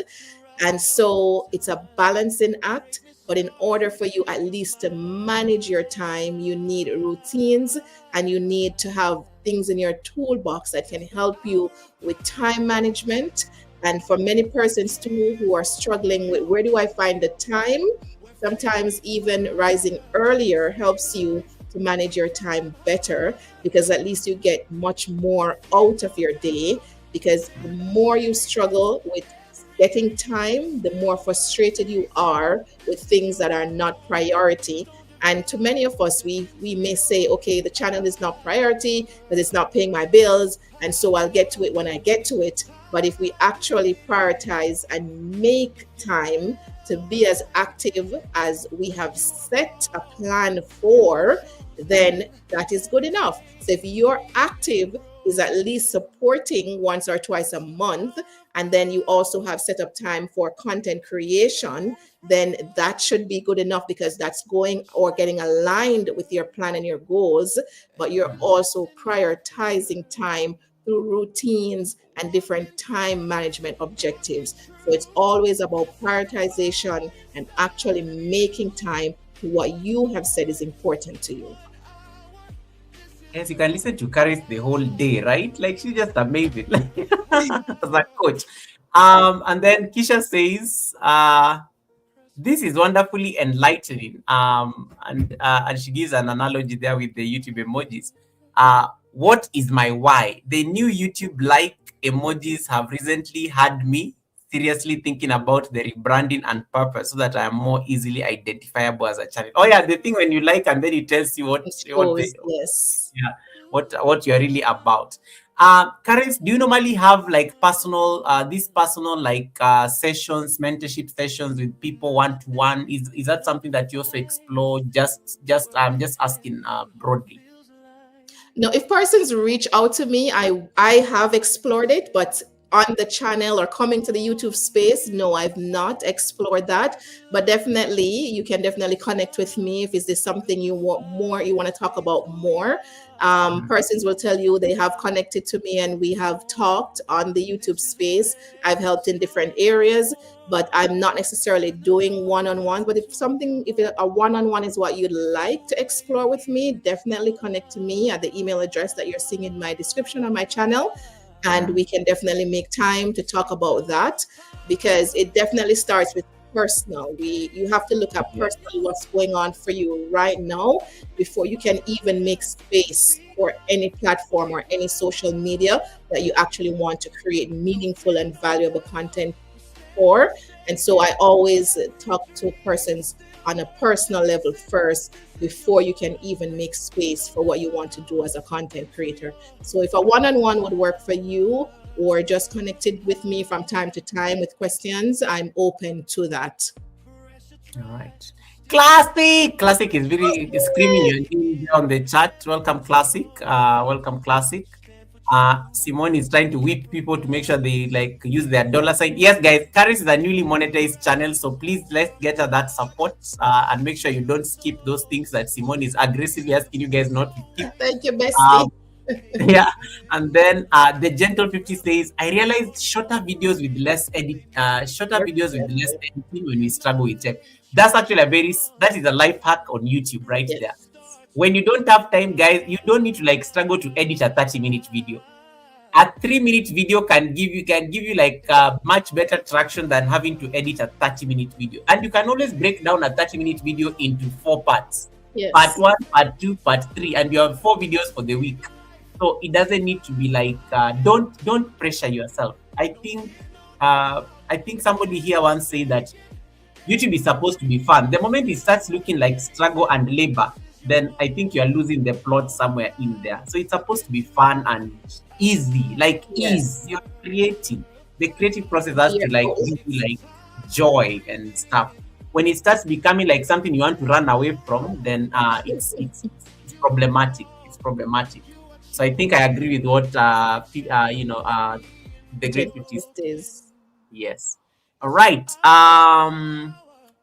Let me say that there's any question on the chat. What is Simone asking for a friend? I don't believe these things of asking for friends. I don't like reading them because you are asking for your own receipts. Okay. Asking for a friend. Asking for a friend. Oh my goodness, that's funny. Right. So thank you so much, guys, for that first part. I'm going to now. The next part is going to be also very practical, and this one you can choose. Yeah, this is going to be a bit difficult, but it's based on what Karis just talked about. So, this next assignment, you are going to drop a word on the chat. You can if you can't think of a word, you can look at my background. I think it will give you a sense. I have very many words behind me. So drop a word on the chat that will anchor your 2026. This will help you start thinking about your goal your goal in 2026. So don't overthink it. Just that word that came to you the moment I say that, type it. That word that came to your head right now. So somebody said okra in there on the chat. Yeah, type it. If that is the word. Somebody said connect. Somebody said community. Type that word that is coming into your brain right now. Before your adulting kicks in and you start processing, they are going to judge me for this. Before that, type it, type it, type it. Okay. I like the what Kisha said, balance. Balance. Okay. Balance. That's nice. And then Simone, is true your word, because I don't know what or you are talking to somebody. And then there is faith Eh, by Can You Imagine? There is mindset by Daudi. There is readable by Wamuyu Rain. Beautiful. This one knows I've been on her case for this because of the raid. This I like how she just went there. Wamuyu, did you have to play it? Did you have to play with my, like, you didn't have to play into my psychology like that. Like, Goga will love this one for sure. Uh Gentle 50 says connections. That's good. Helen Acquire says focus. Nice. Hey, you guys, you guys, you guys, you guys. Classic said Caris. Caris is not part of the word classic. Classic. That is not part of the assignment. Uh, Type that word. Let me give you, like, guys, like one more. Let me give you guys 1 more minute. Drop a word on the chat. It can be both on my live stream or Caris live stream. I can see all the chats from my end. So what is the word? So we've gotten a number of them there. Can I get like 3 more? Then give Caris an opportunity to comment, because that is going to frame your goal based on Yes. the assignment that she gave you earlier. I like connection. I like balance. I like mindset. I like, Mindset is powerful. yeah, mindset is powerful. You can peep on my background in case you're not so sure.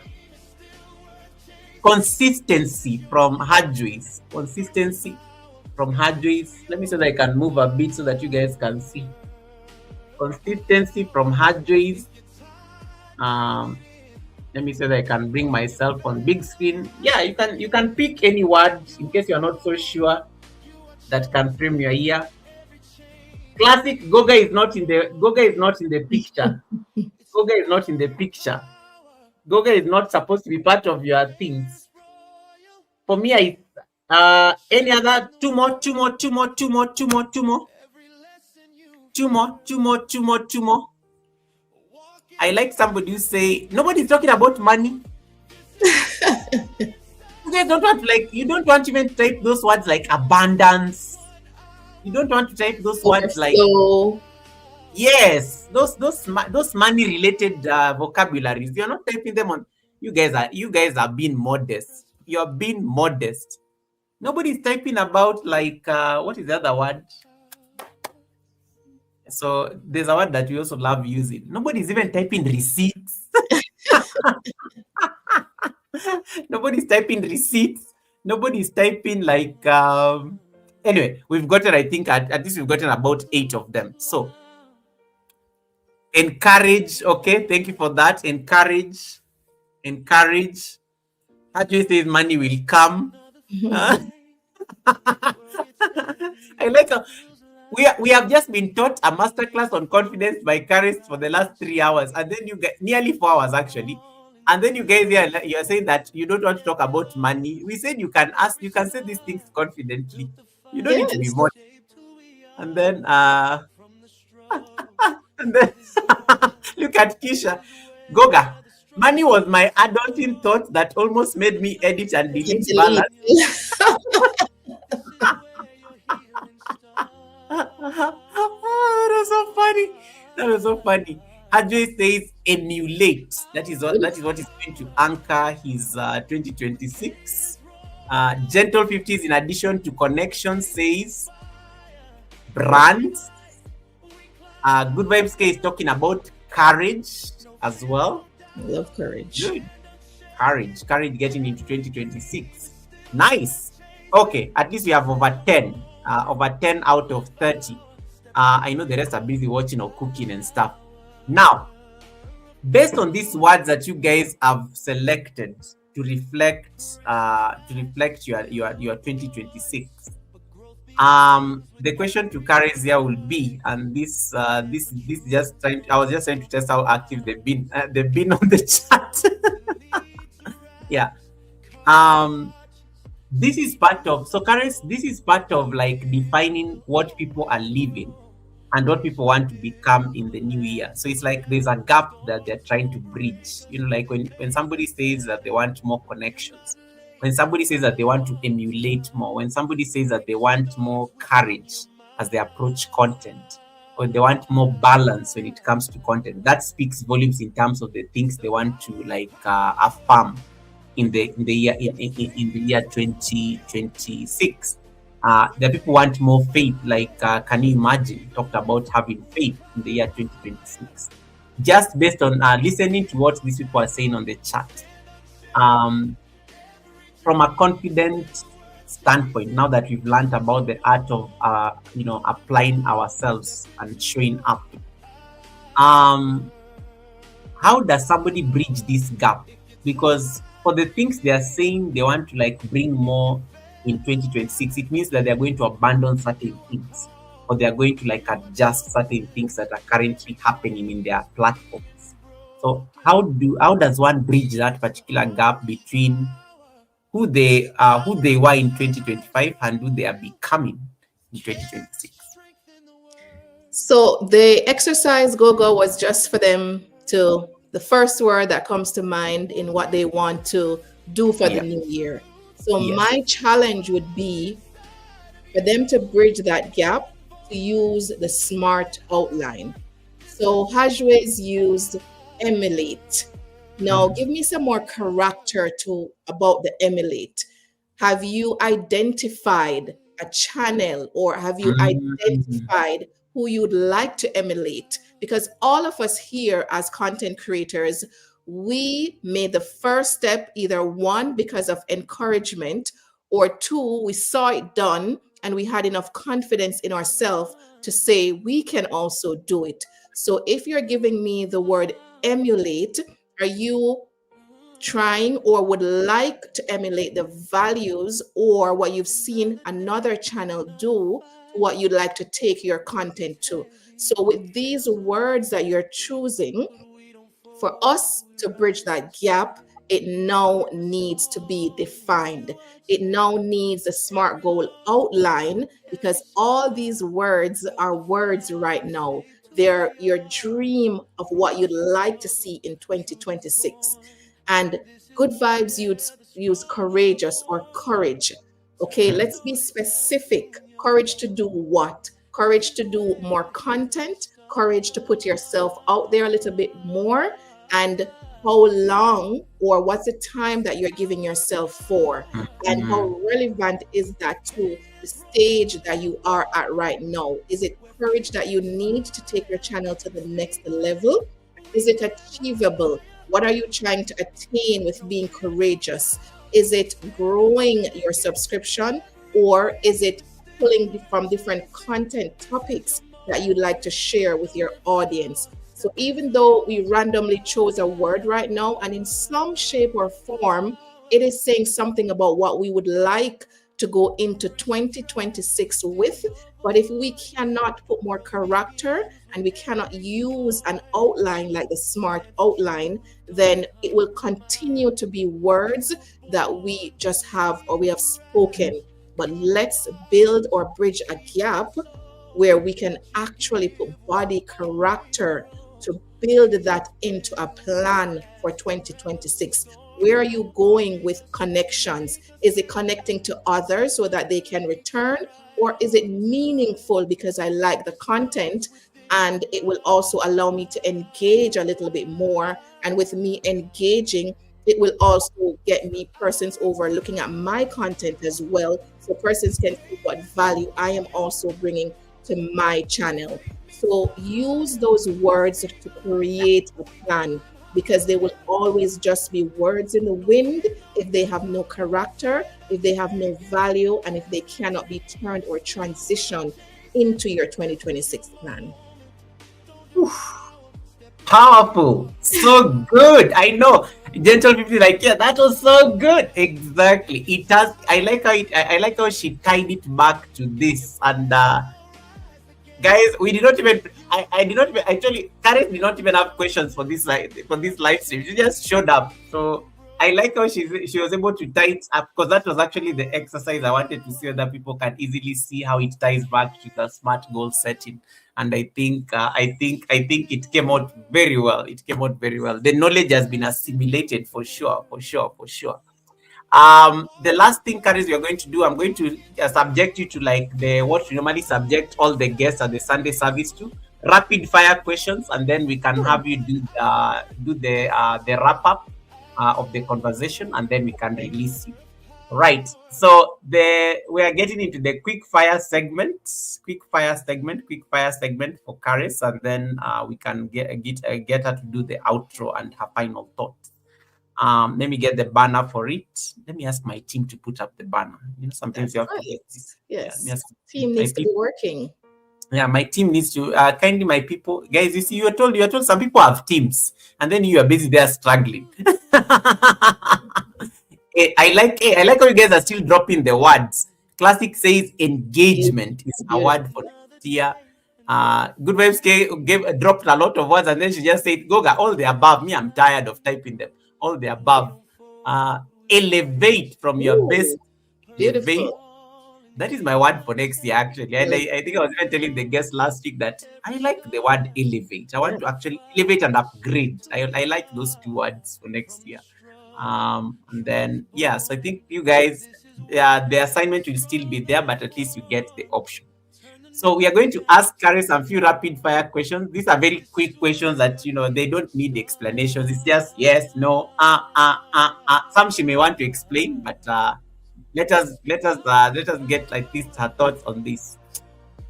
So question one, Caris, coffee or tea? Coffee. Ah, coffee person like me. Yay, yay, yay, yay. Okay, fine. Early bird or night owl? I think you already answered this. I struggled as a morning person. I'm getting there, but definitely, I would say night. Okay, nights. One word, just one word that describes 2025 for you. One word. Power. I mean, power. Ooh, Power. wow. Power. Power. Any particular reason why? I think it's so packed with different branches and it can go into any direction. And Yeah. if I continuously walk in my power, Goga, there's absolutely nothing that I cannot achieve. Amazing, amazing, amazing, amazing. Right. Favorite way to recharge on a very busy day. You are a finance guru. You do many things. You do many things in between. You are a motivation. You are a personal mentor and confidence coach, and of course, you also have to put in your work. So, favorite way to recharge on a very busy day. Honestly, I love to binge watch favorite shows or favorite. Oh no way! I do, and I love documentaries.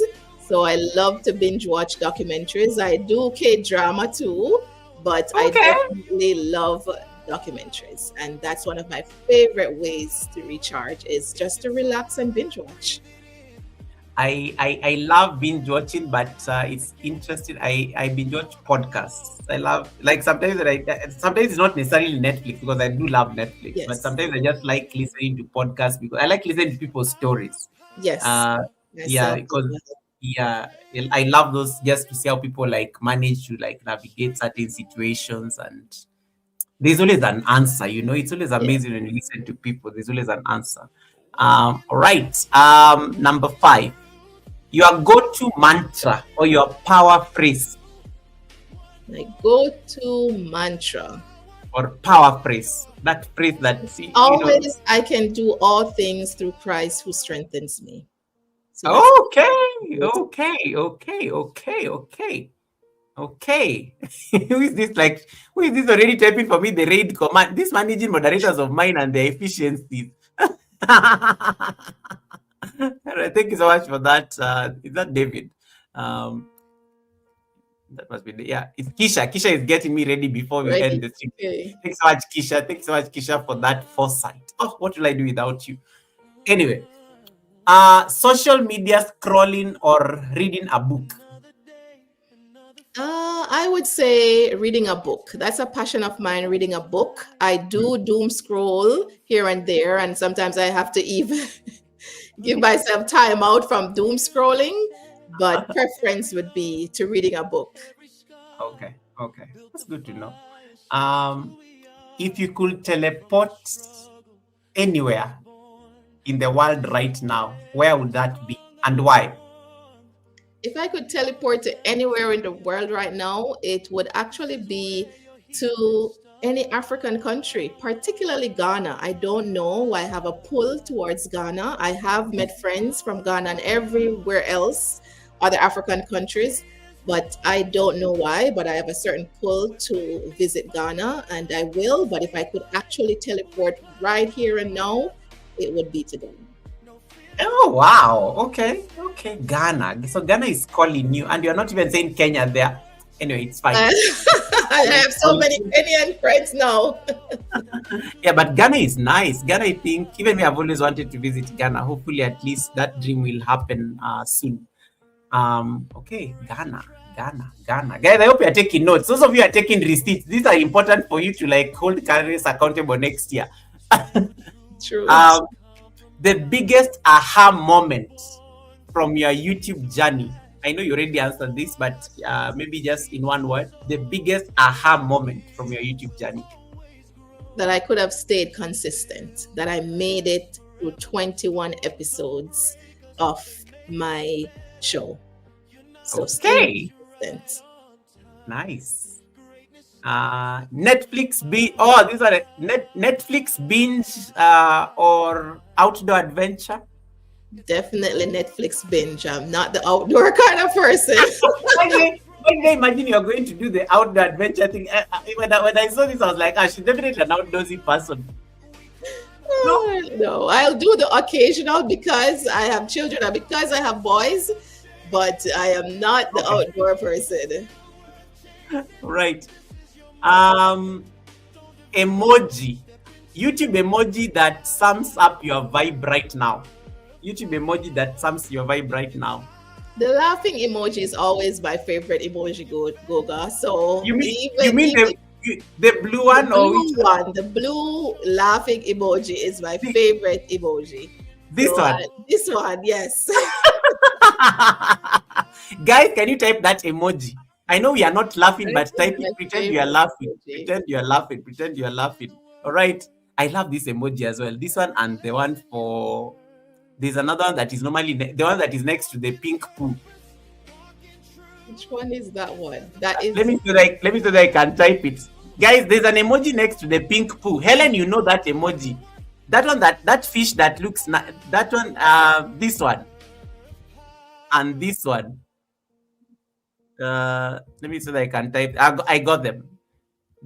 I'm normally very sensitive with these two emojis because there's poo between the two of them. Yes, that this ones that Helen has typed. Oh, the heart. Yes, I like that one too. Yes, and this one I use that one a lot. Yes, and that one. That's true. I use that one too.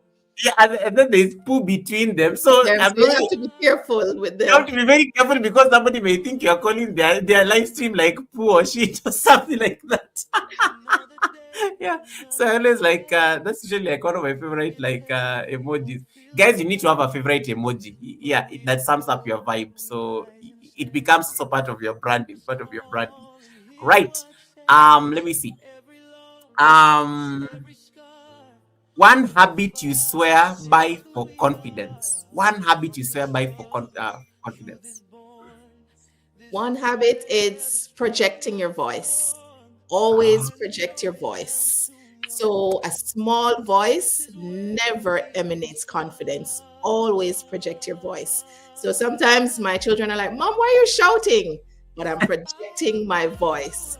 So always get clarity and for So, you to get clarity, so project. Karis, I'm not. So, Karis, I don't shout. I project my You voice, right? project your voice, Goga. You're not shouting, you're projecting your Say voice. it louder for the people on the chat here who like saying And that for the Goga, you are people making in the noise. back, we're not shouting, we are projecting our voice. Guys, did you hear that? Did you hear that? Yes, I'm projecting my voice. I am not shouting. Confidence. Confidence, baby. Yes. Confidence. Okay. This is very tricky. It's like the third last one. Karaoke or dance off? Oh, karaoke because I can't dance to save my life, and I can't sing either. But I just love karaoke. I am not doing any karaoke anytime soon. The last time I sang karaoke was like I think over 10 years ago after a breakup. And guys, I moved on. I prospered. Life happened, and yes, and I posted Karaoke it on for social. sure. I mean, we do karaoke for most family events. I'm not doing it outside that big major publicly, but for most family events, we always end with karaoke. So I'm Okay, confident in that setting for sure. right. Um, Favorite treat when you're celebrating a win? Like I almost ask you what you're going to buy when you get your threshold on YouTube, but then I realize okay, maybe too soon.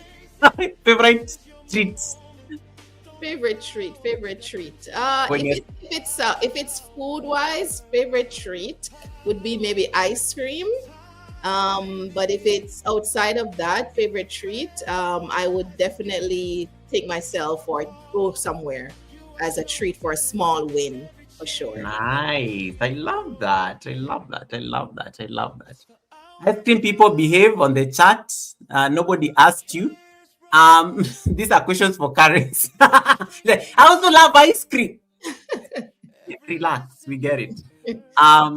One thing you'd tell your younger self starting YouTube. Don't wait.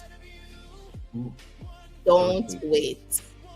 So that's what I would tell my younger self. Don't wait. Just do it.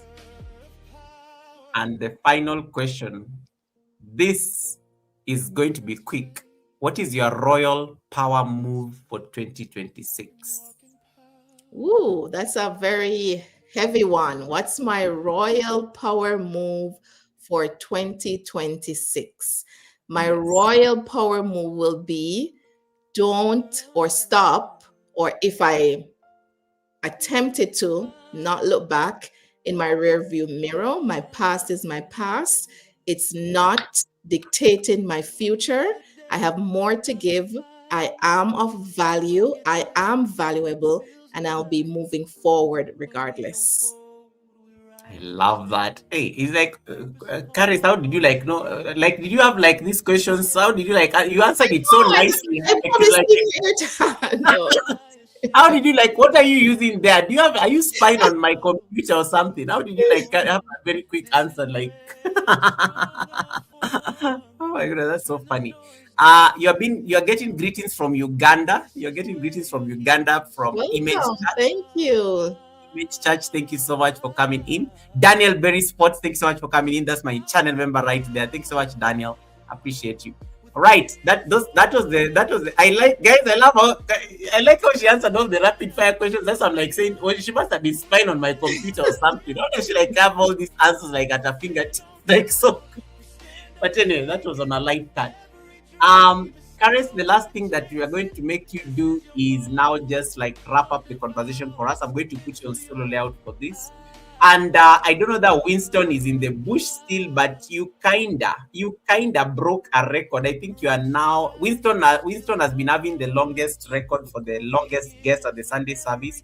You just broke it with 6 minutes. So I you did. are, yeah, you're now officially the longest guest at the Sunday service in the history of the Sunday service. What does that mean, Goga? I talk a lot. Is it?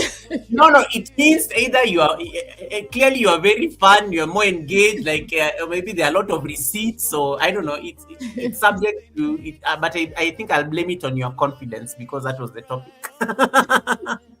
I blame it. You are very confident that you are going to beat that record, and you And I did without even knowing. you effortlessly did it even without knowing. Like you're like, oh wait, what? You mean like guys? Anyone else who has been to the Sunday service longer than me? Oh, I didn't think so. Yeah, confidence, baby. So well done, well done, well done. You just breached You. that mark unintentionally. I just looked at the time up there. Then I'm like, oh, it's already 4 hours 7 minutes. And thank you so much, Kisha, for the raid command. I've already noted it. So I'm going to give Karis now the chance to like do the solo layout, wrap up, so that in case there are any things that maybe I did not ask and maybe she just wants like reiterate them or just like close that conversation, she can easily do it, and then we'll be able to like release. Right, and think it's not an easy feat to like keep somebody on a Sunday on your live stream for 4 hours straight. Yes, true. Not easy at all. Like it's a privilege. And thank you so much, Gareth, for like just rising to the occasion from the first time I sent you an email asking for this collaboration. And you are very agreeable. Like, okay, we are doing it. We are doing it. We are doing it. I don't even think you like it was something that like clouded your Oh, judgment. So I'm really honored that you really found the time to just come and share with us all these insights. Guys, on a scale of 10, how many of you enjoyed this conversation? Type for me the number on Caris's live stream, so that at least we can affirm that clearly the 4 hours did not go. But the fact that you guys have been here this entire time also means you've I been listening. appreciate that. It's not a mean feat. So I will allow you now to just do your thing. I'll put your solo layout for this, and then we can, once you're done, we'll just like release you. All right. So I am the honored guest. I thank you so much, Goga, for actually inviting me to the Sunday service. I think I don't remember when I first heard about your channel, but when I first heard about Sunday service, I thought it was such a distinguished title.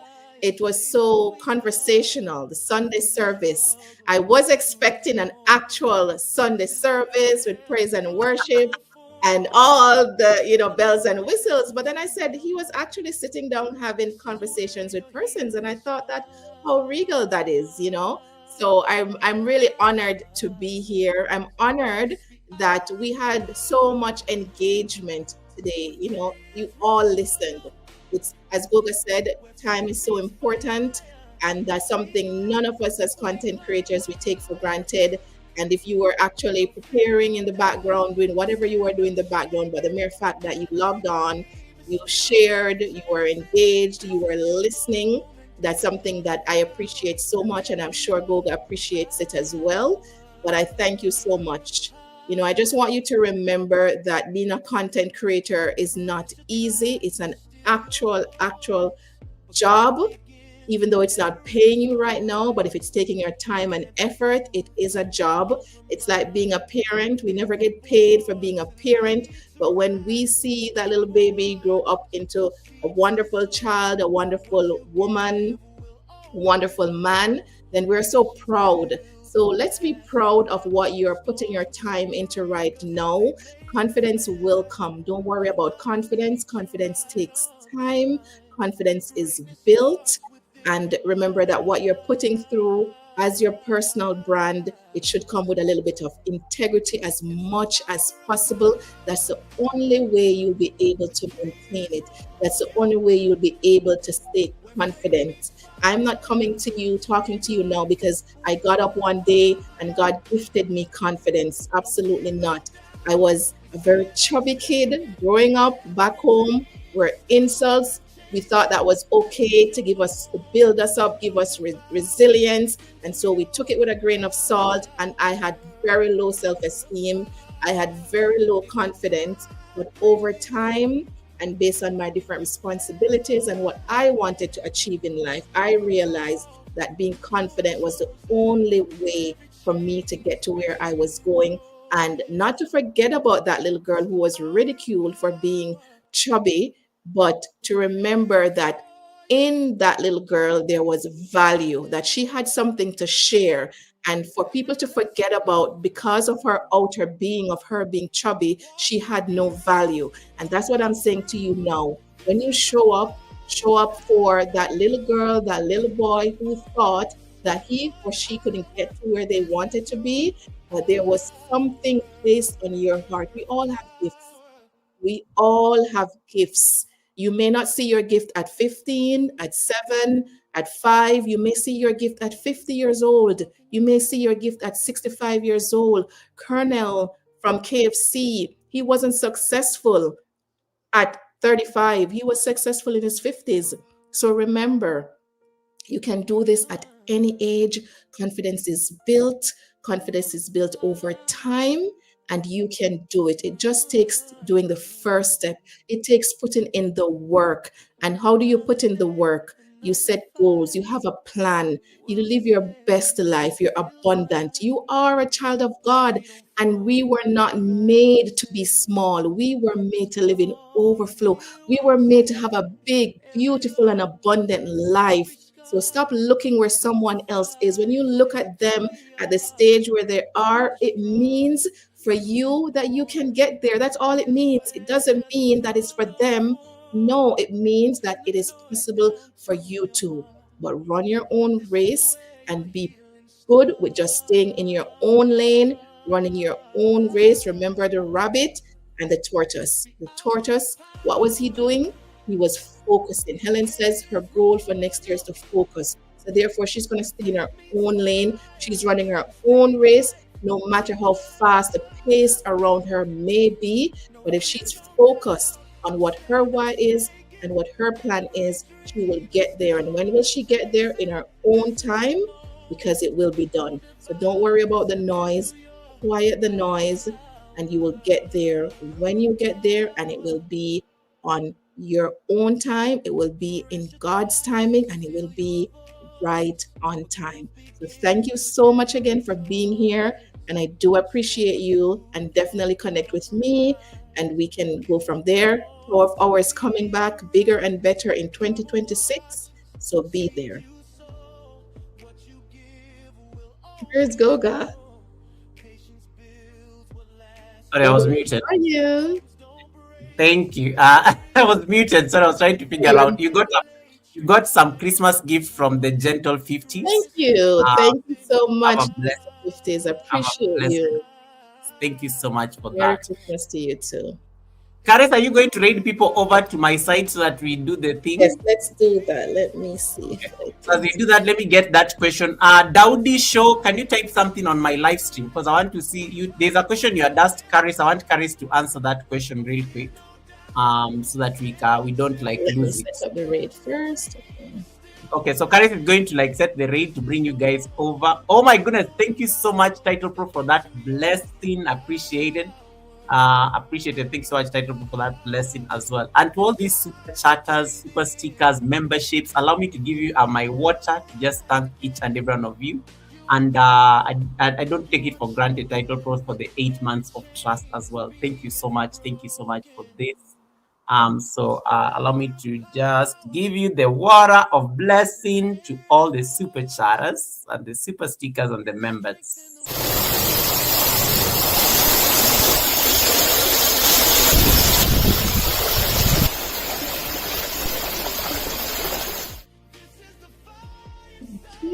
May your pot bring in abundance. May your pot bring in abundance. All right, Dowdy Show, are you still there? I wanted to check your question. Right. Simone TV says Simone TV is talking about her. Okay, Simone TV, thank you for that. You guys are giving Karis like your flowers. Good Vibes K says that usually I don't type this much on a live stream. I just like listening in the background. Today I've been very active and my fingers have been itching to type.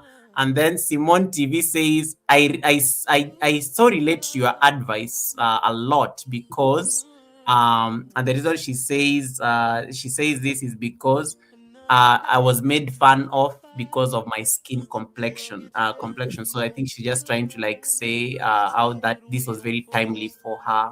Okay. And then Tati Stipetita is just saying, nice. That's my brother from Romania. So the world has been watching. In case you have not connected to Karis, the link is still pinned up there before she raids you guys over here for like our affirmation. Then the raids command have already been set by the managing moderators. You can copy what Helen has just typed. David Hunt and Kisha have typed for us on the chat, so that at least we can use that for the read. Let me see. There's a question that I think you had been asked. I don't Okay, want this. back, I don't. ready, set up. Let me see that I can get it. Ayman, thank you so much, Ayman, for the blessing. Happy holidays and Merry Christmas, Goga and chat. Thank you so much, Ayman, for the 31 months of trust. Awesome. Let me get this question so that this man does not go and say, Goga, you did not ask my question, and I was here the entire time. Okay, so Daudi Show was asking earlier, what are some of the new habits you picked up after adjusting to living in Canada? Oh, the new habits of living in Canada. Yeah, It's actually being alone. That's a big thing for transitioning to a new country, because when we were in the islands, you could just go over to your neighbor and chit chat. You didn't need to announce that you were going over to your neighbor. You didn't need to make time. So yeah, that was a lot of adjustment for me, like a new habit of being okay with just being alone and not having a lot of friends around me to feel comfortable or to change my mood. I had to adjust a lot to that. Another habit definitely would be in terms of to be intentional about the foods that I have access to and what I can or don't have access to eat. And am I going to introduce those foods to my children? So that was something I had to be so intentional about, because some of the things I couldn't get it here and I had to actually go out of my way to get it. Other habits was probably sleeping habits. Like I'm going to bed earlier because I don't have the chit chat that I would have when I was back home, and could lime a lot, because we say lime back home, where you could lime or yeah. idle a lot after work. Like when work ends at 5, like people are actually already in their car at 5. So that was a big adjustment for me, that there was no liming or chit chat after work. So that was something too that I adjusted and had to create a habit around just living here, Dowdy. Daudi, I hope you've been answered. And Daudi, David, this is not you. Daudi is like Daudi show, because Daudi is the Swahili version for David Karis. Like in case you want to, yeah, Okay. Daudi translates to David, in Swahili. So just in case David is thinking I'm talking about him, but no, this was Daudi show, David. So don't make it about you. We already deal with okra. Okay. Thank you so much. Thank you so much for that. Karis, are you ready? Yes, let me. And Give you a chance. Just take your time as I see it. So, guys, well said, Karis. That is from the 50. They have to, the gentle 50. They have to check your channel out after this. So, guys, I'm going to once I yeah, leave, will it end my stream, Goga? Once I leave? no. No? So once you set the It is rate, set. it is set. So I'm just going to like put you on the screen to say bye, and then I will end your live stream. It will read them over Okay, here okay. Well, it is set. Yes. when it is set. All right. So So Simone gave you a blessing right there. So you have a thank you so blessing much, there. Bestie, for the super sticker. Appreciate you. Yes, and you also have a blessing from Karis. Look at me. I'm just thinking about. I've been saying your name a lot. You have a blessing from Classic. Class. Oh, classic. Thank you for the super sticker. Only one classic. Thank you. Yeah, Classic has been typing this current thing, so I think I'm getting so confused now with all the. That's I always know that I need to be I need to be like asleep or something like that. Yeah, thank you so much, everyone, for this support that you've given. I think the fact that she becomes the longest Sunday service guest in 2025, that should already tell you a lot.